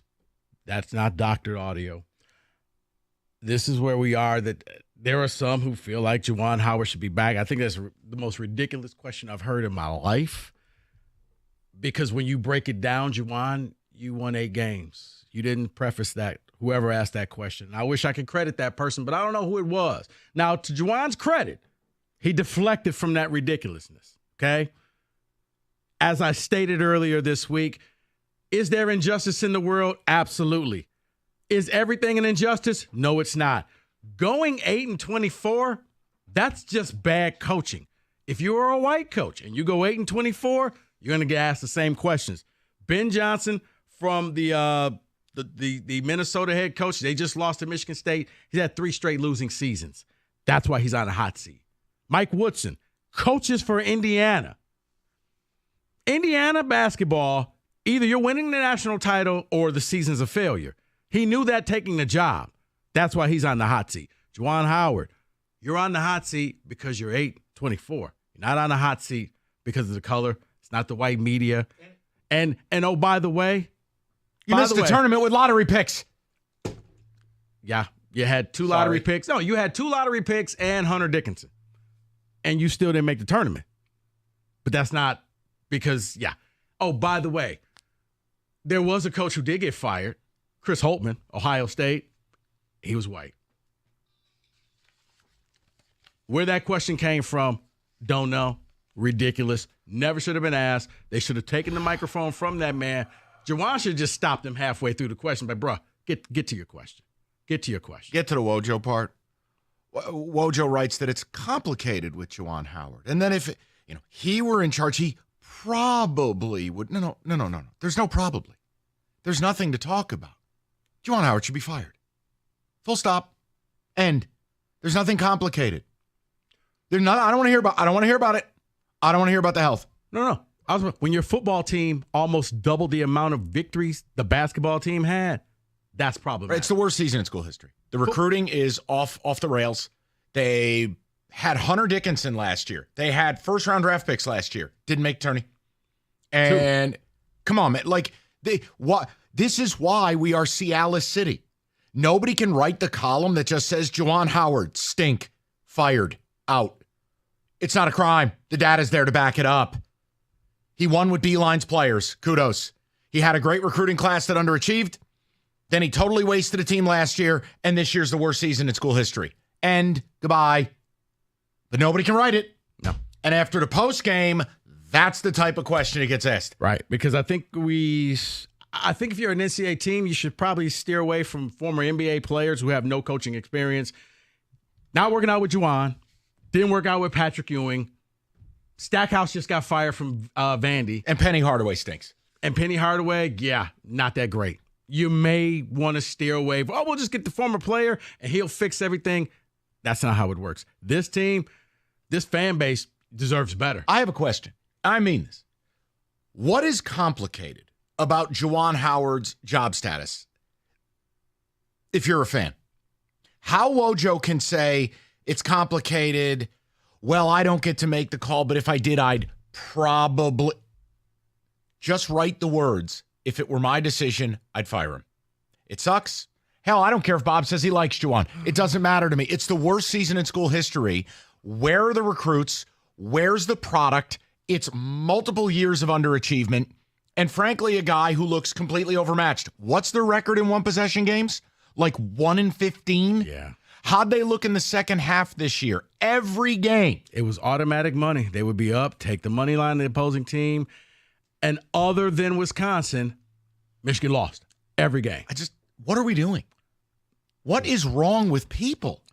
Because, okay, get your chair drop ready. No, Here's I'm why. not. No. Here's I'm not why. gonna do it. Because if you say mean things about Juwan this year, you look like a pariah because Why? you had the heart surgery. I don't care. And you don't look like you're sympathetic. No, I'm not. And you look like you just don't care. No, you I'm only not, care because about guess sports. what? Mark D'Antonio had a heart attack in the middle of the season. Did we not continue to talk about game-to-game decisions being made and his performance as head coach? All right. I don't care. Okay? Bro, My middle name's Pariah. I don't care. The man was on the sidelines. And then, even when he was available to coach, he punted coaching one day and let the real coach of the team and Phil Martelli do it. I don't want to hear it. No, I mean, even his entire personality is just like, I don't know what's going on with Juwan. I mean, coming to his press conferences, you know what? You see this stat? If Hart was a stat, we would have won the game. Juwan, you just lost by 20. Yeah, it's not, and you didn't. Look at the program health. Look at every metric you measure a coach by. And then you get the columnist in this city who we work with. I mean, occasionally we work with, because I don't even know if Bob works here anymore. You can't just write Juwan should be fired. Why am I reading articles talking about, well, you know, Juwan, he's got a vision for how he's going to fix this thing. What? 8-24?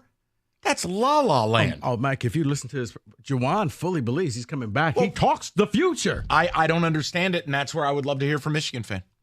I remember telling David, and David was like, no, he's not. And then finally Dave was like, yeah, you're right. And the thing that would bother me the most with a question like that in the postgame, if I were a black man, you're cheapening race.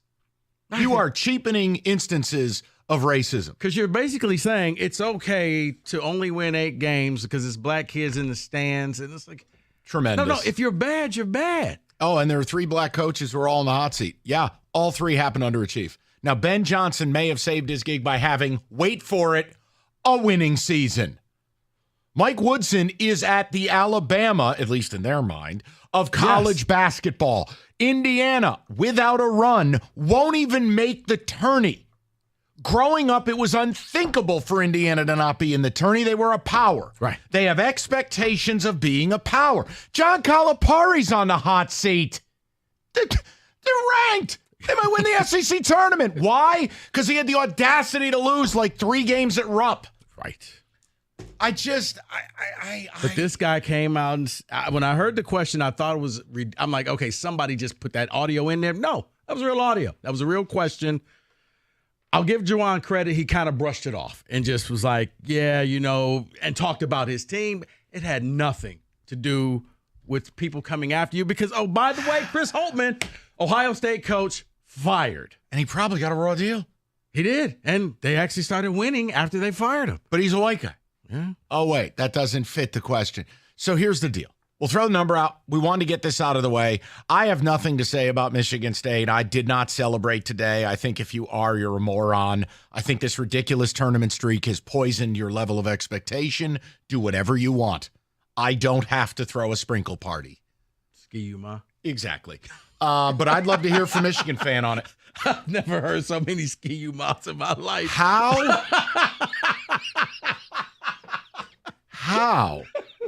How is there any doubt about what should, not what will, what should happen with Juwan Howard? How is Wojo's column real?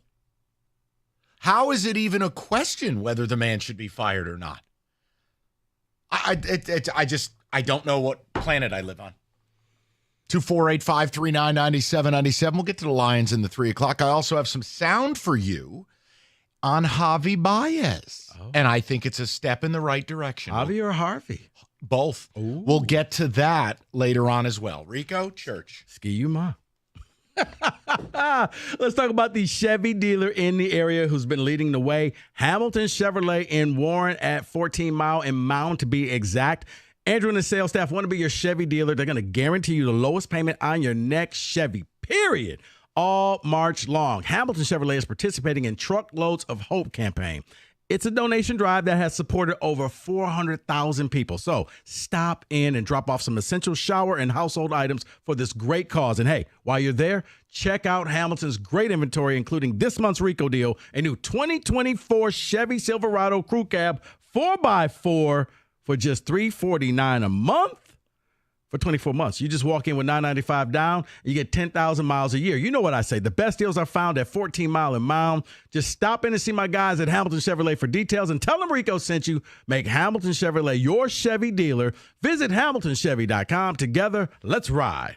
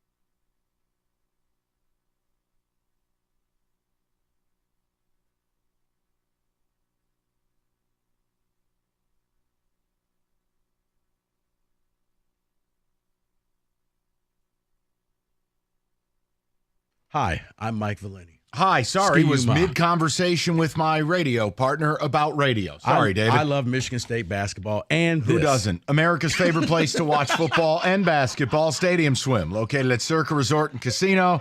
All the biggest games, the best viewing experience, 6 pools, 3 levels. It is Circa. It is Stadium Swim. Book your spot today at circalasvegas.com.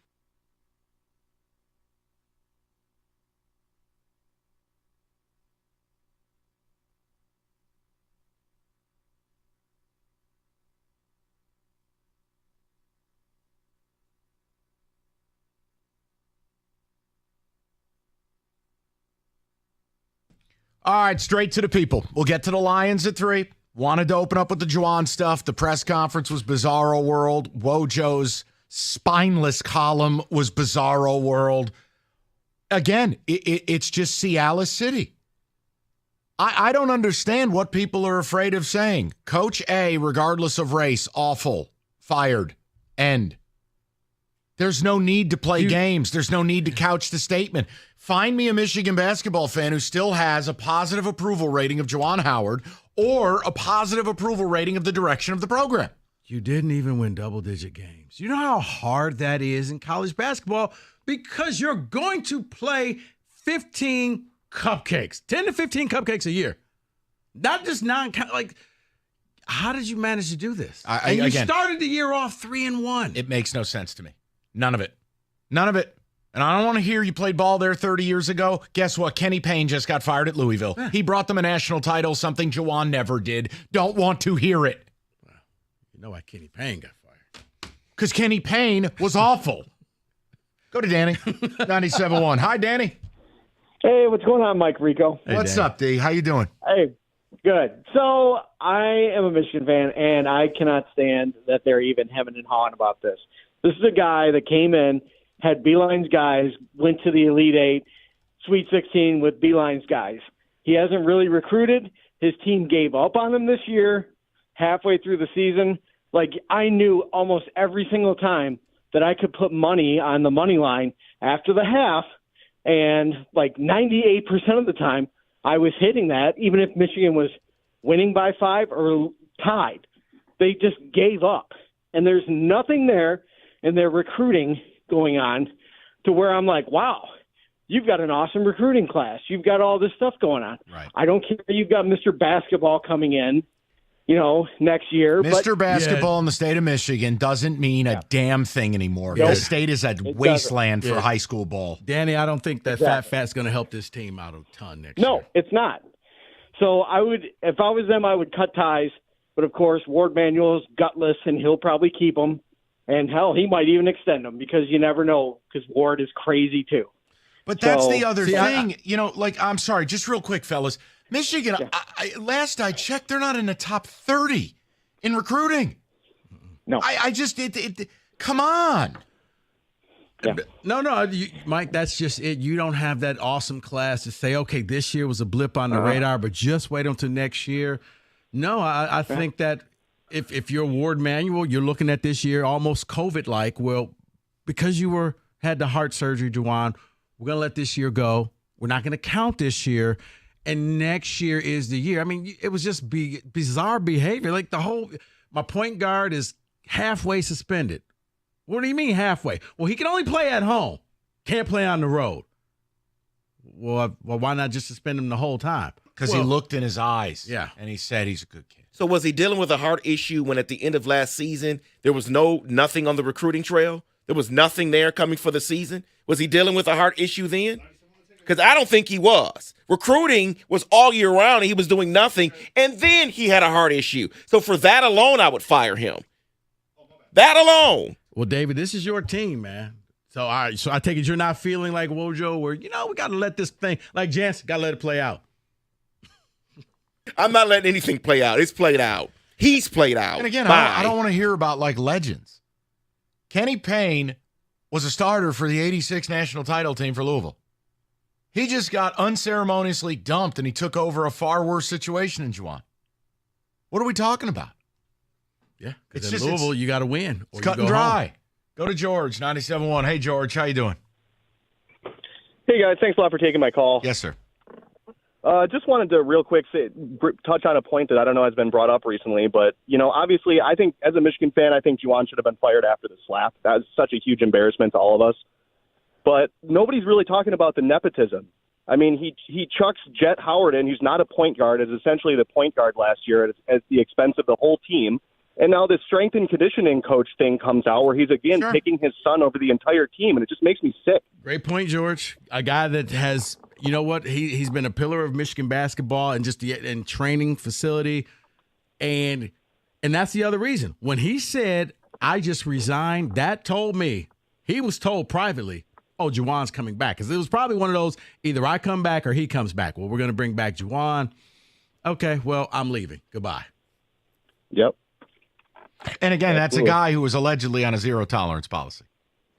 And if you can't sit here and say, well, we don't have any proof because state-of-the-art facilities have cameras everywhere now. So somebody saw and heard what happened. And if you believe he should be back, just tell us why. I mean, we're only going to dedicate a couple segments to it. There's nothing to talk about Michigan State. They'll be Purdue's dinner tomorrow. But like that Juwan presser last night, the Wojo column today, I'm going, we got to do 2 segments on this. 8-24, and there's a question about whether he's getting fired? David, I want to ask you a question because you're a Michigan fan. Oh. Is it the fact that Michigan doesn't care because they're still hungover from winning football? And football is all that matters. So you know what? Let's just go ahead and pop in that DVD or download the Washington game, watch us get the trophy, and that's all that really matters at the university. Anything else that happens, everybody gets a pass. That's the gift from the football program. We don't care about anything you guys do this year. Mulligan, everybody, don't care. That's part of it. I also think the legend part is a bigger part of it. I'm giving 50-50 on that. They don't want to get rid of a legend, and Manuel doesn't want to be the one to do it. But he was a tainted legend that you took down everything and said it didn't happen. Ward and Michigan fans don't see him as a tainted legend. They see him as a legend, period. Okay, but can I say it again? How many legends get fired when you don't perform? The answer is all of them. All of them. I mean, if Georgetown can fire Patrick Ewing, who won you a title. St. John's fired Chris Mullen. Right. I mean, Ewing put Georgetown on the map. No one knew where Georgetown was. Yeah, you have to go back to 2000, but Houston fired Clyde Drexler. Sure. I mean, happens all the time. Okay. Hey, look, people are calling. I mean, I'm down. We can talk about it. I have no issue. Right. I just see it as cut and dry. Very. Oh, by the way, before buddy. you start to tell them something. Yeah, go ahead. What do Joey you Bosa is back with the Chargers. They restructured the deal. It's almost as if the salary cap's not real. What do you talk about? You have to save all your money, Mike, for a rainy day. Listen, if the Lions sign DJ Reader, I will be able to be tolerant of the offseason. That's not happy. That's not throwing a parade. I'm trying here, okay? Does DJ Reader have to go up to Brad, and Brad says, sell me this pen? I actually watched it. He probably has to say, sell me that your quad is still attached. Sell me that quad. Exactly. Get ready. Get green. Stay green with Natural Way Lawn and Tree Service. Limited time only. Purchase full lawn program. You get free grub control. And you get a season of care. Look, just mention my name or the station. I don't care. You could say, I hate that Spartan. He's an idiot. That's fine. They'll still make your lawn look beautiful. Can they say ski Yuma? I hate Mike. As long as it includes my name of the station, I'm pretty sure Natural Way will be happy about it. Bottom line, you get a full season of care. You get experts doing the application. You get a custom-tailored solution for your lawn. All you need to do, go to naturalwaylawn.com or pick up the phone today and call 888-GET-GREEN. That's 888-GET-GREEN. It's Natural Way Lawn and Tree Service.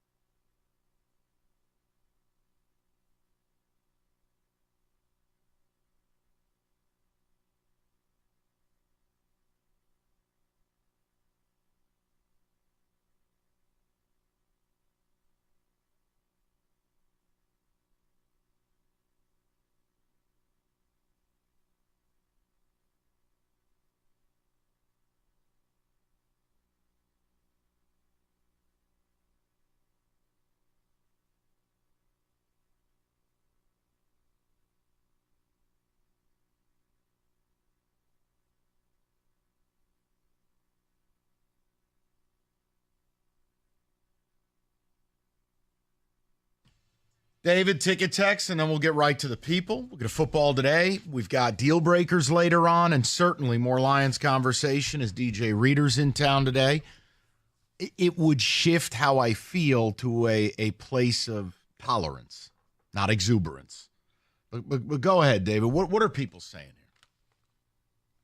I swear, sometimes I get tired of my own people with this because I'm black whining. Howard is not a good coach. That's all. James in Redford. If you missed the start of the show, the post game last night was a circus, and one of the questions asked was one of the dumbest things I've ever heard. I don't know how the microphone wasn't taken away, but the idea that Juwan Howard or any Big Ten coach is under fire because of their race, yet the only coach fired was a white guy, it's asinine. It's insulting, and really, I don't even understand after going 8-24 why it's a question for this guy. Right. You could be white, black, you could be maroon, glow-in-the-dark turquoise, you could be a Klingon from Rico's favorite show, Star Trek.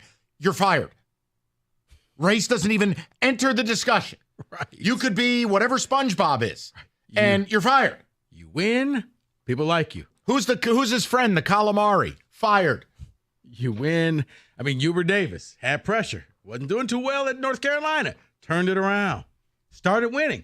Funny thing. That happened. Guess what? If John Shire doesn't start going to Final Fours, if John Shire doesn't get it rolling, guess what'll happen? And John Shire's got maybe the best recruiting class I've ever seen on planet Earth coming in next year. If John Shire is a couple of years here, well, let's say Duke gets aced out early this year, and next year they fall flat. You know what you're going to hear? John Shire's on a hot seat. Yeah. Former player, disciple of Coach K, one of K's favorite people.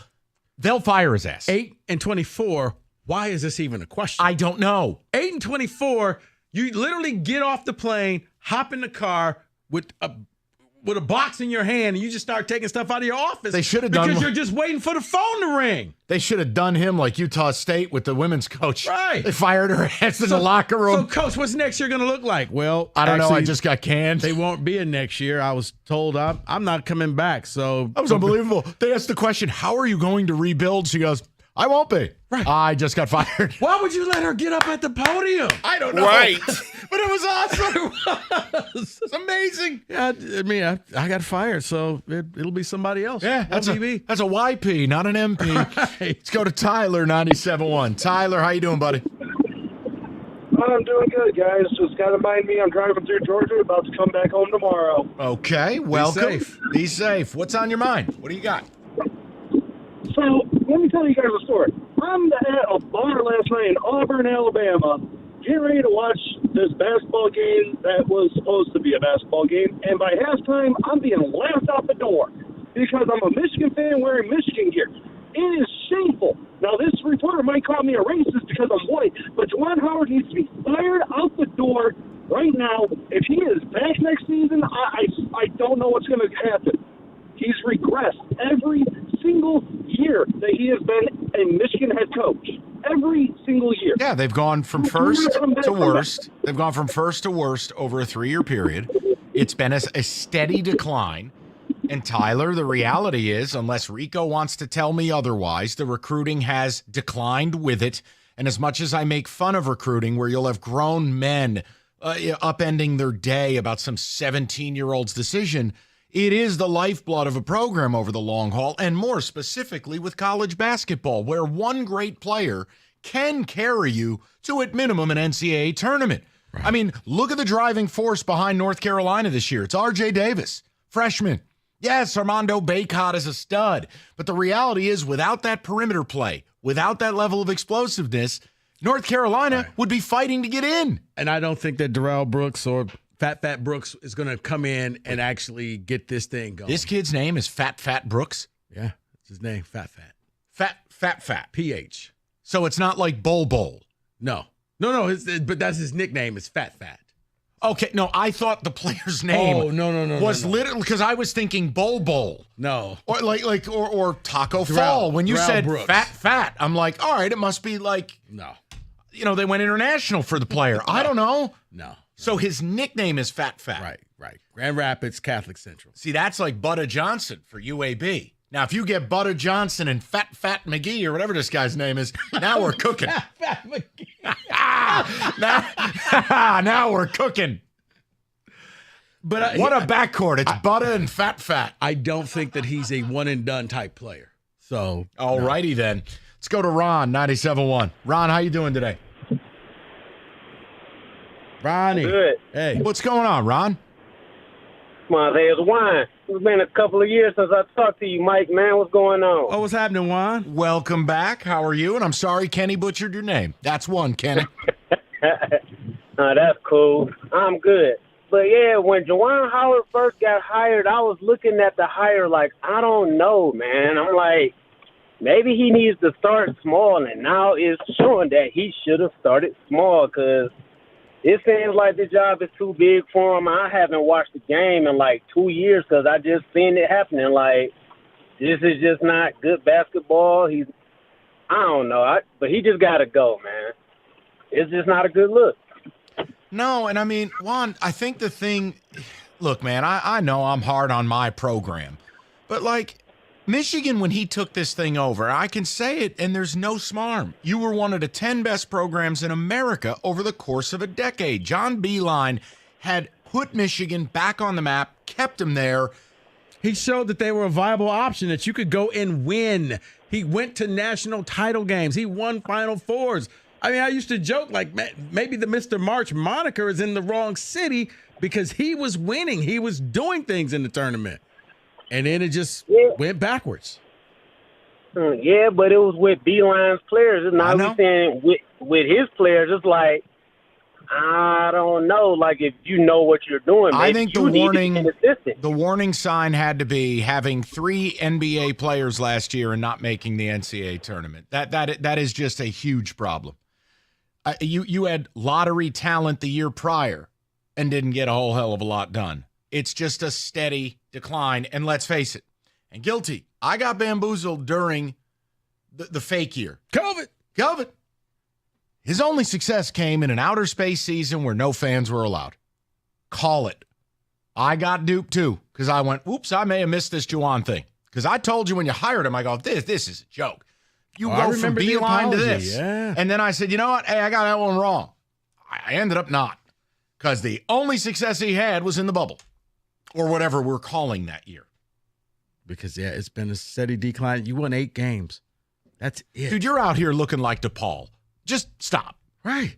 And if I told you at the beginning of the year when you were 3-1 and you were like getting votes for the top 25. It's like the Pistons. Yeah. If I told you after they beat the Bulls, surviving a Zach LaVine 50 burger, you're 2-1, that you would end up 3-30, you'd be like, stop. Yeah, I'll take that bet. Not possible. Right.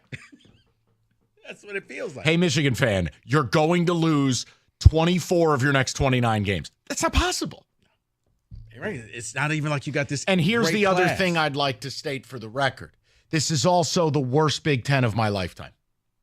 I have never seen the conference, top to bottom, a worse caliber of basketball. Because you have new teams there, Mike. Let me help you out. 2 teams that normally play on Wednesday, the night that most people don't realize the Big Ten tournament starts. Northwestern, Nebraska. Are in the double bye. Oops. They don't play until tomorrow. You hit the bell for yourself right there. You earned that one, Buckaroo. Let's go to David. Shout out Fat. Let's go to David, 97.1. What's up, David? How you doing? Not too bad, man. How you guys doing? Excellent. Hey. What's on your mind? Nothing other than the fact that Michigan should be firing their head coach and their AD is too gutless to do it. I've called in here a couple different times, even last year, and said Juwan should be fired, but he wanted to hold on to him then because of a recruiting class and Dickinson and a litany of other excuses that mean hell beans to nobody. Things and stuff. Now, yeah, right. He's an ex-player, and he played for the Fab Five, and that means what today? Absolutely nothing.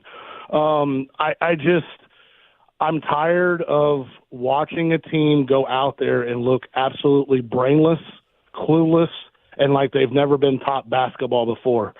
There was a play two games ago where there was a fast break for the opposing team. The guard that went back to stop it literally stopped, let him go before the 3-point line, just let him go into the bucket. That stuff had been happening all year long. Michigan is an abysmal number since going to the Elite Eight and losing to UCLA with Beeline's players. He did absolutely nothing here except bring in one class, and like you said, Mike, numerous times already, that they underachieved. They had an All-American Hunter Dickinson that they did absolutely nothing with, and probably ruined his career, by the way. And I'm tired of the whole thing. It makes me sick. I can't wait till September for football season. Yep. And there was a time I was calling for Harbaugh too. So I'm not no special fan or anything. No. But David, here's the bottom line: you let somebody hang around long enough, they may end up turning it around. But you're paid to perform. You're not wrong. But maybe for Michigan fans, David may have hit upon something. Is that you guys wanted Harbaugh gone, but he fixed it, won you a title. The difference is he was still winning 80% of his games. He just couldn't beat Ohio State, and he was 500 against bad MSU. This is for you, buddy. You know my reaction to that? Thank you, brother. We're praying for you. Listen, you want to talk about complete madness? Check out Juwan's presser last night. And then we'll talk Moran Buick GMC right now, a 24 Sierra Elevation Edition, $329 a month. The GX Encores, $189 a month. And the 24 Terrains, $225 a month. Guys, they're all 24-month leases, all $19.99 down. And if anything's wrong with that current vehicle, MoranExpress.com, you get the certified service. You get the free loaner. They got you covered. It's Moran Buick GMC, where you always get the best price, period. It's on Telegraph, just north of Eureka and Taylor, or at MoranExpress.com. Moran Buick GMC, we are professional grade.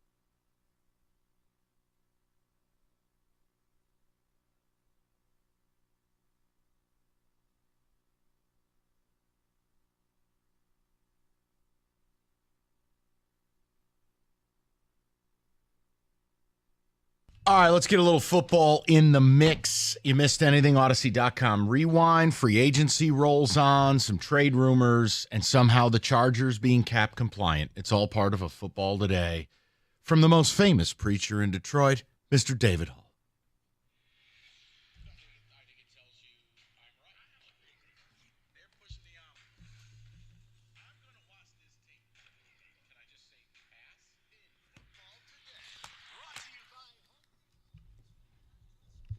Yeah, let's talk about those Chargers for a second. Yeah. Everyone expected them to release maybe 3 players. They only released 1, restructured the others. I haven't done anything for Keenan Allen yet. We'll see what happens with him. But let's just preach again. The salary cap isn't real. I mean, what? And again, I'm not telling you can't get in bad cap situations. The Giants were in one a couple of years ago. But you got to work really hard and be really irresponsible for a really long time to get there. I think the salary cap in the NFL is one of the biggest jokes in the entire sport. Kansas City magically opening up $21.6 million by redoing Mahomes' deal. Yeah, they'll pay the piper down the line, but it lets them keep Snead. The Chargers, the reports a week ago, there's just no way that they'll be able to keep Khalil Mack and Joey Bosa. Cutscene, we're keeping them both. Yeah, it's just funny because it's almost like teams are run by freshmen in college who are trying to pay 7 different credit card bills. And you somehow find a way each month to say, okay, everybody happy? Good. See you in 30 days. Because you find money. Okay, what if we restructured this? What if I take it from here and move it from there? Case in point, the Giants have been on a spending spree, whether it's advisable, inadvisable. If they redo Dexter Lawrence and Andrew Thomas's deal, they create almost $40 million in immediate cap. Now, that's not what I would do. I don't think there's any combination of players that could save my team. I'm making a point to you. Fans need to cool out here locally. Your team is run very responsibly. You are in no danger of losing anyone. You have a surplus of cash. You notice what you don't hear? You don't have to restructure anybody's deal in Detroit. You're sitting on cash, which is why I've been so just saying you need to go out there and spend some money. Don't be cheap. Be a big boy. Be a big boy. Well, guys, free agency started. Well, the tampering period started on Monday at noon. And the rules are you are not supposed to be in contact with the player. You're only supposed to contact the player's agent, or if they don't have an agent, you can then contact the player. Well, because of that, Atlanta and Philly is being investigated by the NFL for tampering, and here's why. Kirk Cousins did it for Atlanta. He spoke in his introductory press conference yesterday and said how he spoke to the team trainer. Well, sorry, sir, you're not supposed to do that. And Philadelphia is under investigation because Penn State head coach James Franklin said at a presser that Saquon Barkley, he talked about Saquon Barkley with Howie Roseman this week for a sales pitch, where you're not supposed to do that either. Yeah, I don't care. We all know this happens, is ridiculous. Right? Yeah. I'm a Giants fan, and it's ridiculous. I don't care. Here's the problem. Legal tampering, and then you want to try to invoke a tampering rule. Just stop. The problem is this. There's no repercussions. So I tamper. I get slapped on the wrist. Maybe I lose a 7th round pick. Okay, worth it for a guy that probably wasn't going to make the team anyway. So, yeah. Now, when you come out there and start saying, if you get caught for tampering, not only does the player go back to the team, but you lose a 1st round pick, trust me, nobody's going to tamper. That's the old Detroit Pistons thing. Remember when they talked to Joe Smith? Yeah. Tampering. He went back, and they lost a 1st round pick or something like that. So if the NFL really wants to fix this problem, it's that easy because picks are highly regarded. Take away a 1st round, even a 2nd round selection is gone. That's a starter in today's NFL. So let's talk about the Atlanta Falcons for a quick second. They have traded Desmond Ridder to the Arizona Cardinals for Rondale Moore, a very rare player-for-player deal with no picks involved here. But I'm going to talk about Atlanta and how great their offense looks right now. I was about to say, Atlanta kind of made out in that deal. Rondale Moore was just kind of stuck out in the desert on a bad team. But now, think about this, David. He may become like the 4th option. So, yeah, you're going to get the 3rd corner trying to cover Rondale Moore. Good luck with that. Yeah, they got Moore, they got Mooney, they got Drake London, they got Pitts, they have Bijan Robinson. So he may be the fifth option. And look. So he may get a linebacker. And I mean, Ron, let's not get carried away, but I'm with Rico in this regard. If your fourth receiver brings in 50 catches, 500, 600 yards, 5 or 6 TDs, I'm with Rico on this. Rondell Moore is never going to be the guy we saw that magical night against Ohio State. No. But if that's your fourth or fifth best guy, you're living a good life. I'll say it again, and maybe I'm a prisoner of the moment here. I feel like Atlanta got a hell of a lot better, and people don't want to admit it. The only thing that held them back from being a nightmare to deal with was just even acceptable quarterback play. Kirk Cousins is very much more than acceptable. They are a team that, I think they're going to be a pain in the ass. Well, Rico, we spoke too fast yesterday in the Football Today. We talked about you getting a linebacker, Eric Kendricks, for the 49ers. Bastard. Well, he changed his mind. He changed his mind and signed with Dallas instead. Oh, man. I'm like, oh, okay, we're going back to the 90s now where you're stealing each other's free agents. I saw that. He's probably going to play a whole lot more in Dallas. That's it. Seriously, all joking aside, Dallas has not made any moves. All of a sudden, Jerry Jones woke up and said, whoa. Oh, yeah, I forgot. We got to make a move. He went there. He was going to be Greenlaw's place filler. In Dallas, he's going to actually play.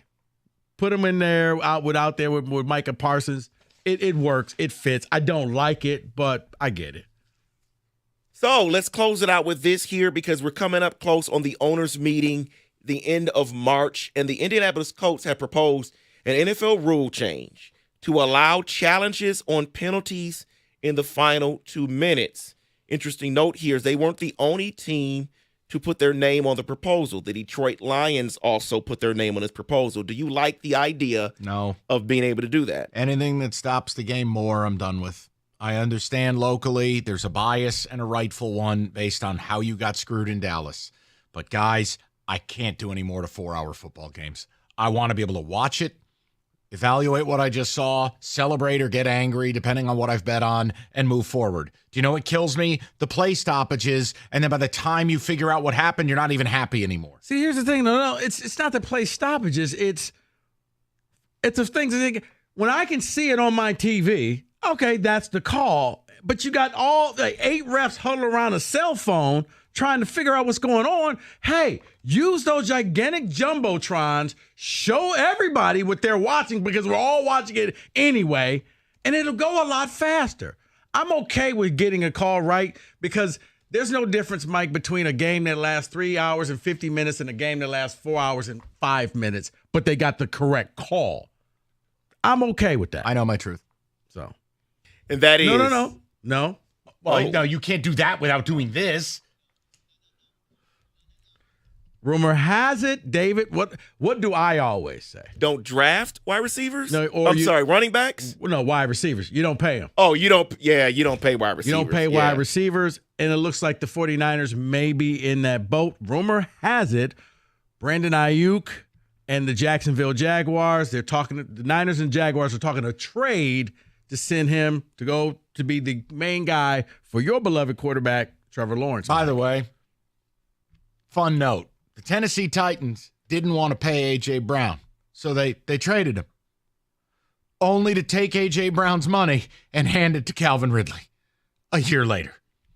So keep on keeping on, but Hillbilly City. Ayuk, my God, Ayuk's a stud. No, I'm saying to Jacksonville, win for them. Stud. Looks like Niners may get a second round pick. Oh, 100%.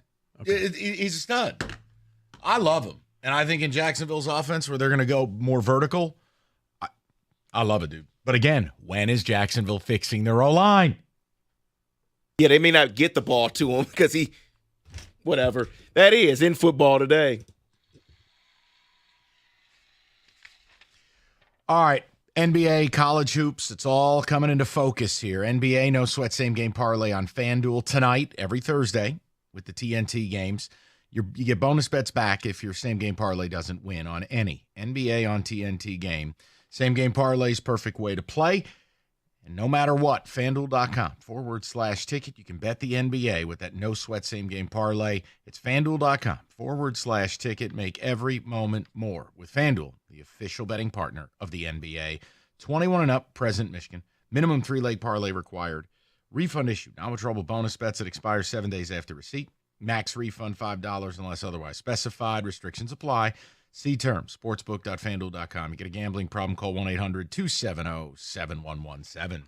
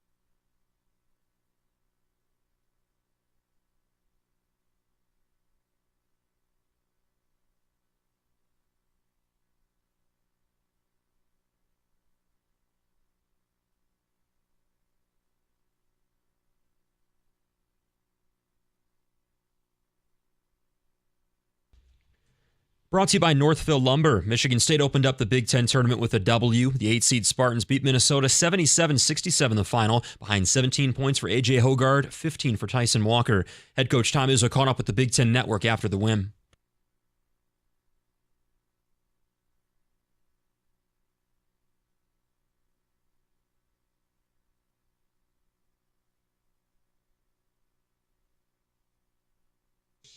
Next up for the Spartans, a date with top-seeded Purdue in the quarterfinals. Tip-off for Minneapolis tomorrow is at noon.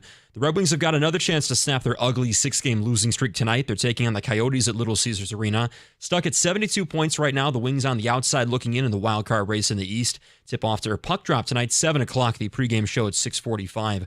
And the Lions have locked up their top leadership. GM Brad Holmes and head coach Dan Campbell have each had their contracts extended through 2027. Special assistant Chris Spielman also got a multi-year extension. This comes as free agency rolls on for Detroit. The Lions meeting this afternoon with former Bengals defensive tackle DJ Reader. At the Coyle Health Sports Desk, I'm Luke Sloan. For more, go to 97.1 The Ticket or Odyssey.com.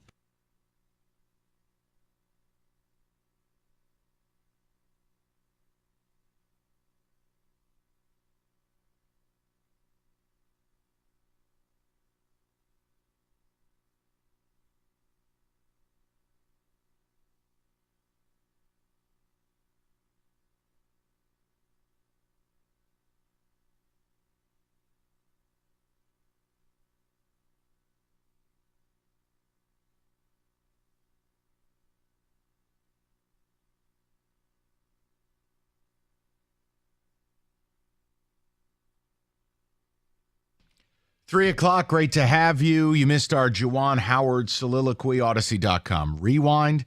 Deal breakers coming up in an hour. I want to talk Lions, and I've got something for you. So hear me out on this, and then we'll try to have a conversation. So you heard in Luke's update, DJ Reader's in town.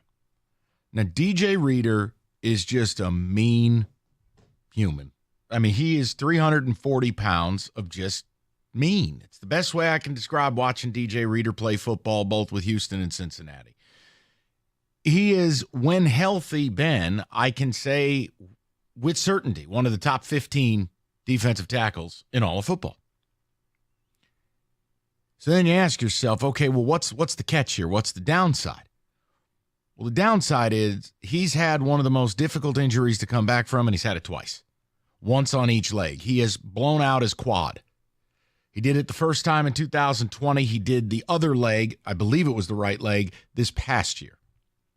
So he's coming off of, at near age 30, it's a devastating injury. It's a really hard rehabilitation process, and if you don't believe me, you can ask DJ Reader, who has talked extensively about it in Cincinnati newspapers. I'm a nerd, okay? There you go. The point I'm making is, I have no qualms about signing this man if your doctors say he's good. Because if you put DJ Reader next to Aleem McNeil, you have told other teams this when they want to run the ball. Bitch, you ain't running the ball. Like, it's not happening. So I want to say I don't have reservations about the player when healthy. He's an awesome football player. And if you sign him, this would move. I'm not speaking for Rico. It's just me. I would take this from a C+ offseason to a B-. Like, solid. A B- is not bad. You're not going to get in the A's unless you went out and landed a L'Jarius Sneed, or you went out and did the unthinkable and got Danielle Hunter. Like, it's a solid, I could work around it. Now, here's the fear, Rico, and then I want to hear your grade. The fear is almost every player not named Amick Robinson has a huge injury profile. Carlton Davis has missed 16 games over the last 3 years. Marcus Davenport basically was out all of last year and has seemingly always been banged up. And now you'd bring in DJ Reader off of, and again, I'm not a doctor. If your doctors give this man a good deal, and I will trust you. I will trust Brad Holmes. But that is my only concern is it is a collection of oft-injured guys or guys coming off of a catastrophic injury, which is a blown-out quad. I mean, that's a really hard injury, and it would be his second one. But overall, I got nothing to tell you about the football player. He's awesome. I'm shocked the Bengals are letting him go. But see, I wonder if it's a reason. Is there a reason why the Bengals are letting him go, Mike? I can't give it a B. I got to pull the John Jansen. This is the one I have to let it play out because if he plays, and I'll even say, if he can give you 12 games this year, then I'll give you your B. But if you're just bringing in high-priced damaged goods, again, I got to leave it at a C until I see him actually make an impact out on the field because it's almost becoming like this is a salvage yard where you can come and try to rehab here and get your career back in order instead of just going out and getting players who have a history. Let me realize football's a violent game. Yep. I understand people are going to get injured, but it's just you keep bringing in injured players hoping that they're going to rehab and get better here. I got to leave it at a C. I cannot give it a B. Ask me later on in the season, and I can change my mind. If he actually plays, yes, you're right. It works. You're going to strengthen the defensive line. You're going to shut down the opponent's run game. But if he's on the sideline in street clothes, that's not helping your defensive line. Look, the only thing I can tell you with DJ Reader, he is one of these oddly high-level and consistent players. There's just no variance. You know what you're getting when he plays. And outside of those two brutal injuries, he plays. I am fascinated. And I think the type of contract you pay him will tell you a lot. I mean, we talked to Eric Armstead yesterday, very similar to DJ Reader in age. And DJ Reader's a far better run defensive player. Armstead's the better pass rusher, but I think DJ Reader overall is a better football player. Look, Rico, I just am. First of all, this week I'm exhausted. I don't know why I'm arguing with people when I tell you I like the players. I just don't have to love it. It's this weird psychosis in this city. But if you bring in DJ Reader, what will it accomplish? It's what we talked about is, well, first of all, DJ Reader's going to give you some interior pressure. Some. I don't want to get carried away, but some. DJ Reader's always got a knack of doing the splash thing. Like you'll be watching Bengals games, and all of a sudden you'll see this 500-pound man murder a human, and he's in the backfield, and he eats the running back, and then the head goes rolling down the field. You're like, what the hell just happened? DJ Reader has a few of those every year where you're like, how? It would upgrade the D-line, which I thought was critical. And I can't tell you that Marcus Davenport does that. That's why I didn't want to bother with it. This, at least, I could tell you. If their doctors say, okay, on paper, I'll say, all right, I'm good. I'm with you. We only know once we get to camp and once we get to the season. Right. And then if this was the only person they brought like that, I would say, okay, the Lions know something. He's going to heal up. But the fact that the Bengals were like, okay, well, I'm going to Detroit. Okay. You want us to drive you to the airport? Here, just take the bag. Don't worry about coming back. As a matter of fact, we're going to have your replacement signed before you even hit the tarmac. So, that I'm a little apprehensive because how Cincinnati reacted to that. It was no fight. It was almost like, okay, see you. You can go to Detroit. And they already have. Now, this might be foreshadowing in a positive way. The Bengals have brought in a couple of D tackles today. Does that foreshadow that they believe Reader's gone? That the Detroit thing is kind of a right? That's why I think that they know he's gone, but the fact that they're not putting up a fight to try to keep him. Look, man, again, good players. I mean, you saw what just happened with the Chargers. We thought they were going to release everybody. I think it's easier and they found a way to bring them all back. I think it's easier to not bring back a player when he's missed 2 of the seasons he's played for you. I think that's an easier move on that side of the fence than it is if you're the Lions. If you're the Lions, you're probably only getting him because of the quad injury last year. Yeah. I want to give it a flyer. Dirty C, I really do like the player. But I'm with you in that even bringing back Mosley, if I give you 4 players that you have decided to bring back to this team, 2 of them are coming off devastating injuries. Another is coming off a lost season and a guy who's always nicked. Any other guy's missed 16 games in 3 years, no less than 4 games a year. I can't fight Rico, guys. If you want to fight him, God bless. I think your concerns are valid. They're my concerns. Yeah. I'm saying on paper, if it plays out, Reader is a difference maker. He is. So I want to know where Lion fans are at. What do you make of this? If the offseason would be complete after a DJ Reader signing, what's the approval rating? 248-539-9797. David, you're nodding your head a little bit. What's going on? Because it's interesting because I truly believe you guys are saying the same thing, but it's just that injury question mark. No, Mike's buying the stock a little earlier. Correct. He's trusting what the doctors of the Lions would say and say, you know what? Yes, we're good with this. So you have to trust their decision and move with it and say, on paper, this is what we have. I believe we have the best of DJ Reader coming up this season.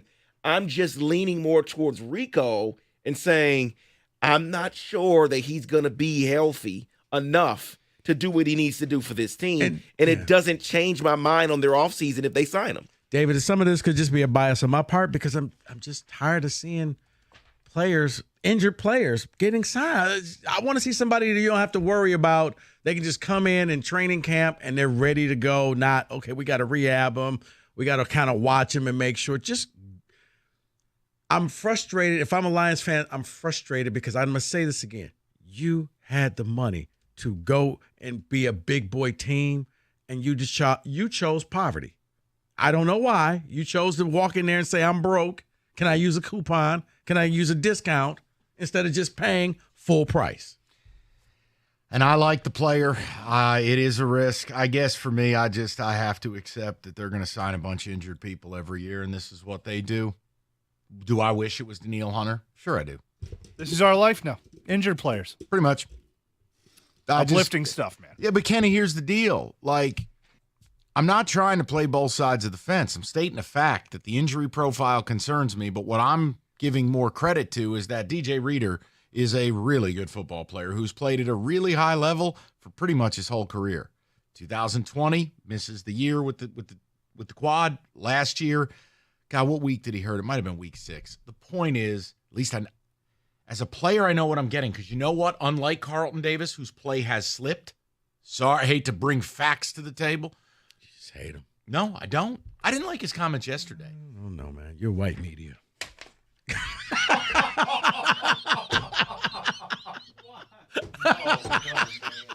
You know, sometimes you're doing the post-game interview and you just get hit with a pie. That's me right there. I drove in 3, had a couple base hits, still got sabotaged by a teammate.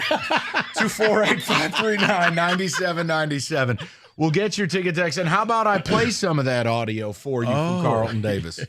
Rico, take him to church. All right, you want that career in radio, or you want to go into television, or you're a graphic design artist and you have a dream of making that your career? Well, Specs at LTU can help you make your dreams into a reality. It's very simple. You need to be curious. Visit the website, ltu.edu/specs, to learn more about the broadcast media arts, digital media arts, and graphics communications program through Specs at LTU, taught right here in Southfield on the campus of Lawrence Tech. You're going to be taught by instructors like yours truly who work in the business. And with the hands-on approach and expert faculty, you're going to learn the practical skills it needs to make in today's media industry. And classes are starting at Specs year-round. You do not have to wait until the fall for the next class to start. But you need to head to the website right now. So go, be curious. Visit the website, ltu.edu/specs, to learn more. Then, while you're there, enroll in Specs at LTU certificate program. Do that today.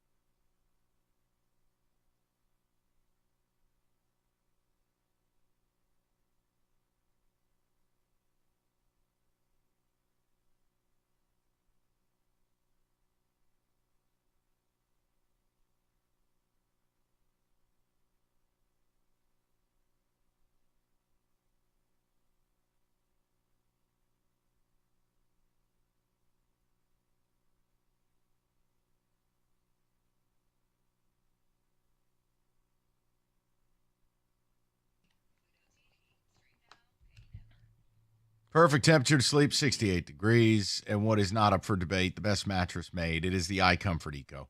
Supportive, designed to keep you cool, comfortable, feeling restored. Or there's Serta's Perfect Sleeper for pressure-relieving comfort and support while you maintain a balanced sleep temperature. Serta, made in Michigan, have been for 110 years. Just go to Serta.com to find a retailer near you.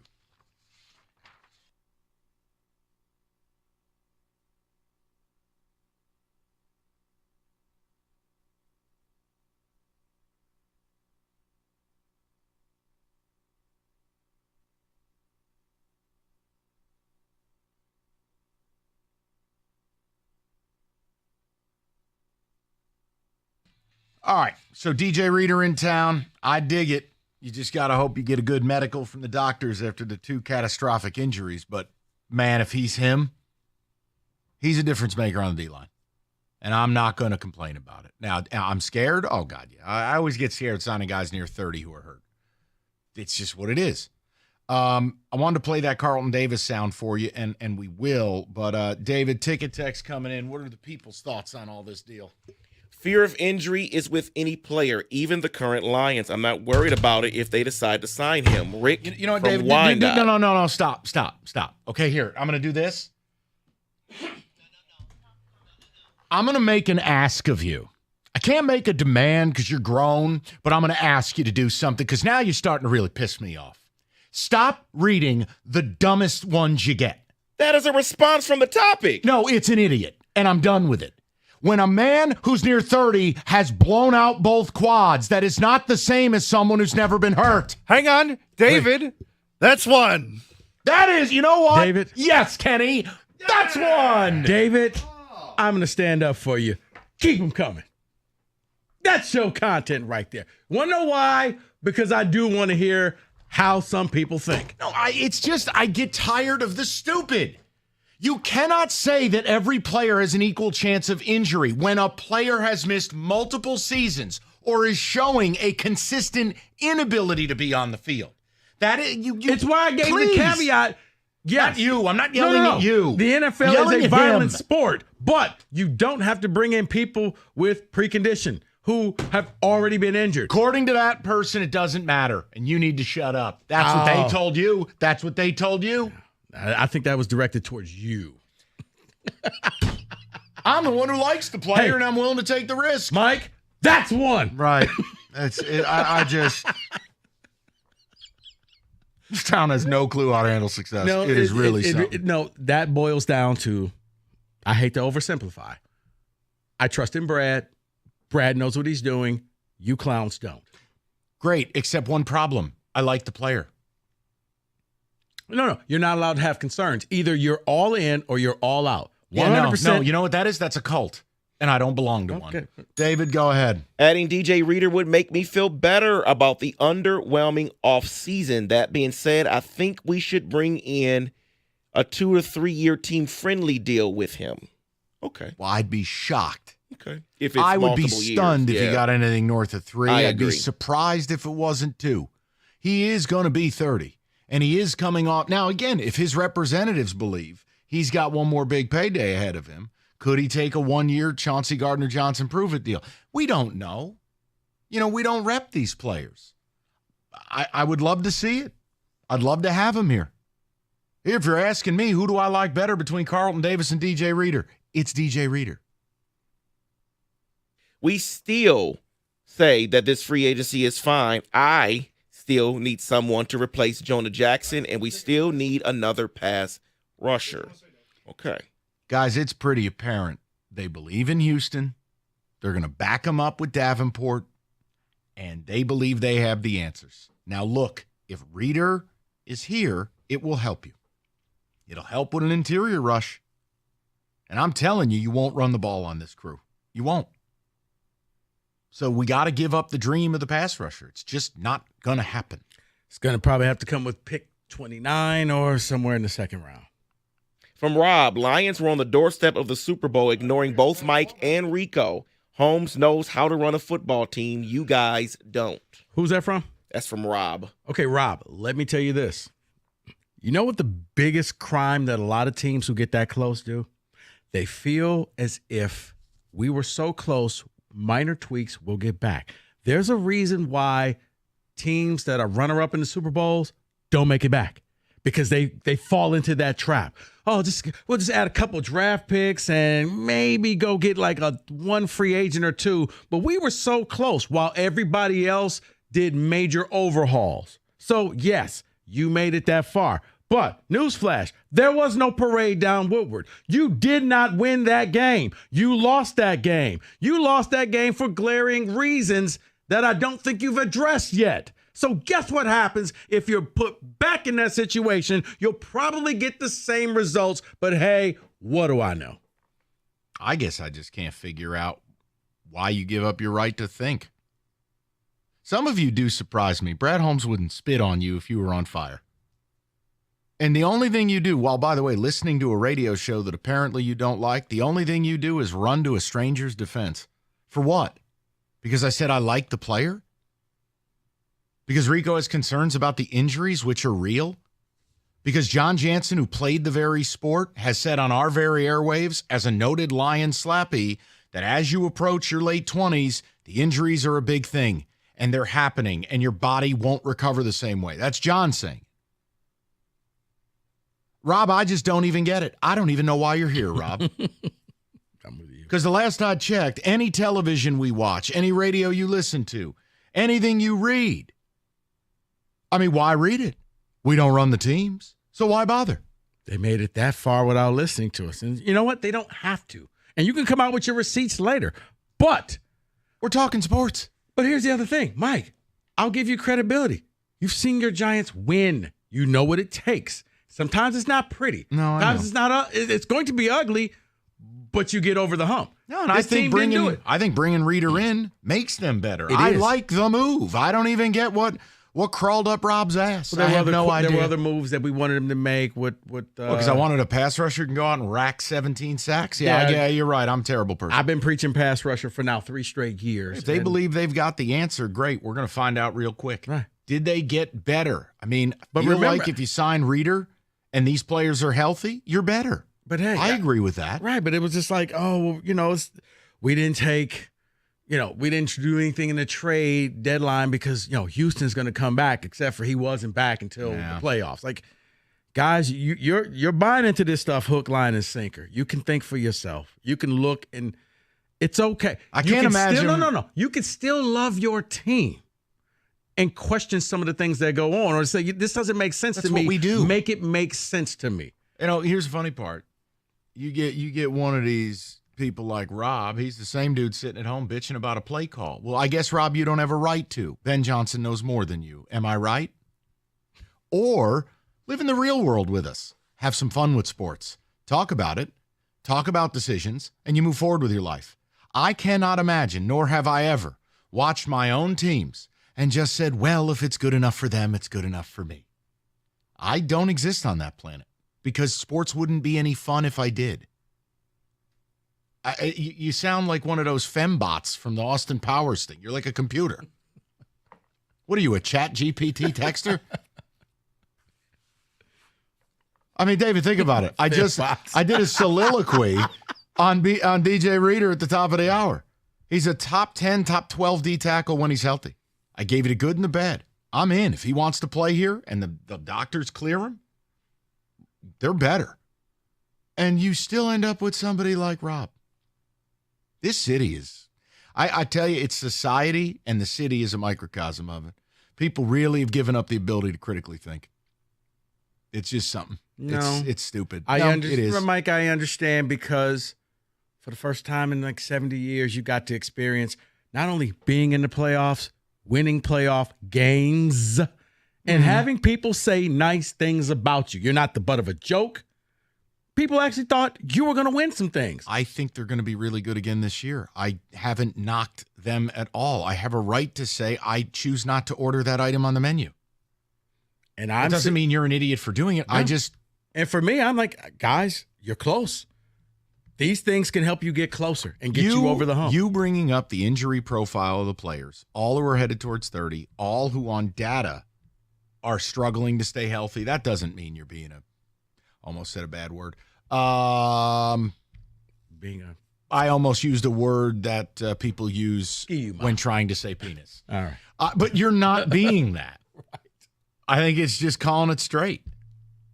I mean, hell, if you want the Sunshine Crew, go to DetroitLions.com. What the hell you need us for? Go get people with company cars. Have them tell you what to think. I don't like, what do you want from me? Christ almighty. I said DJ Reader's a hell of a good ball player. Here's the good and the bad. It is. Yeah, he's great. Best free agent out there. You didn't need Daniil Hunter. But that's not me being honest. That's what people want to hear. Whoa. You thought people wanted honesty? Yeah, it's kind of why I've had the career I've had.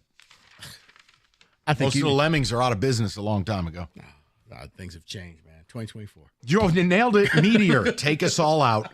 Paulson's, their annual inventory sale right now, they're not sparing anything. Up to 70% off just about everything in the damn place. Savings on TVs, speakers, amps, receivers, you name it.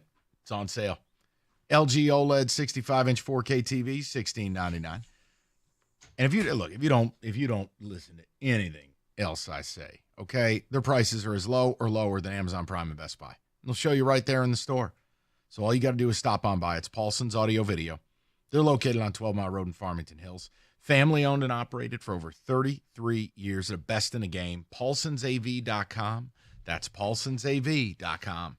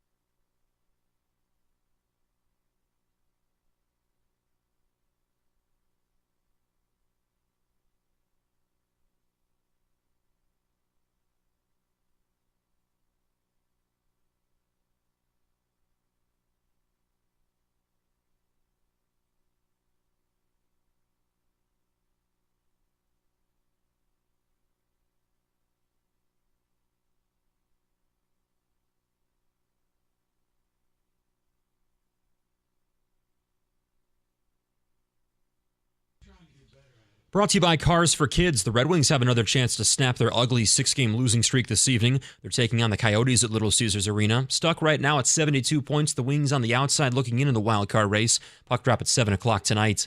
The Pistons actually playing some of their best basketball of the season right now. They've won 3 out of 4 games for the first time this year, also taking back-to-back games for only the third time this year.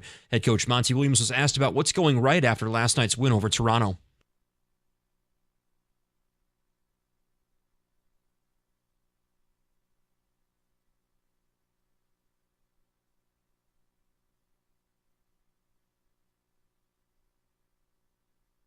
The Pistons have 2 games at home coming up this weekend against Miami. Meantime, the Wings, of course, in action tonight at Little Caesars Arena. And Michigan State has kicked off March with a win. The 8-seed Spartans beat Minnesota 77-67 the final, the first round of the Big Ten tournament in Minnie. Next up, Purdue tomorrow at noon at the Coral Health Sports Desk. I'm Luke Sloan. For more, go to 97.1 The Ticket or Odyssey.com.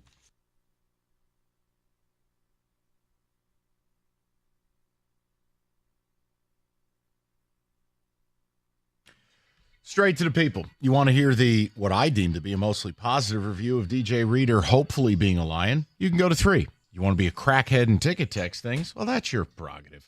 Let's go to DJ, 97.1. Hello, DJ. What up, Doe fam? He is back. Dude, I thought we were going to have to do a wellness check on you. Hold on. DJ is out changing the city of Detroit, Mike. Yeah, man, I ain't went nowhere, man. Just working, man. Just out here working. And then y'all started talking Lions today, man. So I'm always looking forward to talking that with you. What do you got? On this one, Mike, I hear you loud and clear. So with Brad's formula, I'm all for it, man, because it's like, in my eyes, it's way more reward than risk, even though there's a huge risk. But ultimately what he's doing is just taking a chance of just always making the roster better with talent. I get what he's doing, like DJ Reader and whoever else. It's like, dude, if I bring you in here, if you can give us what we think you can, bet. If you can't, all right, cool, we try. But at the end of the day, while you're here, you make this roster better. You get what I'm saying? So it's like almost a win-win for them. So I don't even trip when he do it. No, to Rico's point, though, when you're on the cusp of a Super Bowl and you got a ton of cap space and you look at some of the A-list guys that don't have red flags or injury history, I think it's a fair debate. I don't think there's anything wrong with it. You go all in, DJ, and you get that player that can help get you over the top. I agree with that. I agree with that wholeheartedly. Like, Danielle Hunter, was he really – and I'm with you guys. I mean, football is simple. Offensive line, defensive line. That's why where we're at now, because that offensive line is so good. Flip side, D-line. But was Danielle Hunter really worth that in you two guys' eyes? Like, was he worth the money he got paid? Yes. Oh, on a two-year deal, yeah. Yeah. What did he get, like 20 a season? What did he get? He got 2 at 49. Okay.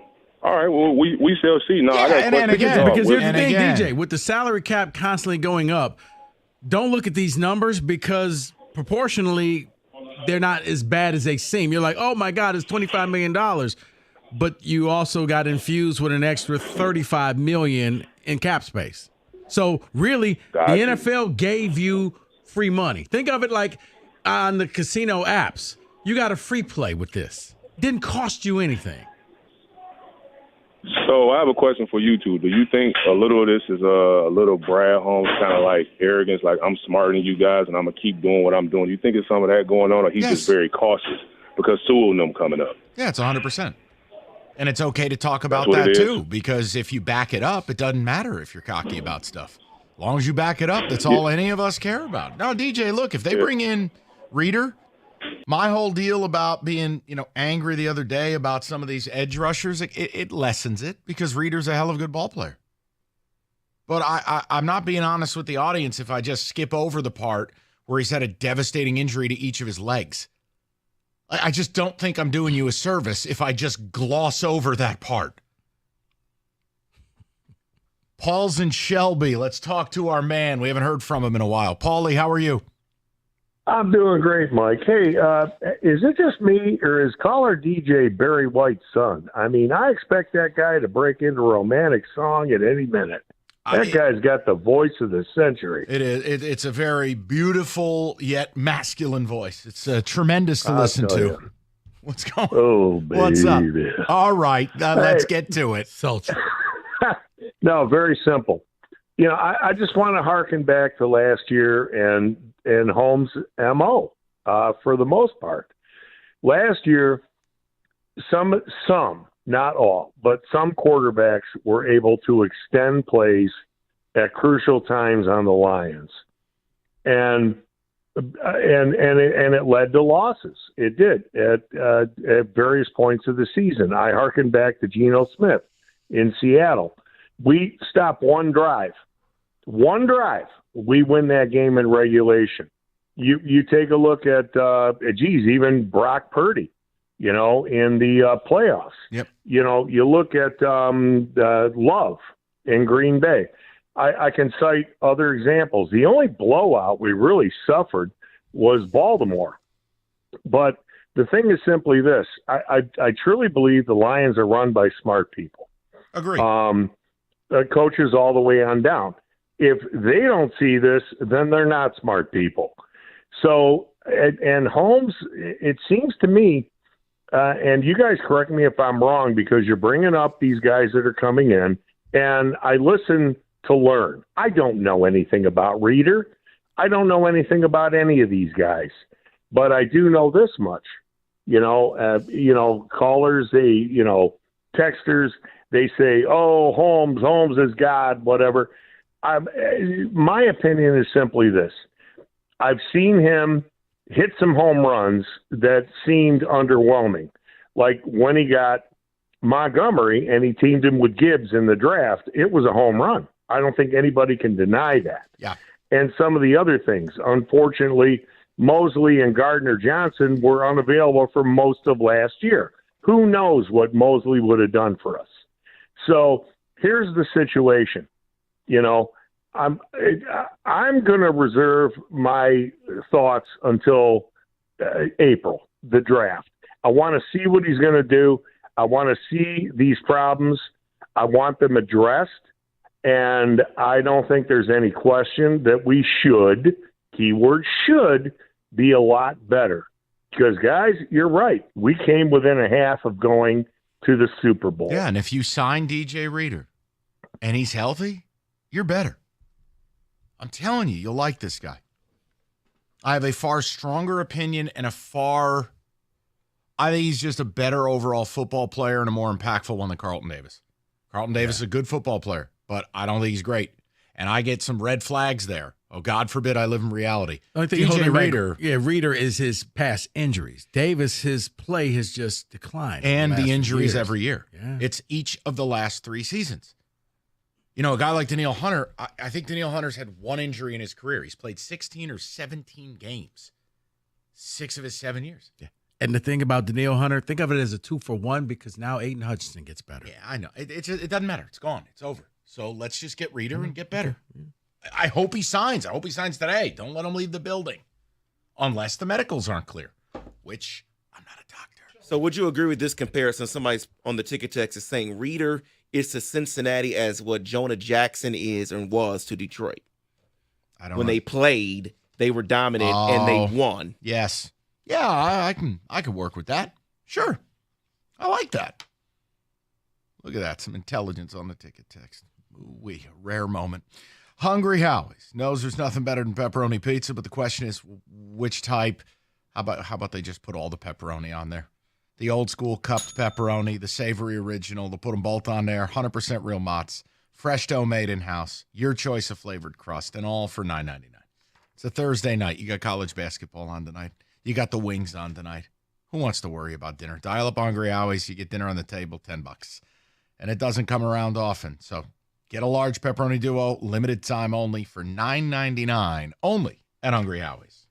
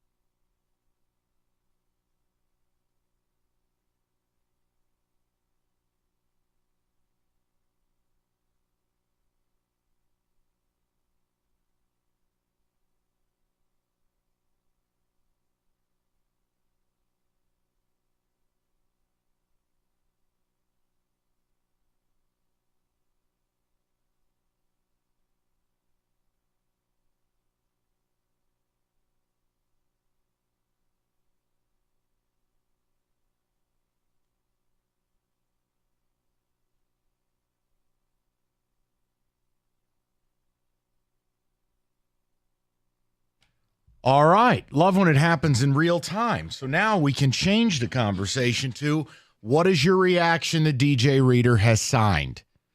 2 years, $27 million? 27.25, yes. It's exactly the 2-year deal type stuff that they want to do. We talked about it top of the hour. I'll give you the brief reset. It's simple. When DJ Reader's healthy, and again, he's had 2 years with a catastrophic injury. Outside of that, he plays. And he's been one of the 10 or 12 best defensive tackles in football. He's just a damn good football player. So I'm in. The reason I can trust this more than the Carlton Davis thing is your doctors look at it. It's a catastrophic injury. If they don't like what they're seeing, they don't sign him. Carlton Davis, it's like 18 different things. It's always nagging stuff. A toe, a kneecap, an elbow, a rib. My earlobe hurts. Like, it's always something. With DJ Reader, if your doctors trust it, we're good. Do I think it makes you better? Absolutely. You will not run the football on this team. It just won't happen. And DJ Reader has the rare ability as a 340-pound man to also be disruptive on pass rushing downs because he played over 300 pass rushing downs. When he's right, he plays. And it matters. And I think if you put DJ Reader next to Aiden Hutchinson on the inside, yes, you get better. I like this. This, to me, is the best signing of your offseason. I like this one better than Carlton Davis, certainly better than Davenport. I'm not making fun of the Amik Robinson thing because the truth is he's a nickel corner. He's a hard hitter. He's a tough kid. He's small, but okay, hey, for $4 or $5 million, I don't care. Right, Bring him aboard. You're not asking him to go out there and be CB1. But this I can vibe with. This is an impact. Do I worry overall that every player you're signing's got some injury stuff? Of course I do. But if your doctors trust what they saw in the rehab of his quad, because he's torn both quads now in his career, yeah, that's 340-pound wrecking ball that I'm going to put next to Aleem McNeil. He's good, man. So I'd love to know your reaction to it. I'm in. I needed to get better up front. I had a preference to an edge, but I'll never be mad about a balanced defensive tackle, meaning a guy who's not just a run stuffer. He's not just an occupier. It's a guy you can play on passing downs, and he can help you. Reader's that. Is it fair that the signing of DJ Reader and what they've done in free agency is pushing me towards changing what I want for them in the draft? Oh, well, because that was cornerback. I need a pass rusher. Absolutely need a pass rusher. David, what if they, and again, I don't want to take the focus from Reader, but like, what if they just believe they've got the pass rusher? They have a right to believe they have their own guy. I'm just from a different school where, like, watching my own team or watching Rico's, the last time the Giants won the Super Bowl, they had 8 pass rushers. They had 2 4-man units on the D-line, and they'd bring in what they called a NASCAR package on third downs, and they ruined Tom Brady. I just don't think you can ever have enough pass rushers. But if they believe they have what they need. And I do think they believe that. Yeah, and look, Reader's unique because you can play him on third downs. Because they've had ample opportunity to bring in a pass rusher, and they keep telling you, stop trying to tell me to try the meatballs. I don't want them. Perfect. So DJ Reader's a Lion, and I dig it. I'm good with it. And like we talked about, whether it was Eric Armstead or Reader, I mean, you could make a case that you preferred Armstead. I'm fine with that. But is Reader a better run stopper? Yes. Armstead's a better pass rusher. I think Reader's more balanced. It was just hard for me to get the image of Armstead dominating the Super Bowl. Yeah. But look, bottom line, you got a really good football player. So are you better? I think you can say yes. Now that you've added an actual high-level player up front, yes. But I don't think it's wrong if you're nervous about it. That's okay. It doesn't make you a bad fan. Mom and dad aren't going to kick you out of the house. If you're worried because each guy, one is coming off a huge injury, the other one just gets hurt every year, it's okay to be worried. But on paper, I think they're better, Rico. Yes. And I don't want to do the whole like, well, where do they rank in the NFC? I have no idea. The offseason's got to finish. You got to see the draft. Who blows out a knee in training camp the whole bit. See, I'm excited about this addition. I just need to see him out on the field. Now, if he's out there by week 5, week 6, and it looks like, okay, it's going to work. Yeah, it's great. I'm just concerned about the injuries. No, I'm not a doctor, nor am I the Lions doctor. Just you have a history of bringing in injured players, and most of them stay injured. Do you think you've done enough to make the impossible possible? I'd love to hear Lion fans' responses to it. Let's get to the phones. Let's see what they have to say. So DJ Reader, and I think I don't know if there's a correlation, but it felt like once the Bengals started inviting D tackles to town, you felt like DJ Reader wasn't getting out of the building if the medicals checked out, and he didn't. Put him next to McNeil. You got 2 of the top 10 defensive tackles in football. Rico, that's real. No, it is. Man, that's going to be a nightmare for offensive coordinators. You got 3 guys to block 2. Good luck with that. I mean, you already really weren't running up the middle last season. Yeah, you ain't going to do it now. And now you just improved that. You made a strength even stronger. Yeah, you're not. You're not running. I'm telling you. Which brings a lot of third and longs. I'll be in disbelief if people run the football on this team. Brings third and longs, which is why I say this is where you need that edge rusher now. Let's go to Mark, 97.1. Mark, what's going on, buddy? Hey, Mike. So I'm going to lose my mind if we don't have a new edge rusher on the team by August. This like feast or famine, Aiden Hutchinson roller coaster is not sustainable. He can't be on the back of a milk cart in the NFC Championship. It just can't happen. We desperately needed a sack in that game, and I think it's one of the reasons why we lost. We just couldn't do anything to get that momentum back.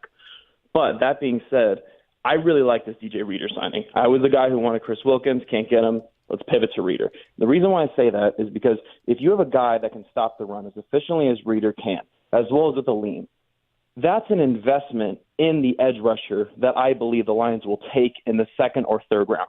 I love Jonah Ellis out of Utah. I've said that before on your show. Yeah. I hope a lot of people do as well. Adisa Isaac, Chop Robinson, whoever you take, that are guys that aren't going to do a great job at setting the edge. You're making an investment into that guy. I can go to Jonah, I can go to Chop and say, hey, numbnuts, go kill the quarterback. I like that investment. And like you said, you're making your strength stronger. So I'm a positive review on the signing. I'm pretty down on this free agent class in general. I don't love Danielle Hunter. I didn't think he was really worth it.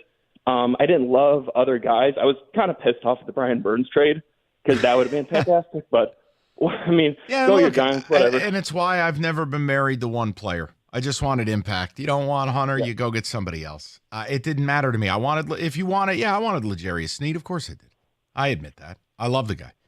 But I'm not the Reader thing. If it's Reader and Carlton Davis and the total cost is roughly the $25 million you would have handed the Hunter, I'm not mad about it. Absolutely. Hey, Mike, could I ask you a question about your Giants for the draft? I want to pivot, but I'm curious your thoughts on something. Sure. What's going on with Drake May? He's like the inverse J.J. McCarthy right now. I get it. Footwork's bad, bad decision maker. He needs time to grow. But, I see a ceiling that could be Aaron Rodgers, could be, insane level of talent. And I don't understand what's going on. You see Chris Sims ranking him 6th.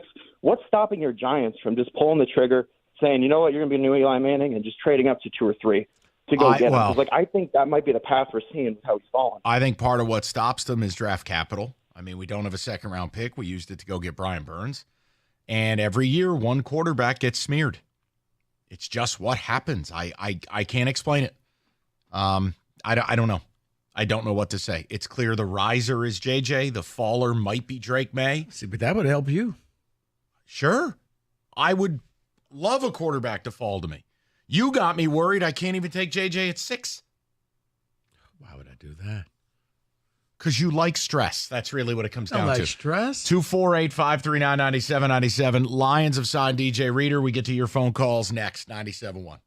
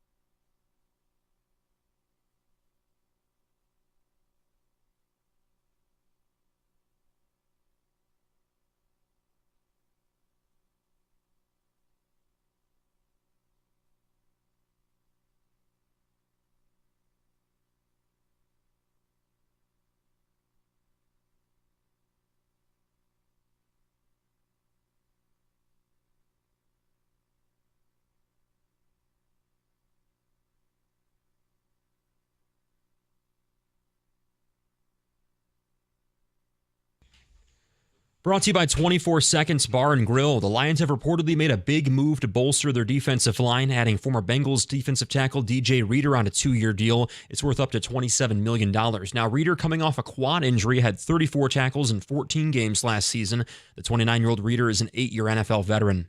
The Red Wings have got another chance to snap their ugly 6-game losing streak tonight. They're taking on the Coyotes at Little Caesars Arena. Stuck right now at 72 points. The Wings on the outside looking into the wild card race. Puck drop at 7 o'clock tonight from LCA. The struggles of Javi Baez have been the talk of spring training for the Tigers in Lakeland. 1 for 22 in 10 games for Javi. Costa and Jansen asked manager A.J. Hinch about him this morning.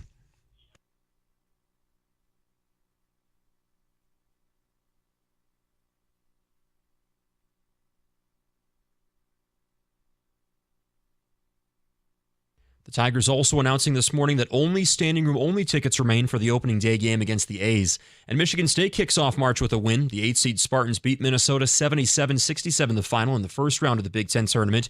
A.J. Hoggard led the way with 17-15 for Tyson Walker. Next up, number 1 seeded Purdue tomorrow at noon in the quarterfinals. At the Coral Health Sports Desk, I'm Luke Sloan. For more, go to 97.1 The Ticket or Odyssey.com.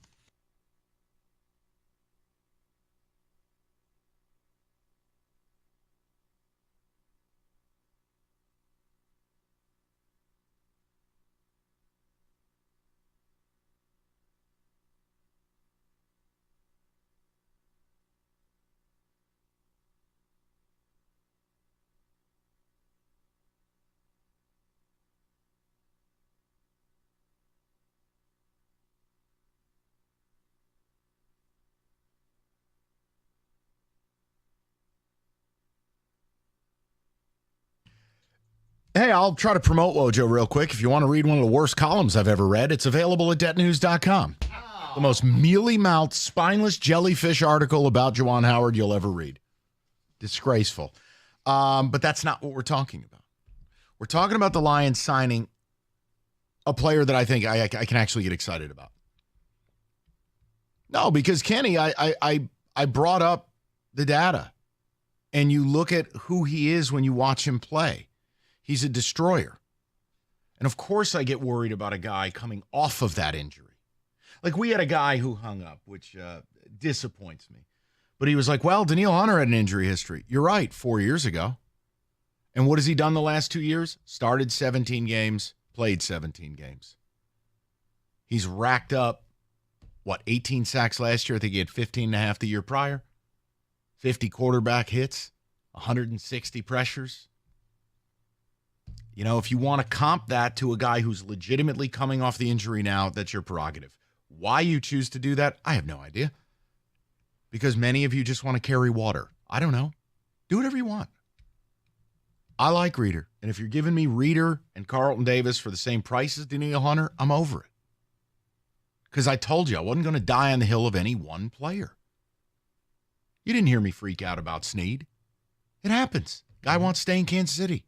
Or you would have had to have done something injurious to get him. So I think you're better up front. I do. Do I want a dedicated pass rusher? Yeah, I do. If you're telling me you don't want Danielle Hunter because he doesn't stop the run, cool. Unlike some of you hardos, I'm not really interested in screaming and yelling about it. I think DJ Reader is someone we can all get behind here and go, yeah, we're better. And I'll tell you this, you're not running the football on your Detroit Lions. Well, it was already hard last year to do that. Then it just got even hard to impossible. Yeah. So lots of 3rd and longs, which is good. I like that. But it's once again why I would like a pass rusher for the 3rd and long. But I'm not going to derail the topic. But what if Reader? But what if Reader helps you with that? I want to say it again. In the way that you've enjoyed Eric Armstead in San Francisco, I know physically they're two different. DJ Reader's 340 pounds. Eric Armstead is 6'8". Right. He's this is the squished down version. Right. But they both have like the funhouse mirror. Yeah. They do have a similar skill set in that they are disruptors. By no means, when you look at DJ Reader's build or frame, don't get fooled. He messes things up. So it helps. It'll alleviate some of what you're worried about. And then, yes, if Brad Holmes believes that James Houston is going to be one of the next great pass rushers, it's on him. I can only tell you what they believe or what I think they believe. Cool. Because ultimately, whether the fans like it or not, we're going to talk about it. That's what sports is. But this, no, I don't have any complaints. If their doctors liked what they saw enough to give him 2 years and $27 million, yeah. All right, let's go. Because an injury that's fresh and it's catastrophic, like a torn quad, that does require real clearance there and real medicals. Unlike Carlton Davis, who just trips on a Lego and misses a game. It's different. That's riskier in some ways. So, yes, wow, holy mercy, Maryland did not want to play basketball today. Sorry, I know. I apologize. I just looked up and saw a team down by 40. 81-40. Ooh-wee. David, some ticket text coming in, and we'll get to the calls. Yeah, I'm going to give you a personal ticket text. This comes from Paul Serra. He wants to mention to you guys that the guys that they've signed that are starters, and DJ Reader and Carlton Davis, have Super Bowl experience. So that may be something that Brad Holmes is looking for in the guys that are going to contribute Here's what to I'd this like. team. Here's what I'd like you to do. From now on, only give me Paul Serra ticket texts. I can do that because he gives me information all the time. He stops in here all the time. We love Paul Serra on this show. I'm just messing with you, Paul. We are fans of Paul Serra. But guess what? Guys who have been there, guys who have done it. What was one of the big shortcomings when you faced the Niners? You had no experience. None. The Niners had like 800 playoff starts. Now you bring in a couple of guys. You did have at least one guy with experience who pretty much told the San Francisco crowd, goodbye. Okay. I told you I didn't want CJ back, and he's not back. Let's let it go. I'm just saying he had experience. Go ahead, David. All right, real ticket text here. Steve in the car says, I am all in on DJ Reader. Now draft me a guard and an edge rusher. Chris and Howe sends in, signing Reader seems like it's response to the Packers signing Josh Jacobs.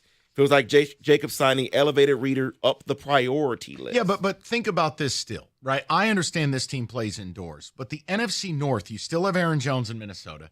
You still have the Bears, who just paid DeAndre Swift, and let's presume Caleb Williams is going to be a nightmare for everybody. And yes, the Packers with Josh Jacobs, they are going to be a heavy play action, run the ball offense. If you plan on winning a Super Bowl, you better be able to stand in against the run, period. I don't know if it's a response to any one team. If I have an opportunity to bring in a guy off an injury, and this dude is, when he's healthy, he's one of the best D tackles in the game, you bring him in. Even if they had paid one of the edges Rico and I wanted, I'm still signing this deal. One has nothing to do with the other for me. You just made the line even stronger than that. Right. So, yeah. Well, and then think about this. This ticket texter says, it looks like Holmes' approach is to double down on the strength. They already can stop the run. Now you double down, which allows the offense to then pass, helps your secondary because they know what's coming. You don't hear any complaints from me, because if they go out and it's pick 29 and he takes another defensive lineman, I will say nothing. The only reason why I'm all about the defensive end is because you're playing, probably, depending on what happens in Chicago, 12 games against mobile QBs. That's always been a bugaboo for this team. So, yes, you can stop the run, but when the play breaks down, Reader's not going out there and chasing Jordan Love down. If James Houston is the player he was as a rookie, the Lions now have a top 5 D-line in the NFL. Hutch, Aleem, Reader, Pascal, and Houston. Interesting that you include Pascal. Throwing Pascal. Yeah. All right. Very interesting. I mean, I'm happy he was on the field, and I know he made a couple of splash plays, but I don't know if I put him with all due respect to the other gentleman, I don't know if I'd put him there quite yet. I want to get some callers involved, David. I'll get back to the ticket text. Paul's been very patient. I want to make sure he gets on. Paulie, what's going on? What's happening, Mike? What's up, Paulie? How are you? Show. Thank you. What's going on? I like it. I like Reader a lot. Like you said, they're going to stop the run for sure, and I think that'll help Hutch get the pass rush going a little bit. They have to double Reader sometimes, so I think that's a plus. I also like what Holmes is doing. I mean, I like what you guys are talking about. I get it with Hunter. I mean, But Hunter's gone, so we need to just let that go. Oh, I'm over it. Yeah. We've had callers call Yeah. in about it. I mean, Paul, it is what it is. And like I said, if you give me Right. Davis and you give me Reeder for the same cost, yeah, I can get on board. And I don't know, this is maybe just a personal thing. Last week you were off a few days. I was listening to Stoney and Rico in there, and they were getting ready for the draft, and there was a lot of talk about who they're going to get and let's make a big splash and all this. But I think that Brad Holmes keeps everything in-house. He doesn't, like, there's no leaks out there. You don't hear, like, who they like or, outside of the obvious. And I like that about Holmes because he's got a plan. We might not like it that we don't know what his plan is, but you got to give the guy credit. He's sticking with it, and he's I gonna go with disagree. it. He's upfront about what the plan is. I mean, he foreshadowed the offseason. I mean, Paul, and here's the other thing. I mean, they He'll called, take care of his own. They called about Snead. We knew that. They called about Eric Armstead. We knew it. We knew about Reeder coming to town before he got to town. No, I mean, there's a high level of competency. And and with Holmes, there's no curveball. It's the fact that he kind of tells you how it's going to be, and then it plays out exactly how he says it's going to be. He said, "You're not going to understand what we're going to be doing in free agency and the draft, but that's okay." And so far, we really haven't understood what he was trying to do in free agency. I understand it. I don't have to like certain things. Understanding is they got a corner and they got DJ Reeder for the same cost as Danielle Hunter. I understand it just fine. And I like Reeder. The Carlton Davis thing, if he stays healthy, it's not a bad move. I worry he won't. But no, there's nothing mystical here. They got someone better than Cam Sutton by a lot, and they got DJ Reeder. Now, the Davenport thing, I don't get. I just haven't seen anything out of Davenport in his career where I go, oh, I got to have that guy. Yeah, just don't ask Carlton who were the wide receivers he shut down. Do you want to play that later, or would that be gratuitous? You know what? Yes.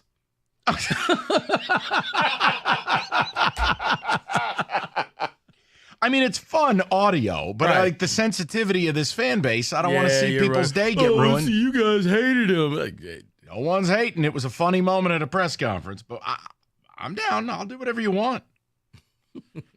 The Davenport thing is if I had to signal one of them where I went, what exactly are we doing here? It'd be Davenport. I mean, just always hurt, has largely shown zero as a pro, and you signed him $6.5 million. I'm not gonna freak out about it. That was the one where I go, I don't get it. Carlton Davis, I get. Like, not love. Reeder, love. Yeah. The best move so far. The Davenport thing, Reeder's the best move so far. Yes. So, yeah. Now, if he stays healthy, I'm willing to go up there, whatever, that B grade. Come on, join me in the B's. I was a B student. Just join me in the B's.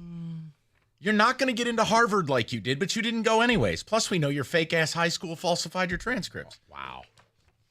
High school was real. Go Leopards. Why don't you tell the people about it? You know what? Xfinity connects me to more of the great games that I love. Xfinity gives me a chance to catch up on my favorite shows while I'm on the go as well. With Xfinity Internet, you get the speed you need at a great price. You too can get the speed you need at a great price thanks to the fastest internet on the largest gig speed network, delivering to more homes than any other network. So enjoy all your favorite apps all in one place with the Flex 4K streaming box, all with Xfinity Internet. Xfinity allows me to stream all my favorite shows without interruption. With the college basketball tourney coming up, I can get the latest scores as they happen, latest injury updates, buzzer beaters. It's all right there. Choose from a variety of speeds depending on your needs, including gig speeds up to 1.2 gigabits per second, and enjoy reliable internet on all your devices. To get started, call 1-800-XFINITY, visit Xfinity.com, or simply stop into a local Xfinity store today for more details. Maximum download speed of 940 megabits per second when hardwired via Ethernet. Actual speeds vary and not guaranteed, based on Xfinity's fastest available download speeds.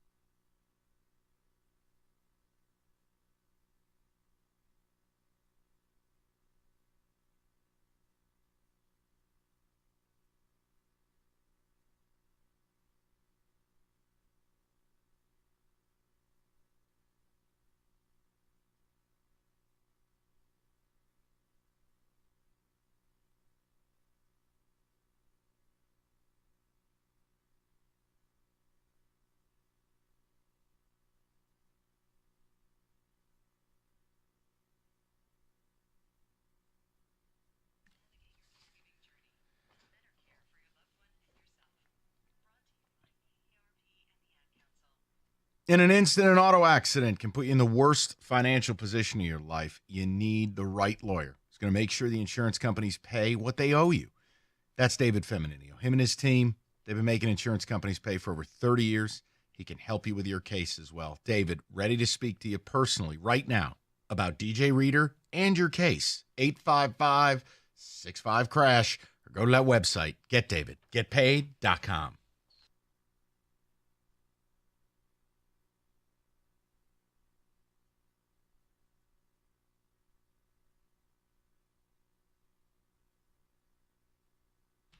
Yeah, we're talking DJ Reader. David, I know what you're doing with this Maryland Big Ten tournament game. They're down by 40. We're getting right to the phones. Fact or fiction, while Mr. College Hoops isn't here to lecture any of us, fact or fiction, the NIL era has produced more flat-out, I quit, lay down and die, want to go home or transfer performances where teams just get dump trucked by 50. Or am I imagining it? You're not allowed to know what we're talking about. No earpiece, no microphone. Just answer me yes or no, and then we can welcome Rico back. Yes. Thank you. I'm not fighting with you today. I had a provocative tinfoil college hoops conspiracy that I don't want to run by you. I'd like to hear it.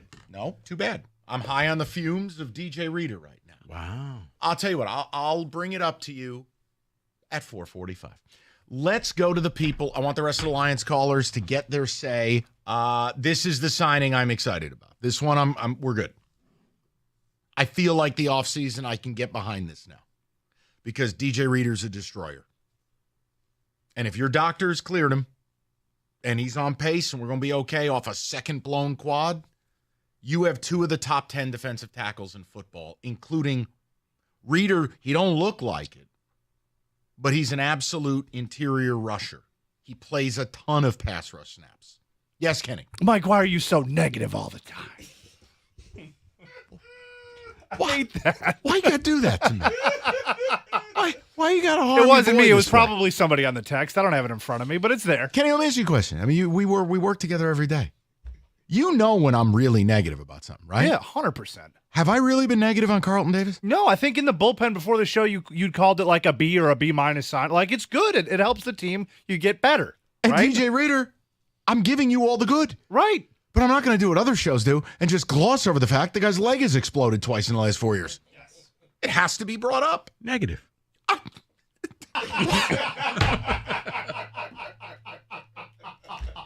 Okay, you know what? I'm going to ignore it. We're going to go to Eric because I want to talk to Eric more than I want to talk to you, Rico. Eric, how are you? I'm doing great, Mike. How are you? I'm good. What's on your mind? First time calling in. Love the show. Welcome. I would say this offseason has been disappointingly improved. I don't like the fact it's a complete mash unit, and we're relying on possible starters that have major injury histories.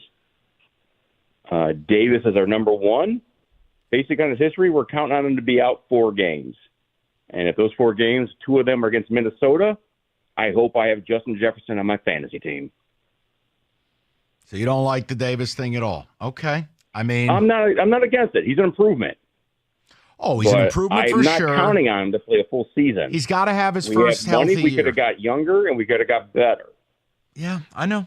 But Eric, here's the bottom line. Let's try to package it like this. I give you DJ Reader and I give you Carlton Davis for the same cost as Danielle Hunter. That's what they did. So it makes you look at it differently, and I think more positively. A 2-for-1. That's valid. Yeah, no, and again, Eric, unlike these maniac fans, I'm not coming at you. You have every right to say what you're saying. But if you package it this way, and we know their work's not done, we know they'll have some depth signings, different things. And I think the draft, I have said this to you, after what he pulled off last year, he is carte blanche. I don't care who the hell he drafts. Draft the best available player, any position you want, because you know what Brad Holmes has really learned or given us? He will target people he likes high in the draft and unapologetically go get them. And it is working. What am I going to tell you? Yeah. So he can do whatever he wants with that. The free agency my thing. other concern. Oh, sorry. No, go to your second concern, please. Oh, well, my other issue is these callers are coming in complaining about these contracts we have to pay 3-4 years down the road.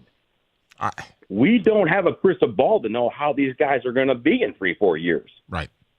So saving the money now for lesser oft injured players, and we could be fighting for a Super Bowl because we got to pay Laporta 4 years from now. It's not even His an leg could utterance. fall off. His We career don't could be know what's over. gonna Right. happen. No, I'm Eric. I am totally with you. It's amazing how, like, I led the charge on win division, win playoff game, and I believe in how you built. And we talked about all this stuff, and we've gotten to the offseason, and it has been a really odd approach by fans. I don't get it. Not all. Let me say not all, please. I don't want to paint all of you that way. But yeah, like, I look at each move. We talk about each move. Overall, good with it. I think it's in that B- B category. I think you're better. Yeah, I but don't think you've created a monolith. No. But I think you're a lot better. But with a lot of fans, Mike, I think it's a comparison to every past GM was just a disaster. And now you seem to have one who knows what he's doing. So yes, you're going to trust him a lot more because you put your trust in a lot of bums. Well, there's your first problem. You don't trust anybody. As a fan, trust no one. Well, those are the rules. They're trusting him because Kenny trusted Derek Lalonde. Look where it got him. He's not listening. He's screening a call. I want to give Kenny some credit. Okay, carry on. No, but I do think it's all based upon the comparison where Brad is actually drafting players beyond the first round who stick with the team. He's finding gems. He's doing a lot of stuff. So that's why you're getting a lot of people who just are like, yeah, whatever he does and says, I'm for that, because look at all the other clowns that were GMs who I was told that Matt Millen, look at all that NFL. See, I'm at the other end of the spectrum. Is I don't comp Brad Holmes to clowns. Brad Holmes is really good. Right. I comp him to John Lynch. No. I comp him to Eric DeCosta. No. Mike, it's the reason why so many people are all in, as you say, cult-like status. Yeah, it's creepy. Because you are seeing something that you've seen in other cities and you've heard about, never experienced it. Rico makes it sound like black magic.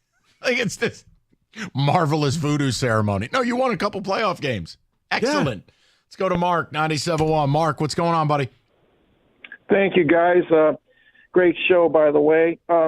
Thank you for letting me check in today. I'm behind you on this move, this Reader move. Now, I will think you agree with me that this is like putting Humpty Dumpty back together again. That's Holmes' MO, and that will always be his MO. Do you not agree?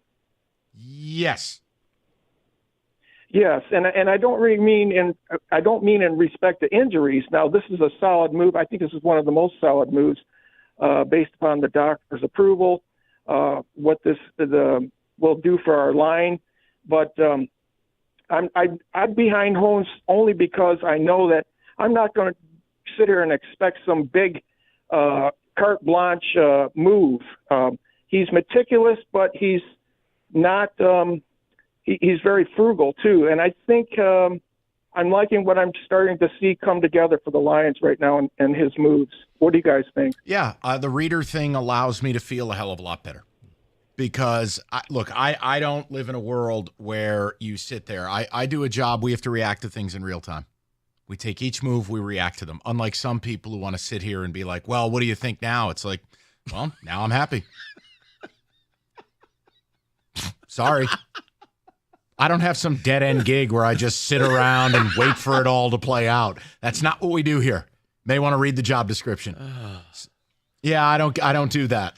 So the reality that wasn't a dig at John. No, not at all. John's been actually very good during free agency. Yeah, just letting you know. No, not at all.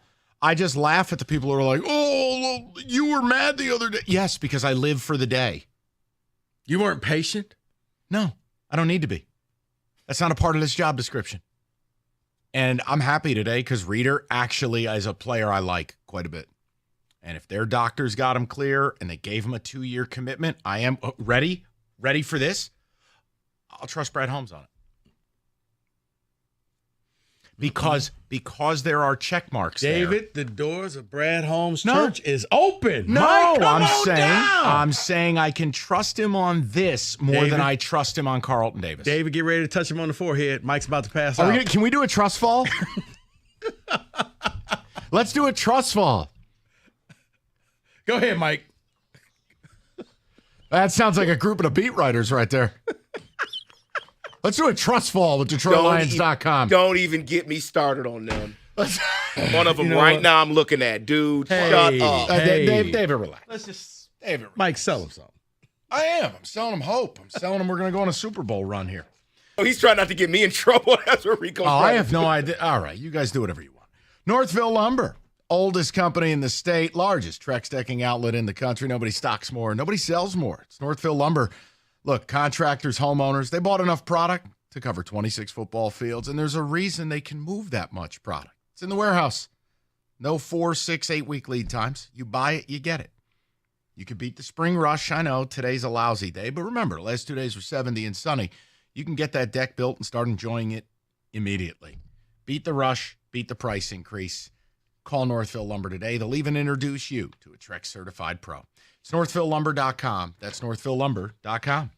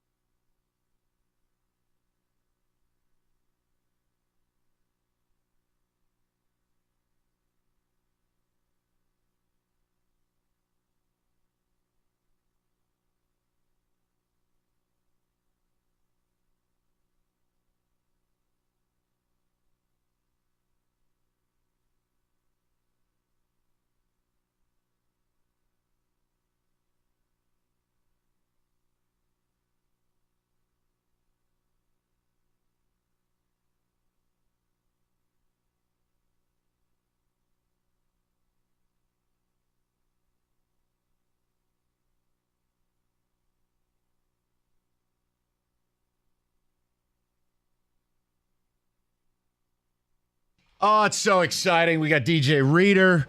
We got Tricky Ricky in the NCAA tournament. Come on. Sorry, I needed Patino in the tournament, guys. I needed a coach I recognize.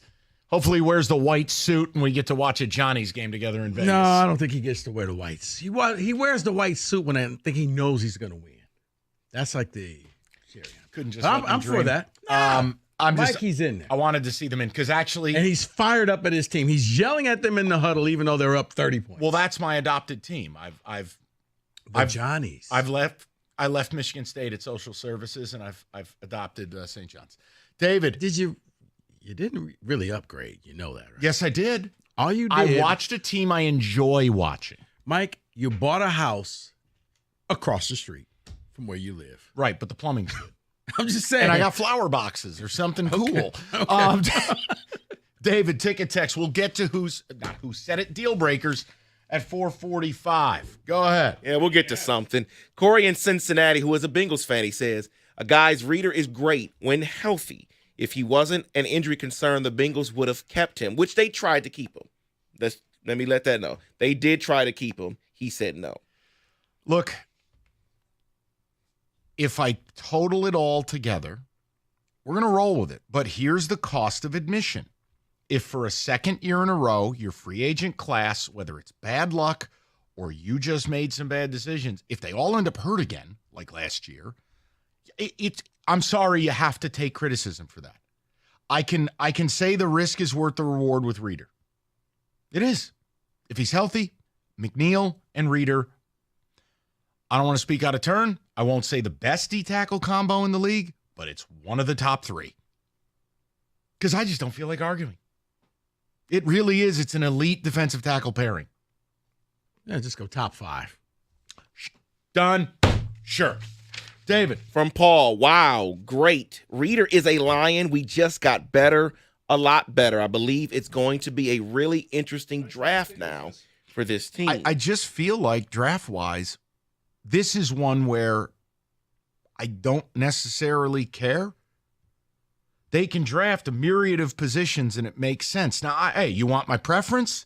Or are we going to get into a war about this, Balake or Jay Quellen? Are we going to go to war? Because D-Nice. Right, D-Nice. Would my preference be taking an offensive lineman with pick 29? Yes. Where the team sits right now? Yes. But am I going to be mad if they don't? Absolutely not. If they took a pass rusher, I'm good. If they took a corner, I'm good. I think Friday draft night will be fun. I think Thursday's draft night, I don't think they do anything. Well, you think they'll trade? Mm-hmm. Who'd be mad at that? Nobody. No, I'm just saying. Not me. Just the anticipation because it's here in Detroit. Oh, I see. Oh, hey, I'm here. You have to make a pick. Yeah, that's not how that works. They can't make a decision based on that. Right. Brad's going to be like, hey, guys, sorry, but you know what? Go enjoy the food. RJ in Westland saying, sign the contract, big boy. Sign the contract. Super excited. DJ is a great signing. D-line looking way better than it did yesterday. Yes. The only, David, is it fair for me to say the only signing that I just don't get at all on any levels, the Davenport one? Yeah. Okay. Because in my mind, I just don't see upside with the player. If I saw it, I'd be like, oh, I kind of don't see that, though. I think it's just a project that if I can get this to work, I'm a genius. And if I don't, who cares? $6 million. And in pro football money, that's nothing. Correct. It's why the signing from the Amick Robinson, $4.5 million. I don't care. Plus, the kid's earned a right to play. He ended up a starter. He's a little pit bull. He's tiny, but he's mean. All right, throw him back there. We'll see if he can play. Play some nickel snaps for me. Reader pushes the envelope, and what I mean by that is the middle of the offensive line. That is very underrated part of his game, and I love it for this team. This was a great signing, and it helps the defensive line out significantly. I hope they go after Hunter Renfrow to be their third wide receiver to replace Josh Reynolds. I don't know what's happened to Hunter Renfrow. He went from being like a Wes Welker slot machine cog of the offense to forgotten man. And I don't know if it was the quarterback changes. I think it was the quarterback changes. That's somebody that, if you brought him in here to be that third receiver or fourth receiver. Reynolds is your third. I said fourth receiver. Yeah, okay, my bad. Yeah, sorry. Talking to my good ear, son. All right, go ahead. Robert from Farmington Hills says, fans need to realize we were a half away. What is he saying? A halfway with the team we had last year. Not many departures outside of Jonah and CJ. We've made solid additions and have to anticipate our young core will improve this offseason too. Okay, but very optimistic. But for the half away people, you do realize that the other teams got better. They just didn't sit around and be like, that Lions team, there's really no point in even trying to compete with them. Can I bring up something? Is it gonna be mean? It's not mean. It's just I've stayed away from saying it, but oh man, why do I do this to myself? Why is honesty my policy? You're the newest member of the Church of Brad. Don't get ostracized. All right, here we go. F it.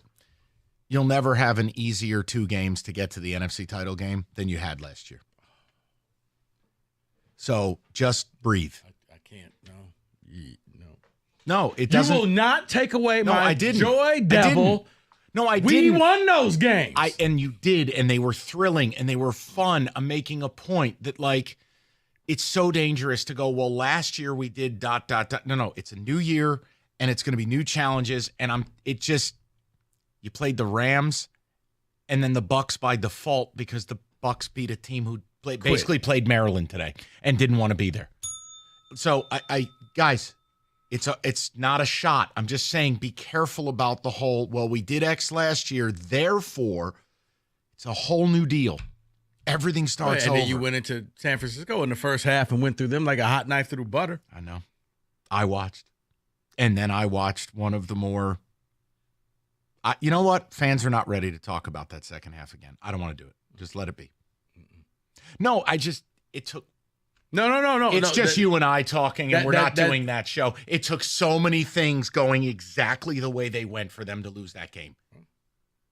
That will be the first Big Ten championship game to Lions fans. Yeah, I've never watched the Russell Wilson Michigan State game ever again. Right. Lions fans will never watch that. I take it all the way up to the fact that it was tied, and then I just turn it off. I don't want to watch the rest. I don't want to watch the punt. It's only going to make me mad. That's what Maryland did after halftime today. Well, they won last. Do you want your conspiracy theory? I'll give it to you, and then we got to go to a yes or no question. Yes. Do you believe that since the NIL transfer portal era, you see more of that than at any point in the history of the sport where teams go, you know what? I don't want to be here today. And in fact, I knew I was transferring 3 days ago. That's a great point. Can I think about that? You can. Okay. While I tell you about FanDuel. I can't believe he didn't yell at me, David. FanDuel, $200 in bonus bets. Any winning $5 bet. That's $200 if your bet wins. The NBA, TNT Thursdays, it's all there for you. The live SGPs, FanDuel.com/ticket. Make your first bet a winning one. FanDuel, the official sportsbook partner of the NBA. 21 and up, present Michigan. First online real money wager only. $10 first deposit required. Bonus issued. Non-withdrawable bonus bets that expire 7 days after receipt. See terms, sportsbook.fanduel.com. You got a gambling problem? Call 1-800-270-7117.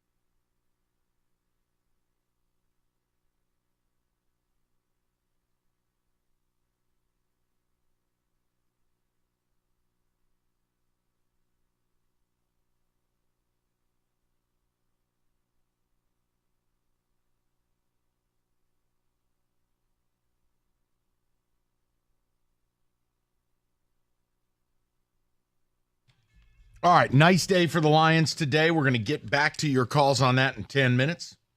DJ Reader's the line, which makes me feel a hell of a lot better about the offseason. Now, with that, we do this every week at around this time. I don't know if this is a good idea or bad idea, Rico, but it is time.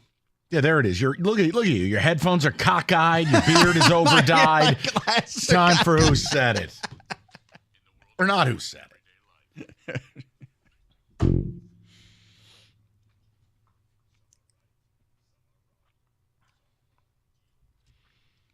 Here's your deal breaker. Stop putting an entire box of Just for Men in your beer. It's ridiculous. It's not remotely believable that that's your real beard. No, you're wrong, because I told you the other day, my new system now is I can get two times of dyeing out of one box. But it matches your sweatshirt. Come on. Just go with it, man. All right, deal breakers. Act like you don't see it. It looks totally natural, Roberto. Let's go to deal breakers. Looked like I was working under a car all day. Golly. Just change the transmission. Yep. All right, what do you got? Let's hear it. All right, well, this first one actually comes from big national news story this week. And Kenny, I talked to Kenny about this yesterday, and he was a victim of this. We're not going to say what place, but I do know that Kenny was a victim of this recently. Due to inflation, you've noticed that your favorite takeout burger joint has raised their prices. Okay. At the time, you didn't think much of it, but when you looked at the receipt a few hours later, you were flabbergasted. A cheeseburger, fries, and a small soda was almost $30. 15% higher than when you were there the last time. Now, this has been in the news about a certain chain place that people are saying it's getting out of hand. Okay, I want to start with Kenny, because Kenny, unlike any of us, eats fast food every day. It's his religion. It is not my religion, Roberto. What Jesus is to David, fast food is to Kenny. Yes. No, I ended up just not buying food from that place. I decided, $30 for, a regular sized meal that I could get at any other joint like this for much cheaper. That's one meal. Yeah, that's one meal. One person. It's a drink, a fry, and a burger. You do understand that for that amount of money, you could go to what's called a grocery store and you could buy food and cook it. Was the cheese made of gold? I don't know, but I decided, hey, we're staying away today. So that was the deal breaker for you. Yeah. $29 or more. I can't Everybody's got a price, at man. $28 $28. man. David, let me ask you a question, because you have 17 children. Yeah. Fast food is a way that you would generally feed kids once in a while with a treat. David went to this place as well Roberto recently. failed to tell you is I went to this place over the weekend, and David has just refied his house. I just didn't get the drink, and we just ate the fries and the burger. We were okay. Hold on. What was it? Still, for a family of 7, We spent $65. Was it all 3 kids? Yes, it was all of the whole entire family. Me and the wife, the kids, And so you 5 had of us. nothing to drink? We didn't. Well, from there, we had something at home. Look, Rico's disgusted. Yeah. Talk to him. Talk to him. Rico, I will explain to you off the air why we had Right, to do this this. is, I won't do it now, but I'll explain to you off the air. Kid win What a my tournament? weekend. No, I'll tell you. Okay. It was a very busy weekend for my family. That was David. We're seeing it come up on the register. We needed instant gratification. I was Believe about to say, me. at that point, you realize I didn't pay for everybody in this place, right? This is just my order. All I will tell you is, seemingly, because it's not my jam and I don't do it, but the fast food thing that used to be the cheap option ain't a thing no more. Oh. So I don't understand why people just don't go to the damn grocery store and buy food. I don't want to seem judgmental. So I'm not. I'm making no, a no. point. It's I'm from a saying cost analysis. I'm opting out. Because when he said that was $30, we're not kidding. That's like, yeah, if you go to a chop house and order a burger, I expect to pay that much. Go to a chop house and walk out with a car. Yeah. The drink by itself was like $6. It was ridiculous. Oh, come on. I'm not kidding. It's so like how do you get to $30? Yeah, so a large French fry probably costs what to make? 10 cents? Yeah, you know what? I will discuss with Kenny Now, was during this the break. like added like a delivery service fee added This in was there? the subtotal before they even added the delivery fee. So it would have been even more than that had you got it delivered. Rico wants to die. All right, let's go to. You know how you felt pre-show? Yeah. Sick day? Yeah. Wanted to quit? Yeah. No, I wasn't feeling bad. I was just so disgusted with the list of our topics because we didn't know Reader signed yet. I'm like, you know what? I should just do what Kang does. Just use a sick day that isn't a sick day, but just call it a sick day. Well, what Kenny should really do is use David's credit card info like I did one time. Right. Let's keep it moving, please. All right. You and your wife are going on a vacation to Hawaii. Mm-hmm. You mentioned that you are super excited to take photos on the trip and share on social media while you're on vacation. Would never happen. Your wife pleads with you not to share the photos because she is worried that if the wrong person is tipped off that you are not home, you could be the target of a home theft. Do you see her point in this, or is she just being paranoid? Nope, she's smart. She's the smartest woman in the world, and thank God you married her, Right. Roberto. We live in a society of scumbags. So, first of all, let me give you a real-life example. Woo! Buddy of mine. He was Mr. Social Media. Right. Everything he did, going here, going to the store, doing it, literally got his house broke into in the 27 minutes he was gone. He was like, well, how did they know? And I'm like, let me see. Pulled up the phone. You left at this time, didn't you? Yeah, how'd you know? And you came back at this time. Yeah, because all I had to do was follow you to know when you weren't home. Was this Chuck? No. wasn't Caveman. Chuck. No. M. wasn't Lover. Caveman. No. All right. No. I don't know any other friends. Sounds like a he biker. Actually, he Sounds like the answered Hells- the phone the other day and he goes, "Hey, what's up, Caveman?" I went, "What?" Were you hanging out with the Hells Angels? No. Trust me. If you're in a battle, you want Caveman on your side. It sounds like Here's it. what I will tell you. This is the other angle of this. Rico's 100%. I don't need to be repetitive. The other thing is I never understood why people want to share their vacation. It is the most obnoxious, showy, ridiculous thing because at a minimum, we all live in a miserable weather state. At a minimum, you're going, neener, ha ha, you're there, I'm here. Yeah, no one's saying, hey, that George is a great guy for Oh, sharing I'm so that. happy for him. Hope he has lots of sex on the trip. Well, But you know, that's it ranks not right up. what happens. But it's not complete until George shows you what meal he ate on vacation. Oh, got to do that too. It's the weirdest addiction ever. People that want to share all their vacation. Some people that work in this office are doing that right now. Oh, no. Oh, look at me in a cabana outfit. If I ever put vacation stuff out there, I'm already home. I'm back. My wife does, well, we don't even post it, but if we were to ever post like a summer vacation, we posted it like at Thanksgiving. Oh, no, I'm back. Oh, this is what we did earlier in the year. Right? Waiting for somebody who thinks that I'm gone. Here's an idea. The people who really care about your trip, like really care if you had a good time, you'll there. see them face to face. And we show them the pictures, yes. And Or- they'll ask you, and you Exactly. can say here. Or they were there with you. Oops. You're exactly right. We have so many photos in our phone. We don't post them. The All right, family David. sees them when we come back. Hi, I'm Jim Costa. Here's me putting my socks on. David, I love you. Don't need to see you and the kids walking around Disneyland. I'll know you had a good. Hey, how was the trip? It was great. Okay, we're good. Now, to what you were saying, it's also been in the news recently that a guy was caught by police, that he was using the obituaries in the newspaper to find where houses would be empty. Okay, that's Rating that. next level. That's like a 200 yeah. IQ play.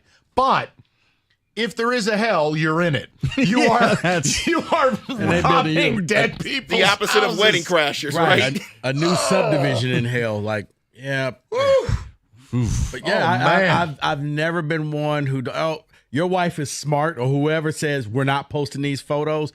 Just enjoy yourself. Take them for yourself. That's right. But you don't have to go around. Look at the sunset. Look at this. Oh, we're at the pool. Drinks at the pool. Oh. YOLO. Oh, If they you- still say that. You mean like this? Aw. Yeah. One more quickly so we can get back to the Lions. All right, I'll try to be as quick with this. You're one. fine. You and your fiance work in a restaurant. You are the manager. She is a waitress. A man comes in and dines alone in the restaurant, By what you can tell, he is obviously trying to flirt and spark up conversation with your fiance.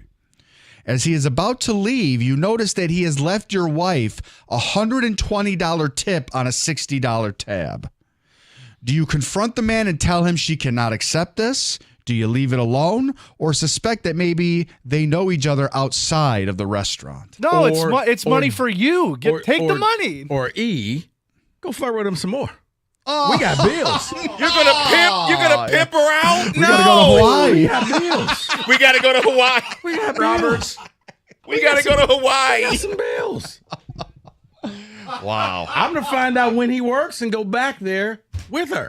Oh no. David, if he's gonna be stupid enough to part with his money, you know what they say about a fool and his money. I do. He's never left a $120 tip.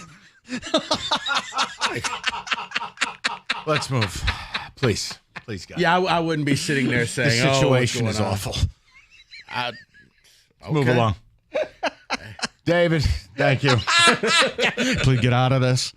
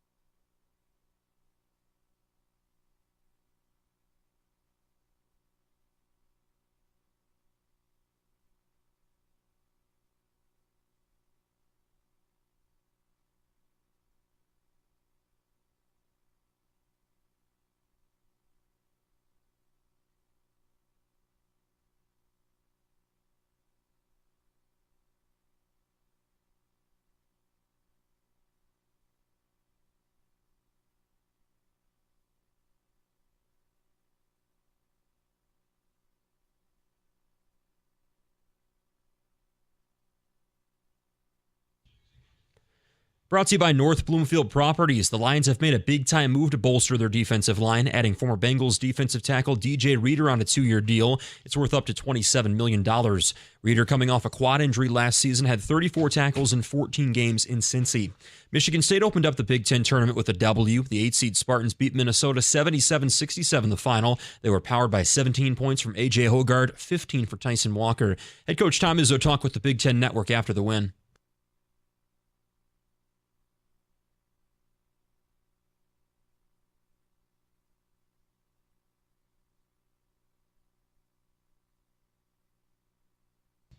Next up for Michigan State, a date tomorrow with top-seeded Purdue in the quarterfinals. That tip-off from Minnie is at noon.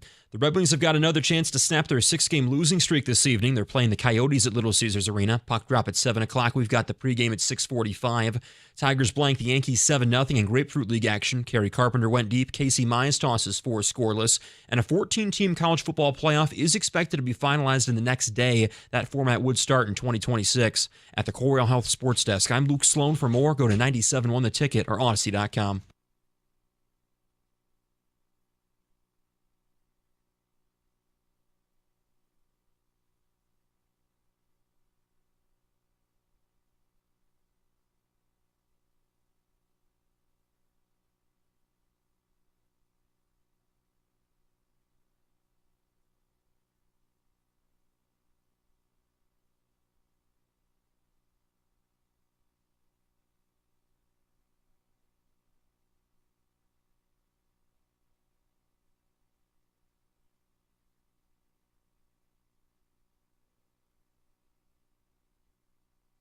Five o'clock, great to have you with us. I will just guide you, Odyssey.com Rewind, if you want to hear our Juwan Howard soliloquy to start the show.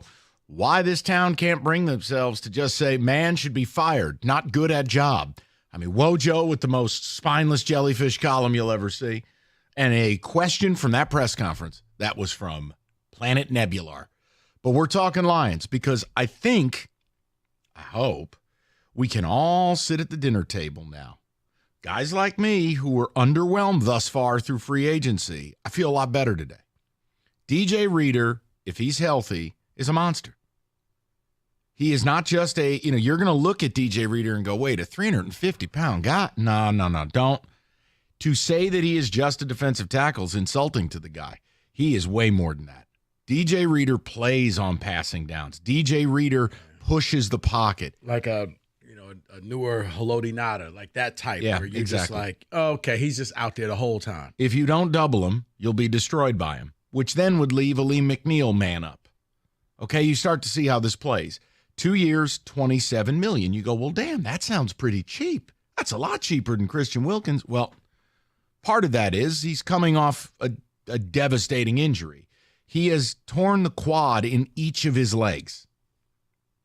2020, I think it was the left leg, and last year it was the right. It's a really tough injury. You're getting him at a discount. But if your doctors cleared him, I'm rolling with it. Because if this works, you have a top 3 defensive tackle, top 5. So I don't want to fight. I don't feel like arguing with some nutcase Ravens fan. You have a top 5 defensive tackle pairing. I can say the risk is worth the reward because, like, for instance, the Carlton Davis thing. Is he better than Sutton? Absolutely. Is anyone going to mistake your corner room for being one of the better ones in the league? Absolutely not. This risk elevates you to, if it works, I have the envy of damn near the whole NFC. Fair? Mm-hmm. It matters. It's a big-time move. So I love it. And I'm telling you, if Reader's healthy, first of all, when another team lines up and attempts to run the ball, the auto response will be,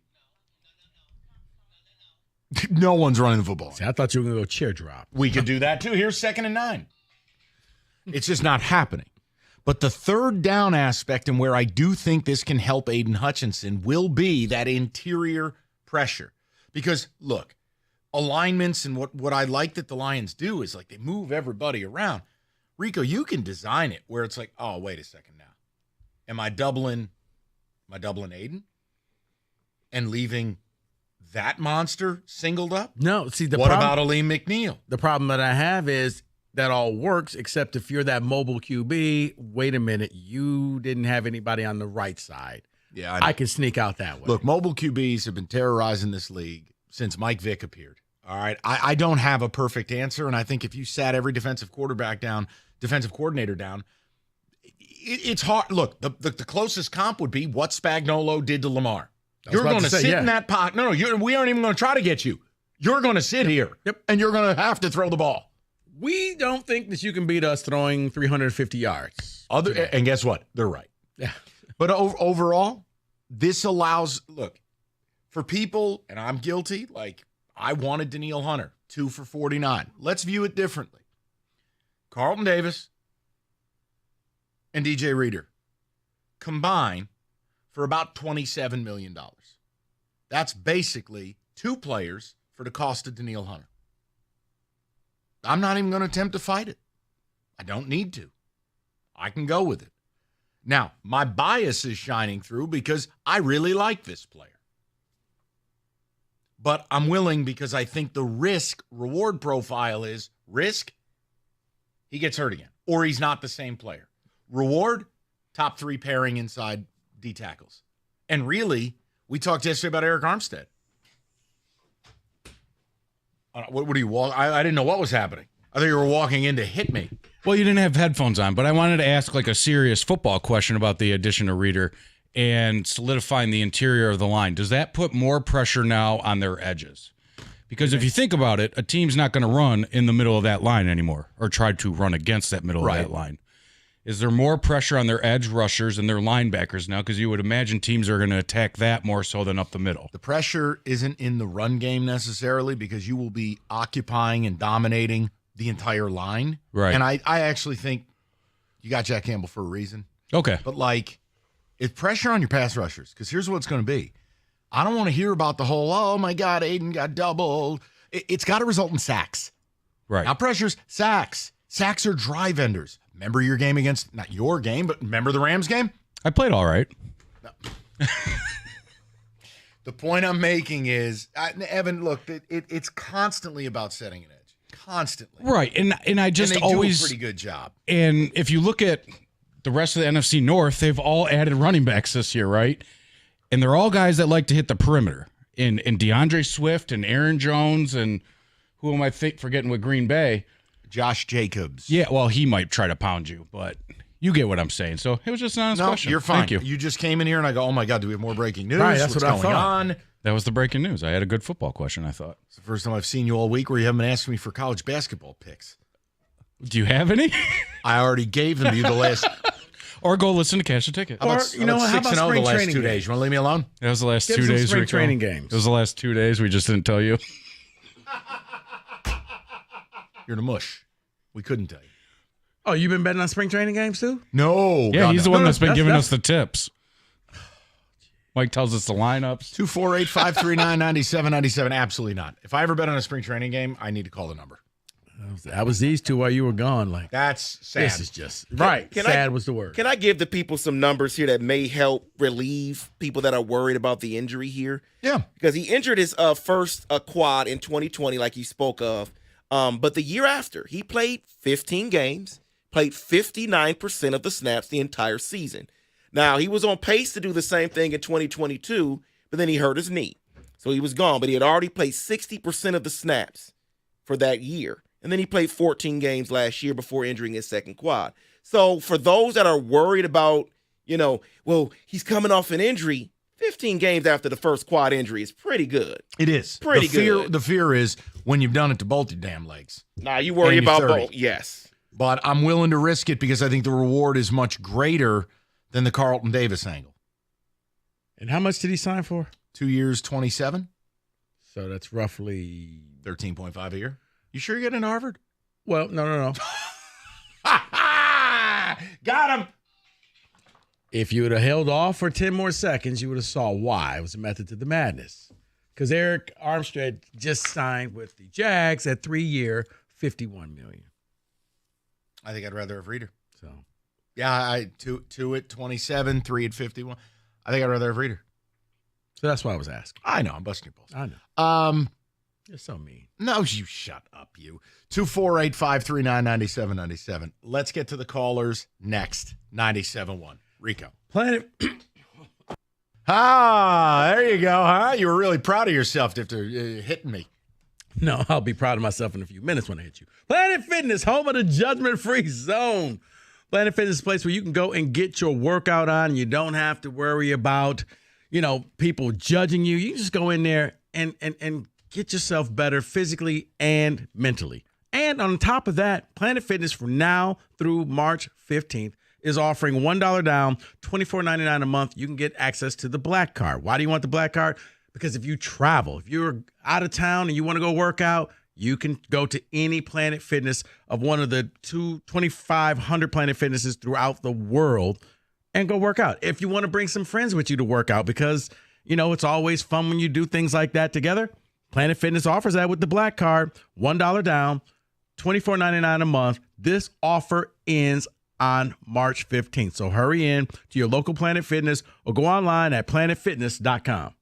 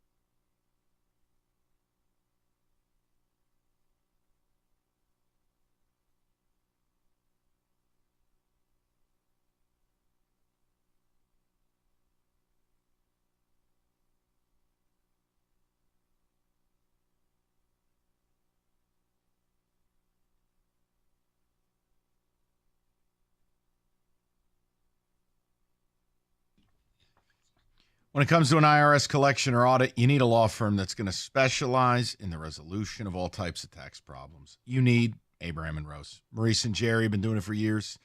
They've repped clients in front of the Supreme Court, and they will begin to be the buffer. They will create a plan and hopefully save your time and money. And the most important part, you don't need to be in contact with the IRS.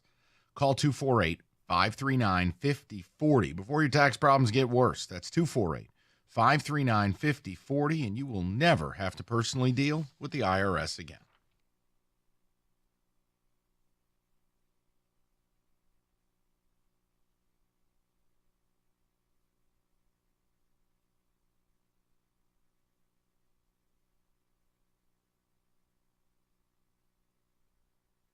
All right, straight to the people. A lot of people with a lot to say on DJ Reader. I think we can all get behind the signing. I can't imagine people wouldn't like it, but all right. We go to Joseph, 97.1. Hi, Joseph. Hello. Hello. Hi, I'm calling about how much better DJ Reader should make Aleem McNeil. Because, I mean, God bless the man. He got way better, but we're putting him next to a who's who of just healthy scratches and practice squad players the whole year. Okay. You know, so having an actually talented defensive tackle next to him to eat some double teams every now and then. Oh, okay. Now I get what you're saying. I was taking it the other way, and I'm like, wait, what? No, it really. Well, if you look at the quality of play, you have 2 of the top 12 defensive tackles in football. If they just play the way they played last year, that's truth. It's incredibly powerful. All right, good talk. 248-539-9797. Let's go to Eric. Hopefully he's a little more verbose. Hello, Eric. How are you?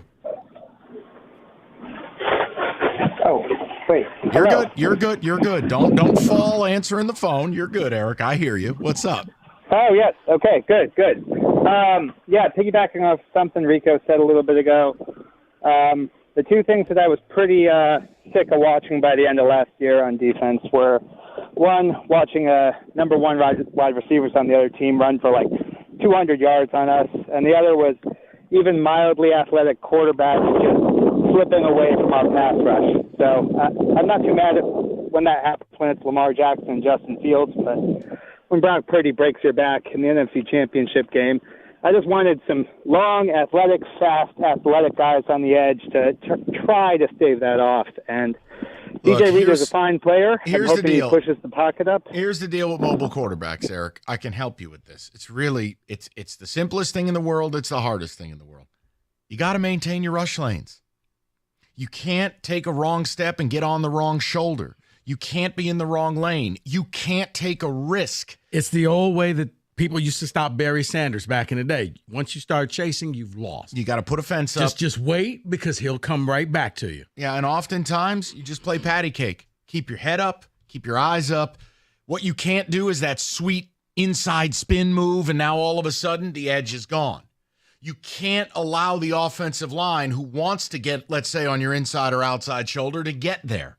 It's just about maintaining. Like, I understand we're all afraid of the mobile QB, but the roadmap to stopping it is there. But your front 4 has to understand the assignment, and they can't go freelancing and doing so. Look, if your biggest worry in the world is a mobile quarterback, you got a really good football team.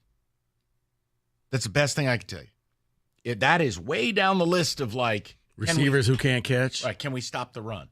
Do we have a quarterback? Do we have a good O-line? Can we run the ball? Do we have depth?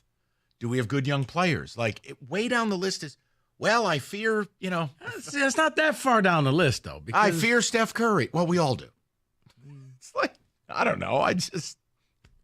But if you have overall bad perimeter 3-point D, now. That's a different story. Right. Let's go to Antonio, 97.1. Hi, Antonio. Hey, guys. What's going on? What's up? I got 2 things, and I'm not used to this, because that's 2 years in a row that we didn't got players of this ilk who went to the Super Bowl with their previous teams and was insulted by their offer, and they would rather go play for a proven year with a team like us. Normally, we would have to pay a stupid tax because no one wants to come to Detroit to lose. Now we can get quality players who wants to prove it to the NFL what they're worth. And not only that, since we see how Brad Holmes liked to roll with the injured players who are quality, we should just turn our attention to Mike Williams now. He's hurt. He was released, but he's quality, and he's not going to get the market value that he seeks. So he would fit right on in, too. What do you think? I mean, your first point's the one I'll go with. Antonio, it's because you're winning. People want to play here. A lot of players that made a lot of money. And if you have an opportunity, all right, maybe I could take a couple mil less, but I can win. I can play on a team that is going to boost my value. I can play and win game. This is not your daddy's Lions. So you have to you got to get used to that. Yeah, it's also a team that's willing to overlook the fact that I was injured last year, and they won't penalize me for that. They'll still pay me. Previous Super Bowl teams that they're saying no to, but they're coming to us. I'm just not used to this. Yeah, I mean, but get used to it. Right, it happens. It happens when you start winning. So yes, that's why I always keep saying, you're not a poverty team anymore. Act like it. Because people are going to want to come here. This isn't a place where you threaten them and say, keep screwing up and I'm going to trade you to Detroit. Now it's one of those, okay, you know what? I can go to Detroit and help them get over the edge. Even, when you see players like, well, you got to pay extra to get them to come to Detroit. No, not anymore. No. You may actually get them cheaper because they see something here. This is the signing where, whether it's the money, the player, all of it, it's an A. It's an A. It's perfect. And there's only $9 million guaranteed. Did I hear you say that? $9 million guaranteed. You were whispering lovingly to David. I didn't know if I was allowed to hear the guaranteed money portion of the deal. No. Yeah, it's $9 million guaranteed of the $27.5 million contract, which kind of sounds like there's an out. If this doesn't work out, it's only going to cost us $9 million. Sure there is. If the injury doesn't heal the way we are hoping it will heal, okay, no harm, no foul. Here's $9 million. See you. Good luck to you. As long as he's good to go, people are going to love him.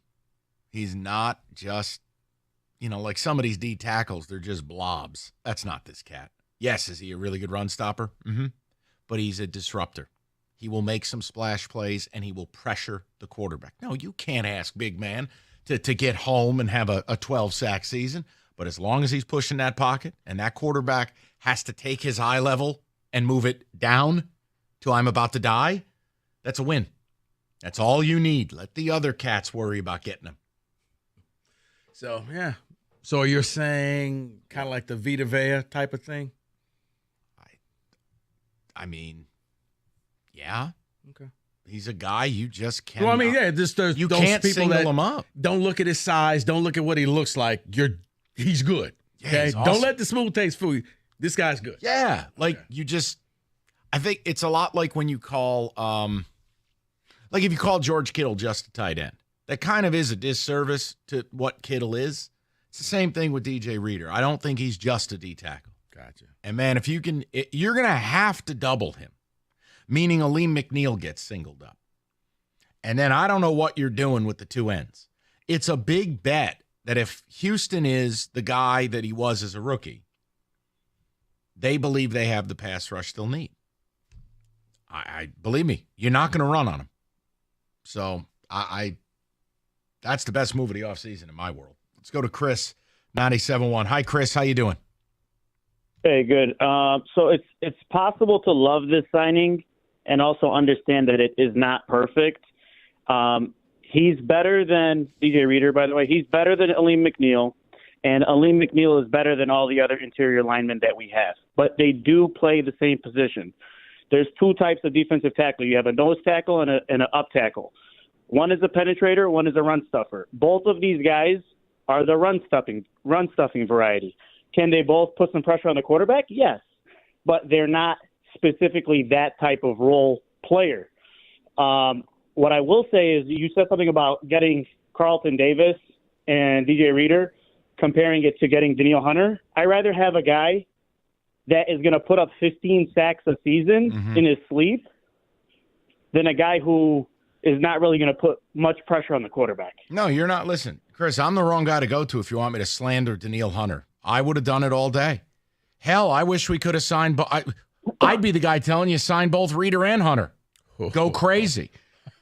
Chris, I'm not knocking. We have the money to do it. You got brother, the money to do it. Why didn't they? Chris, I know, but because it's not what they're doing, and I'm with you. I would have done it all. I would have gone crazy. What are they going to do opposite Aiden Hutchinson? That's all I want to know. They're betting. They're betting on Houston. Ignoring it. I don't know. I'm not He's telling. not it. Okay, Chris. I don't know if you're aware of this. I'm not Brad Holmes, so I'm just telling you what they're thinking. I don't disagree with you. I would have gotten more insurance. Now maybe there's more available.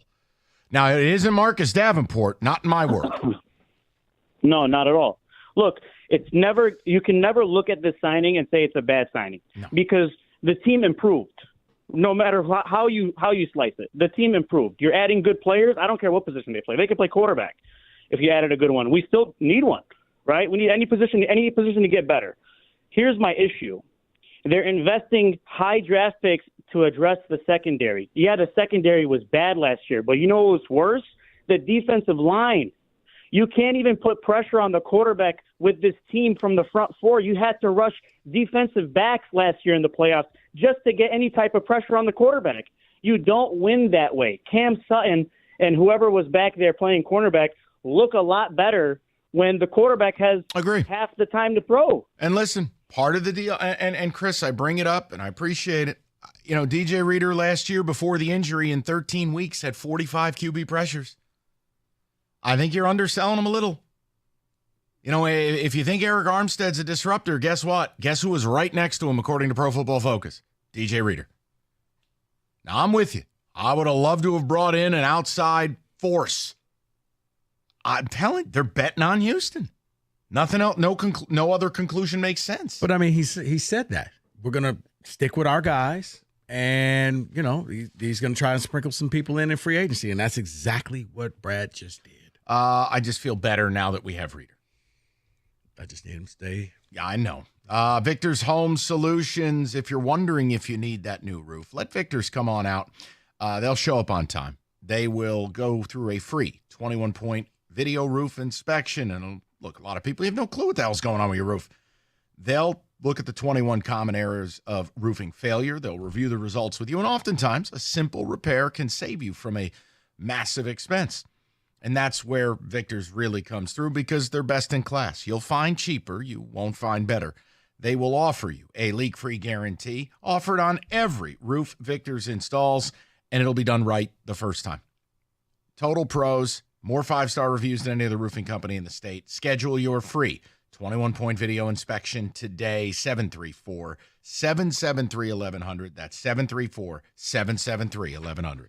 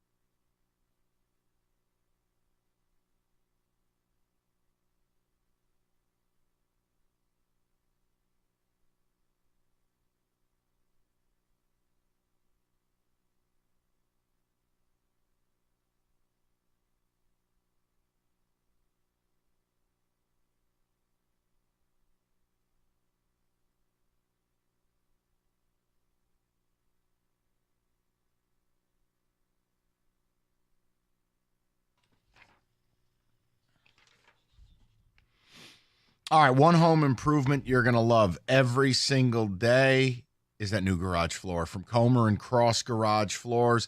Look, it's like a showroom in the garage. One day, Comer and Cross sends their team out. They grind down the existing floor. They fix all the cracks and pits. And in just one day, you're driving on a new, perfect Comer and Cross garage floor. And it is the gold standard guaranteed. It won't chip, crack. It won't show tire lift like epoxy or paint. And they make it easy. Call them right now for your free estimate, 248-266-4443. That's 248-266-4443, or just schedule online anytime at comerandcross.com.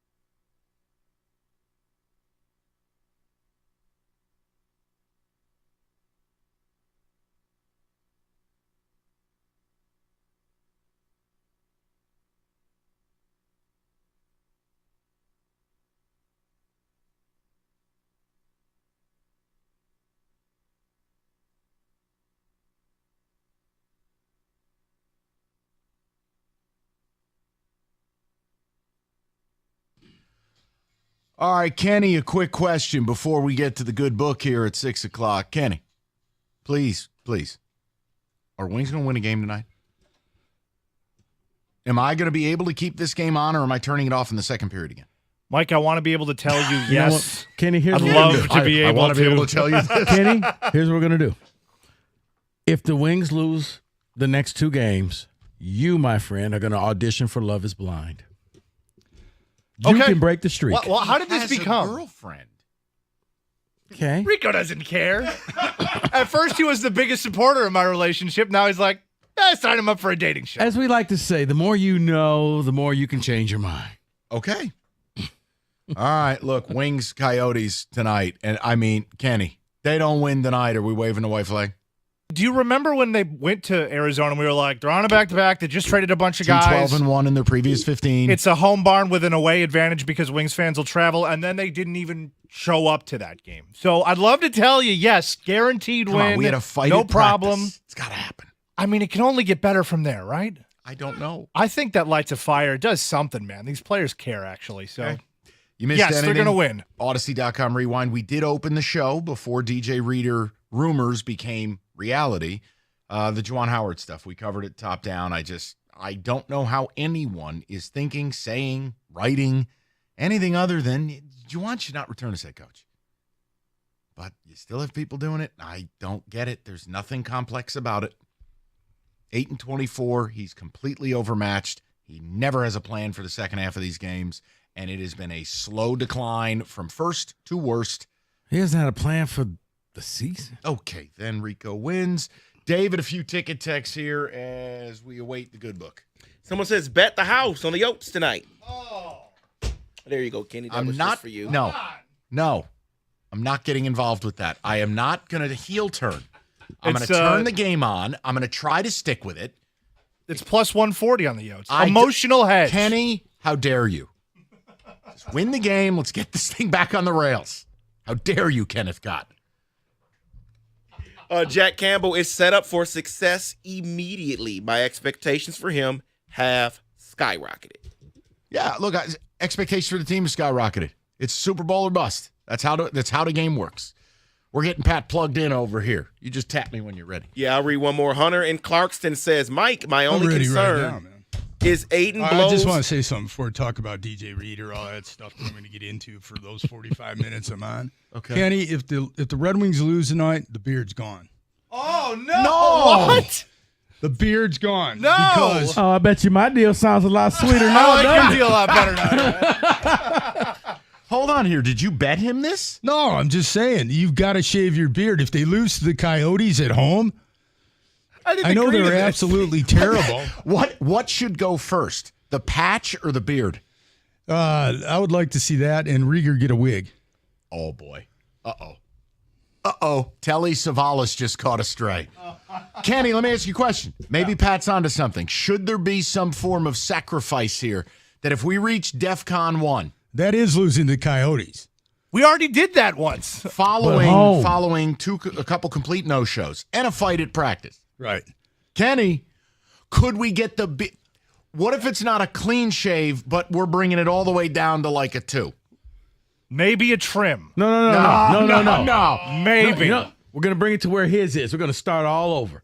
You just start over. We just get you down to stubble face. I'll do it with them. We can go babyface assassins out there. Look at Kenny's pissed I brought it up. Why would you do this to me, Pat? Yeah, Pat's you go got down, something you go down here, though, to the because stubble. Pat's offering a solution. David said he'll do it. All So three both of them will do it, and then I'll watch. Well, that's fine. If the Red Wings No, lose you'll to be the signing up Coyotes, for Love is Blind. Yes, David and I will shave. my He'll Lord. be on Love is He Blind. has to sign up for Love is Blind. You know, I got to tell you, man, it's so bad with the Red Wings. They sent me like the PR stuff for the Coyotes, and it was like the day of the deadline when they lost to them and stuff, and it said, and they were celebrating getting 6th and 7th round picks for regular players on trade deadline. Jesus. You know, and then the Red Wings go on and lose. Not only lose, but it's 3-0. And then Buffalo, that was like a stink bomb right in the middle of the ice. I turned it off in the second period. There's nothing to watch. That was so bad. And like when they played the Coyotes that day, Pat, the Coyotes were 2-12-1 in their previous. I'm like, how is this happening? And look, man, I'm a hockey guy. Kenny understands this. Eisenman's building, minor league system. They're going to be good in a few years, but they better make the friggin' playoffs. That's it. That's all I ask. Most of the people are like, man, come on. They better make the friggin' playoffs. You better figure out something. Bring up Edvinson. Bring up Mazer. What are they bringing up Jonathan Berggren for? He skates around on the outside. But anyway. Like the other night, I'm sitting there and watching Oakland win the Horizon League and flipped over Wings. Nope. And we're back. What do you got? Obviously, DJ Reader a little bit. I mean, he's he's not going to chase down the quarterback. All right, he won't do that. He's not very good at tackling. But the one thing he's very good at, he can take up 2 blocks. He's a big, heavy-set guy who has twitch muscles and gets on the guards and the center quickly. And with McNeil now 3 technique tackle, he fits perfectly on the nose. 45 Perfectly. pressures in If 13 he's healthy. games. And in free agency, there's always going to be some kind of carbuncle or pimple or something there, with these guys hurt. Because if they weren't hurt or there wasn't something there, they would have re-signed. Yeah. And you see what alleged, and look, I don't know if you've listened at all. It's just, yeah, we all have dreams of signing one of the perfect players, but if you're giving me Carlton Davis and Reeder for the same cost as Danielle Hunter, I can't all really. 3 of the guys that they signed to be starters, look, they all got that flaw. But the one thing is they're all better than the players they're replacing. Zero doubt. You could not you could not have Cam Sutton as CB1 again. No. Not possible. No, and that Robinson kid's a little feisty kid. He's a bulldog. And they leave themselves in a position where they don't have to do anything on draft day. No, just take They the don't best have to player reach. and move on. Move on. Right. All right, so you're going Reeder, any wings, and is the Kenny Bet a real thing as we leave the year? Sure. Kenny, you want to do it? I'll do the Love is Blind thing. Sure. If they shave their beards, I'll do the Love is Blind thing. But I'm not shaving. I'll tell you what. I'll grow a Gardner Minshew. Holy hell, I love this. And I'm so happy I've been left out of it. All right, the book is next. David's backing off. Yeah, David's pumped. Book is next. We'll talk to you guys tomorrow. 97.1.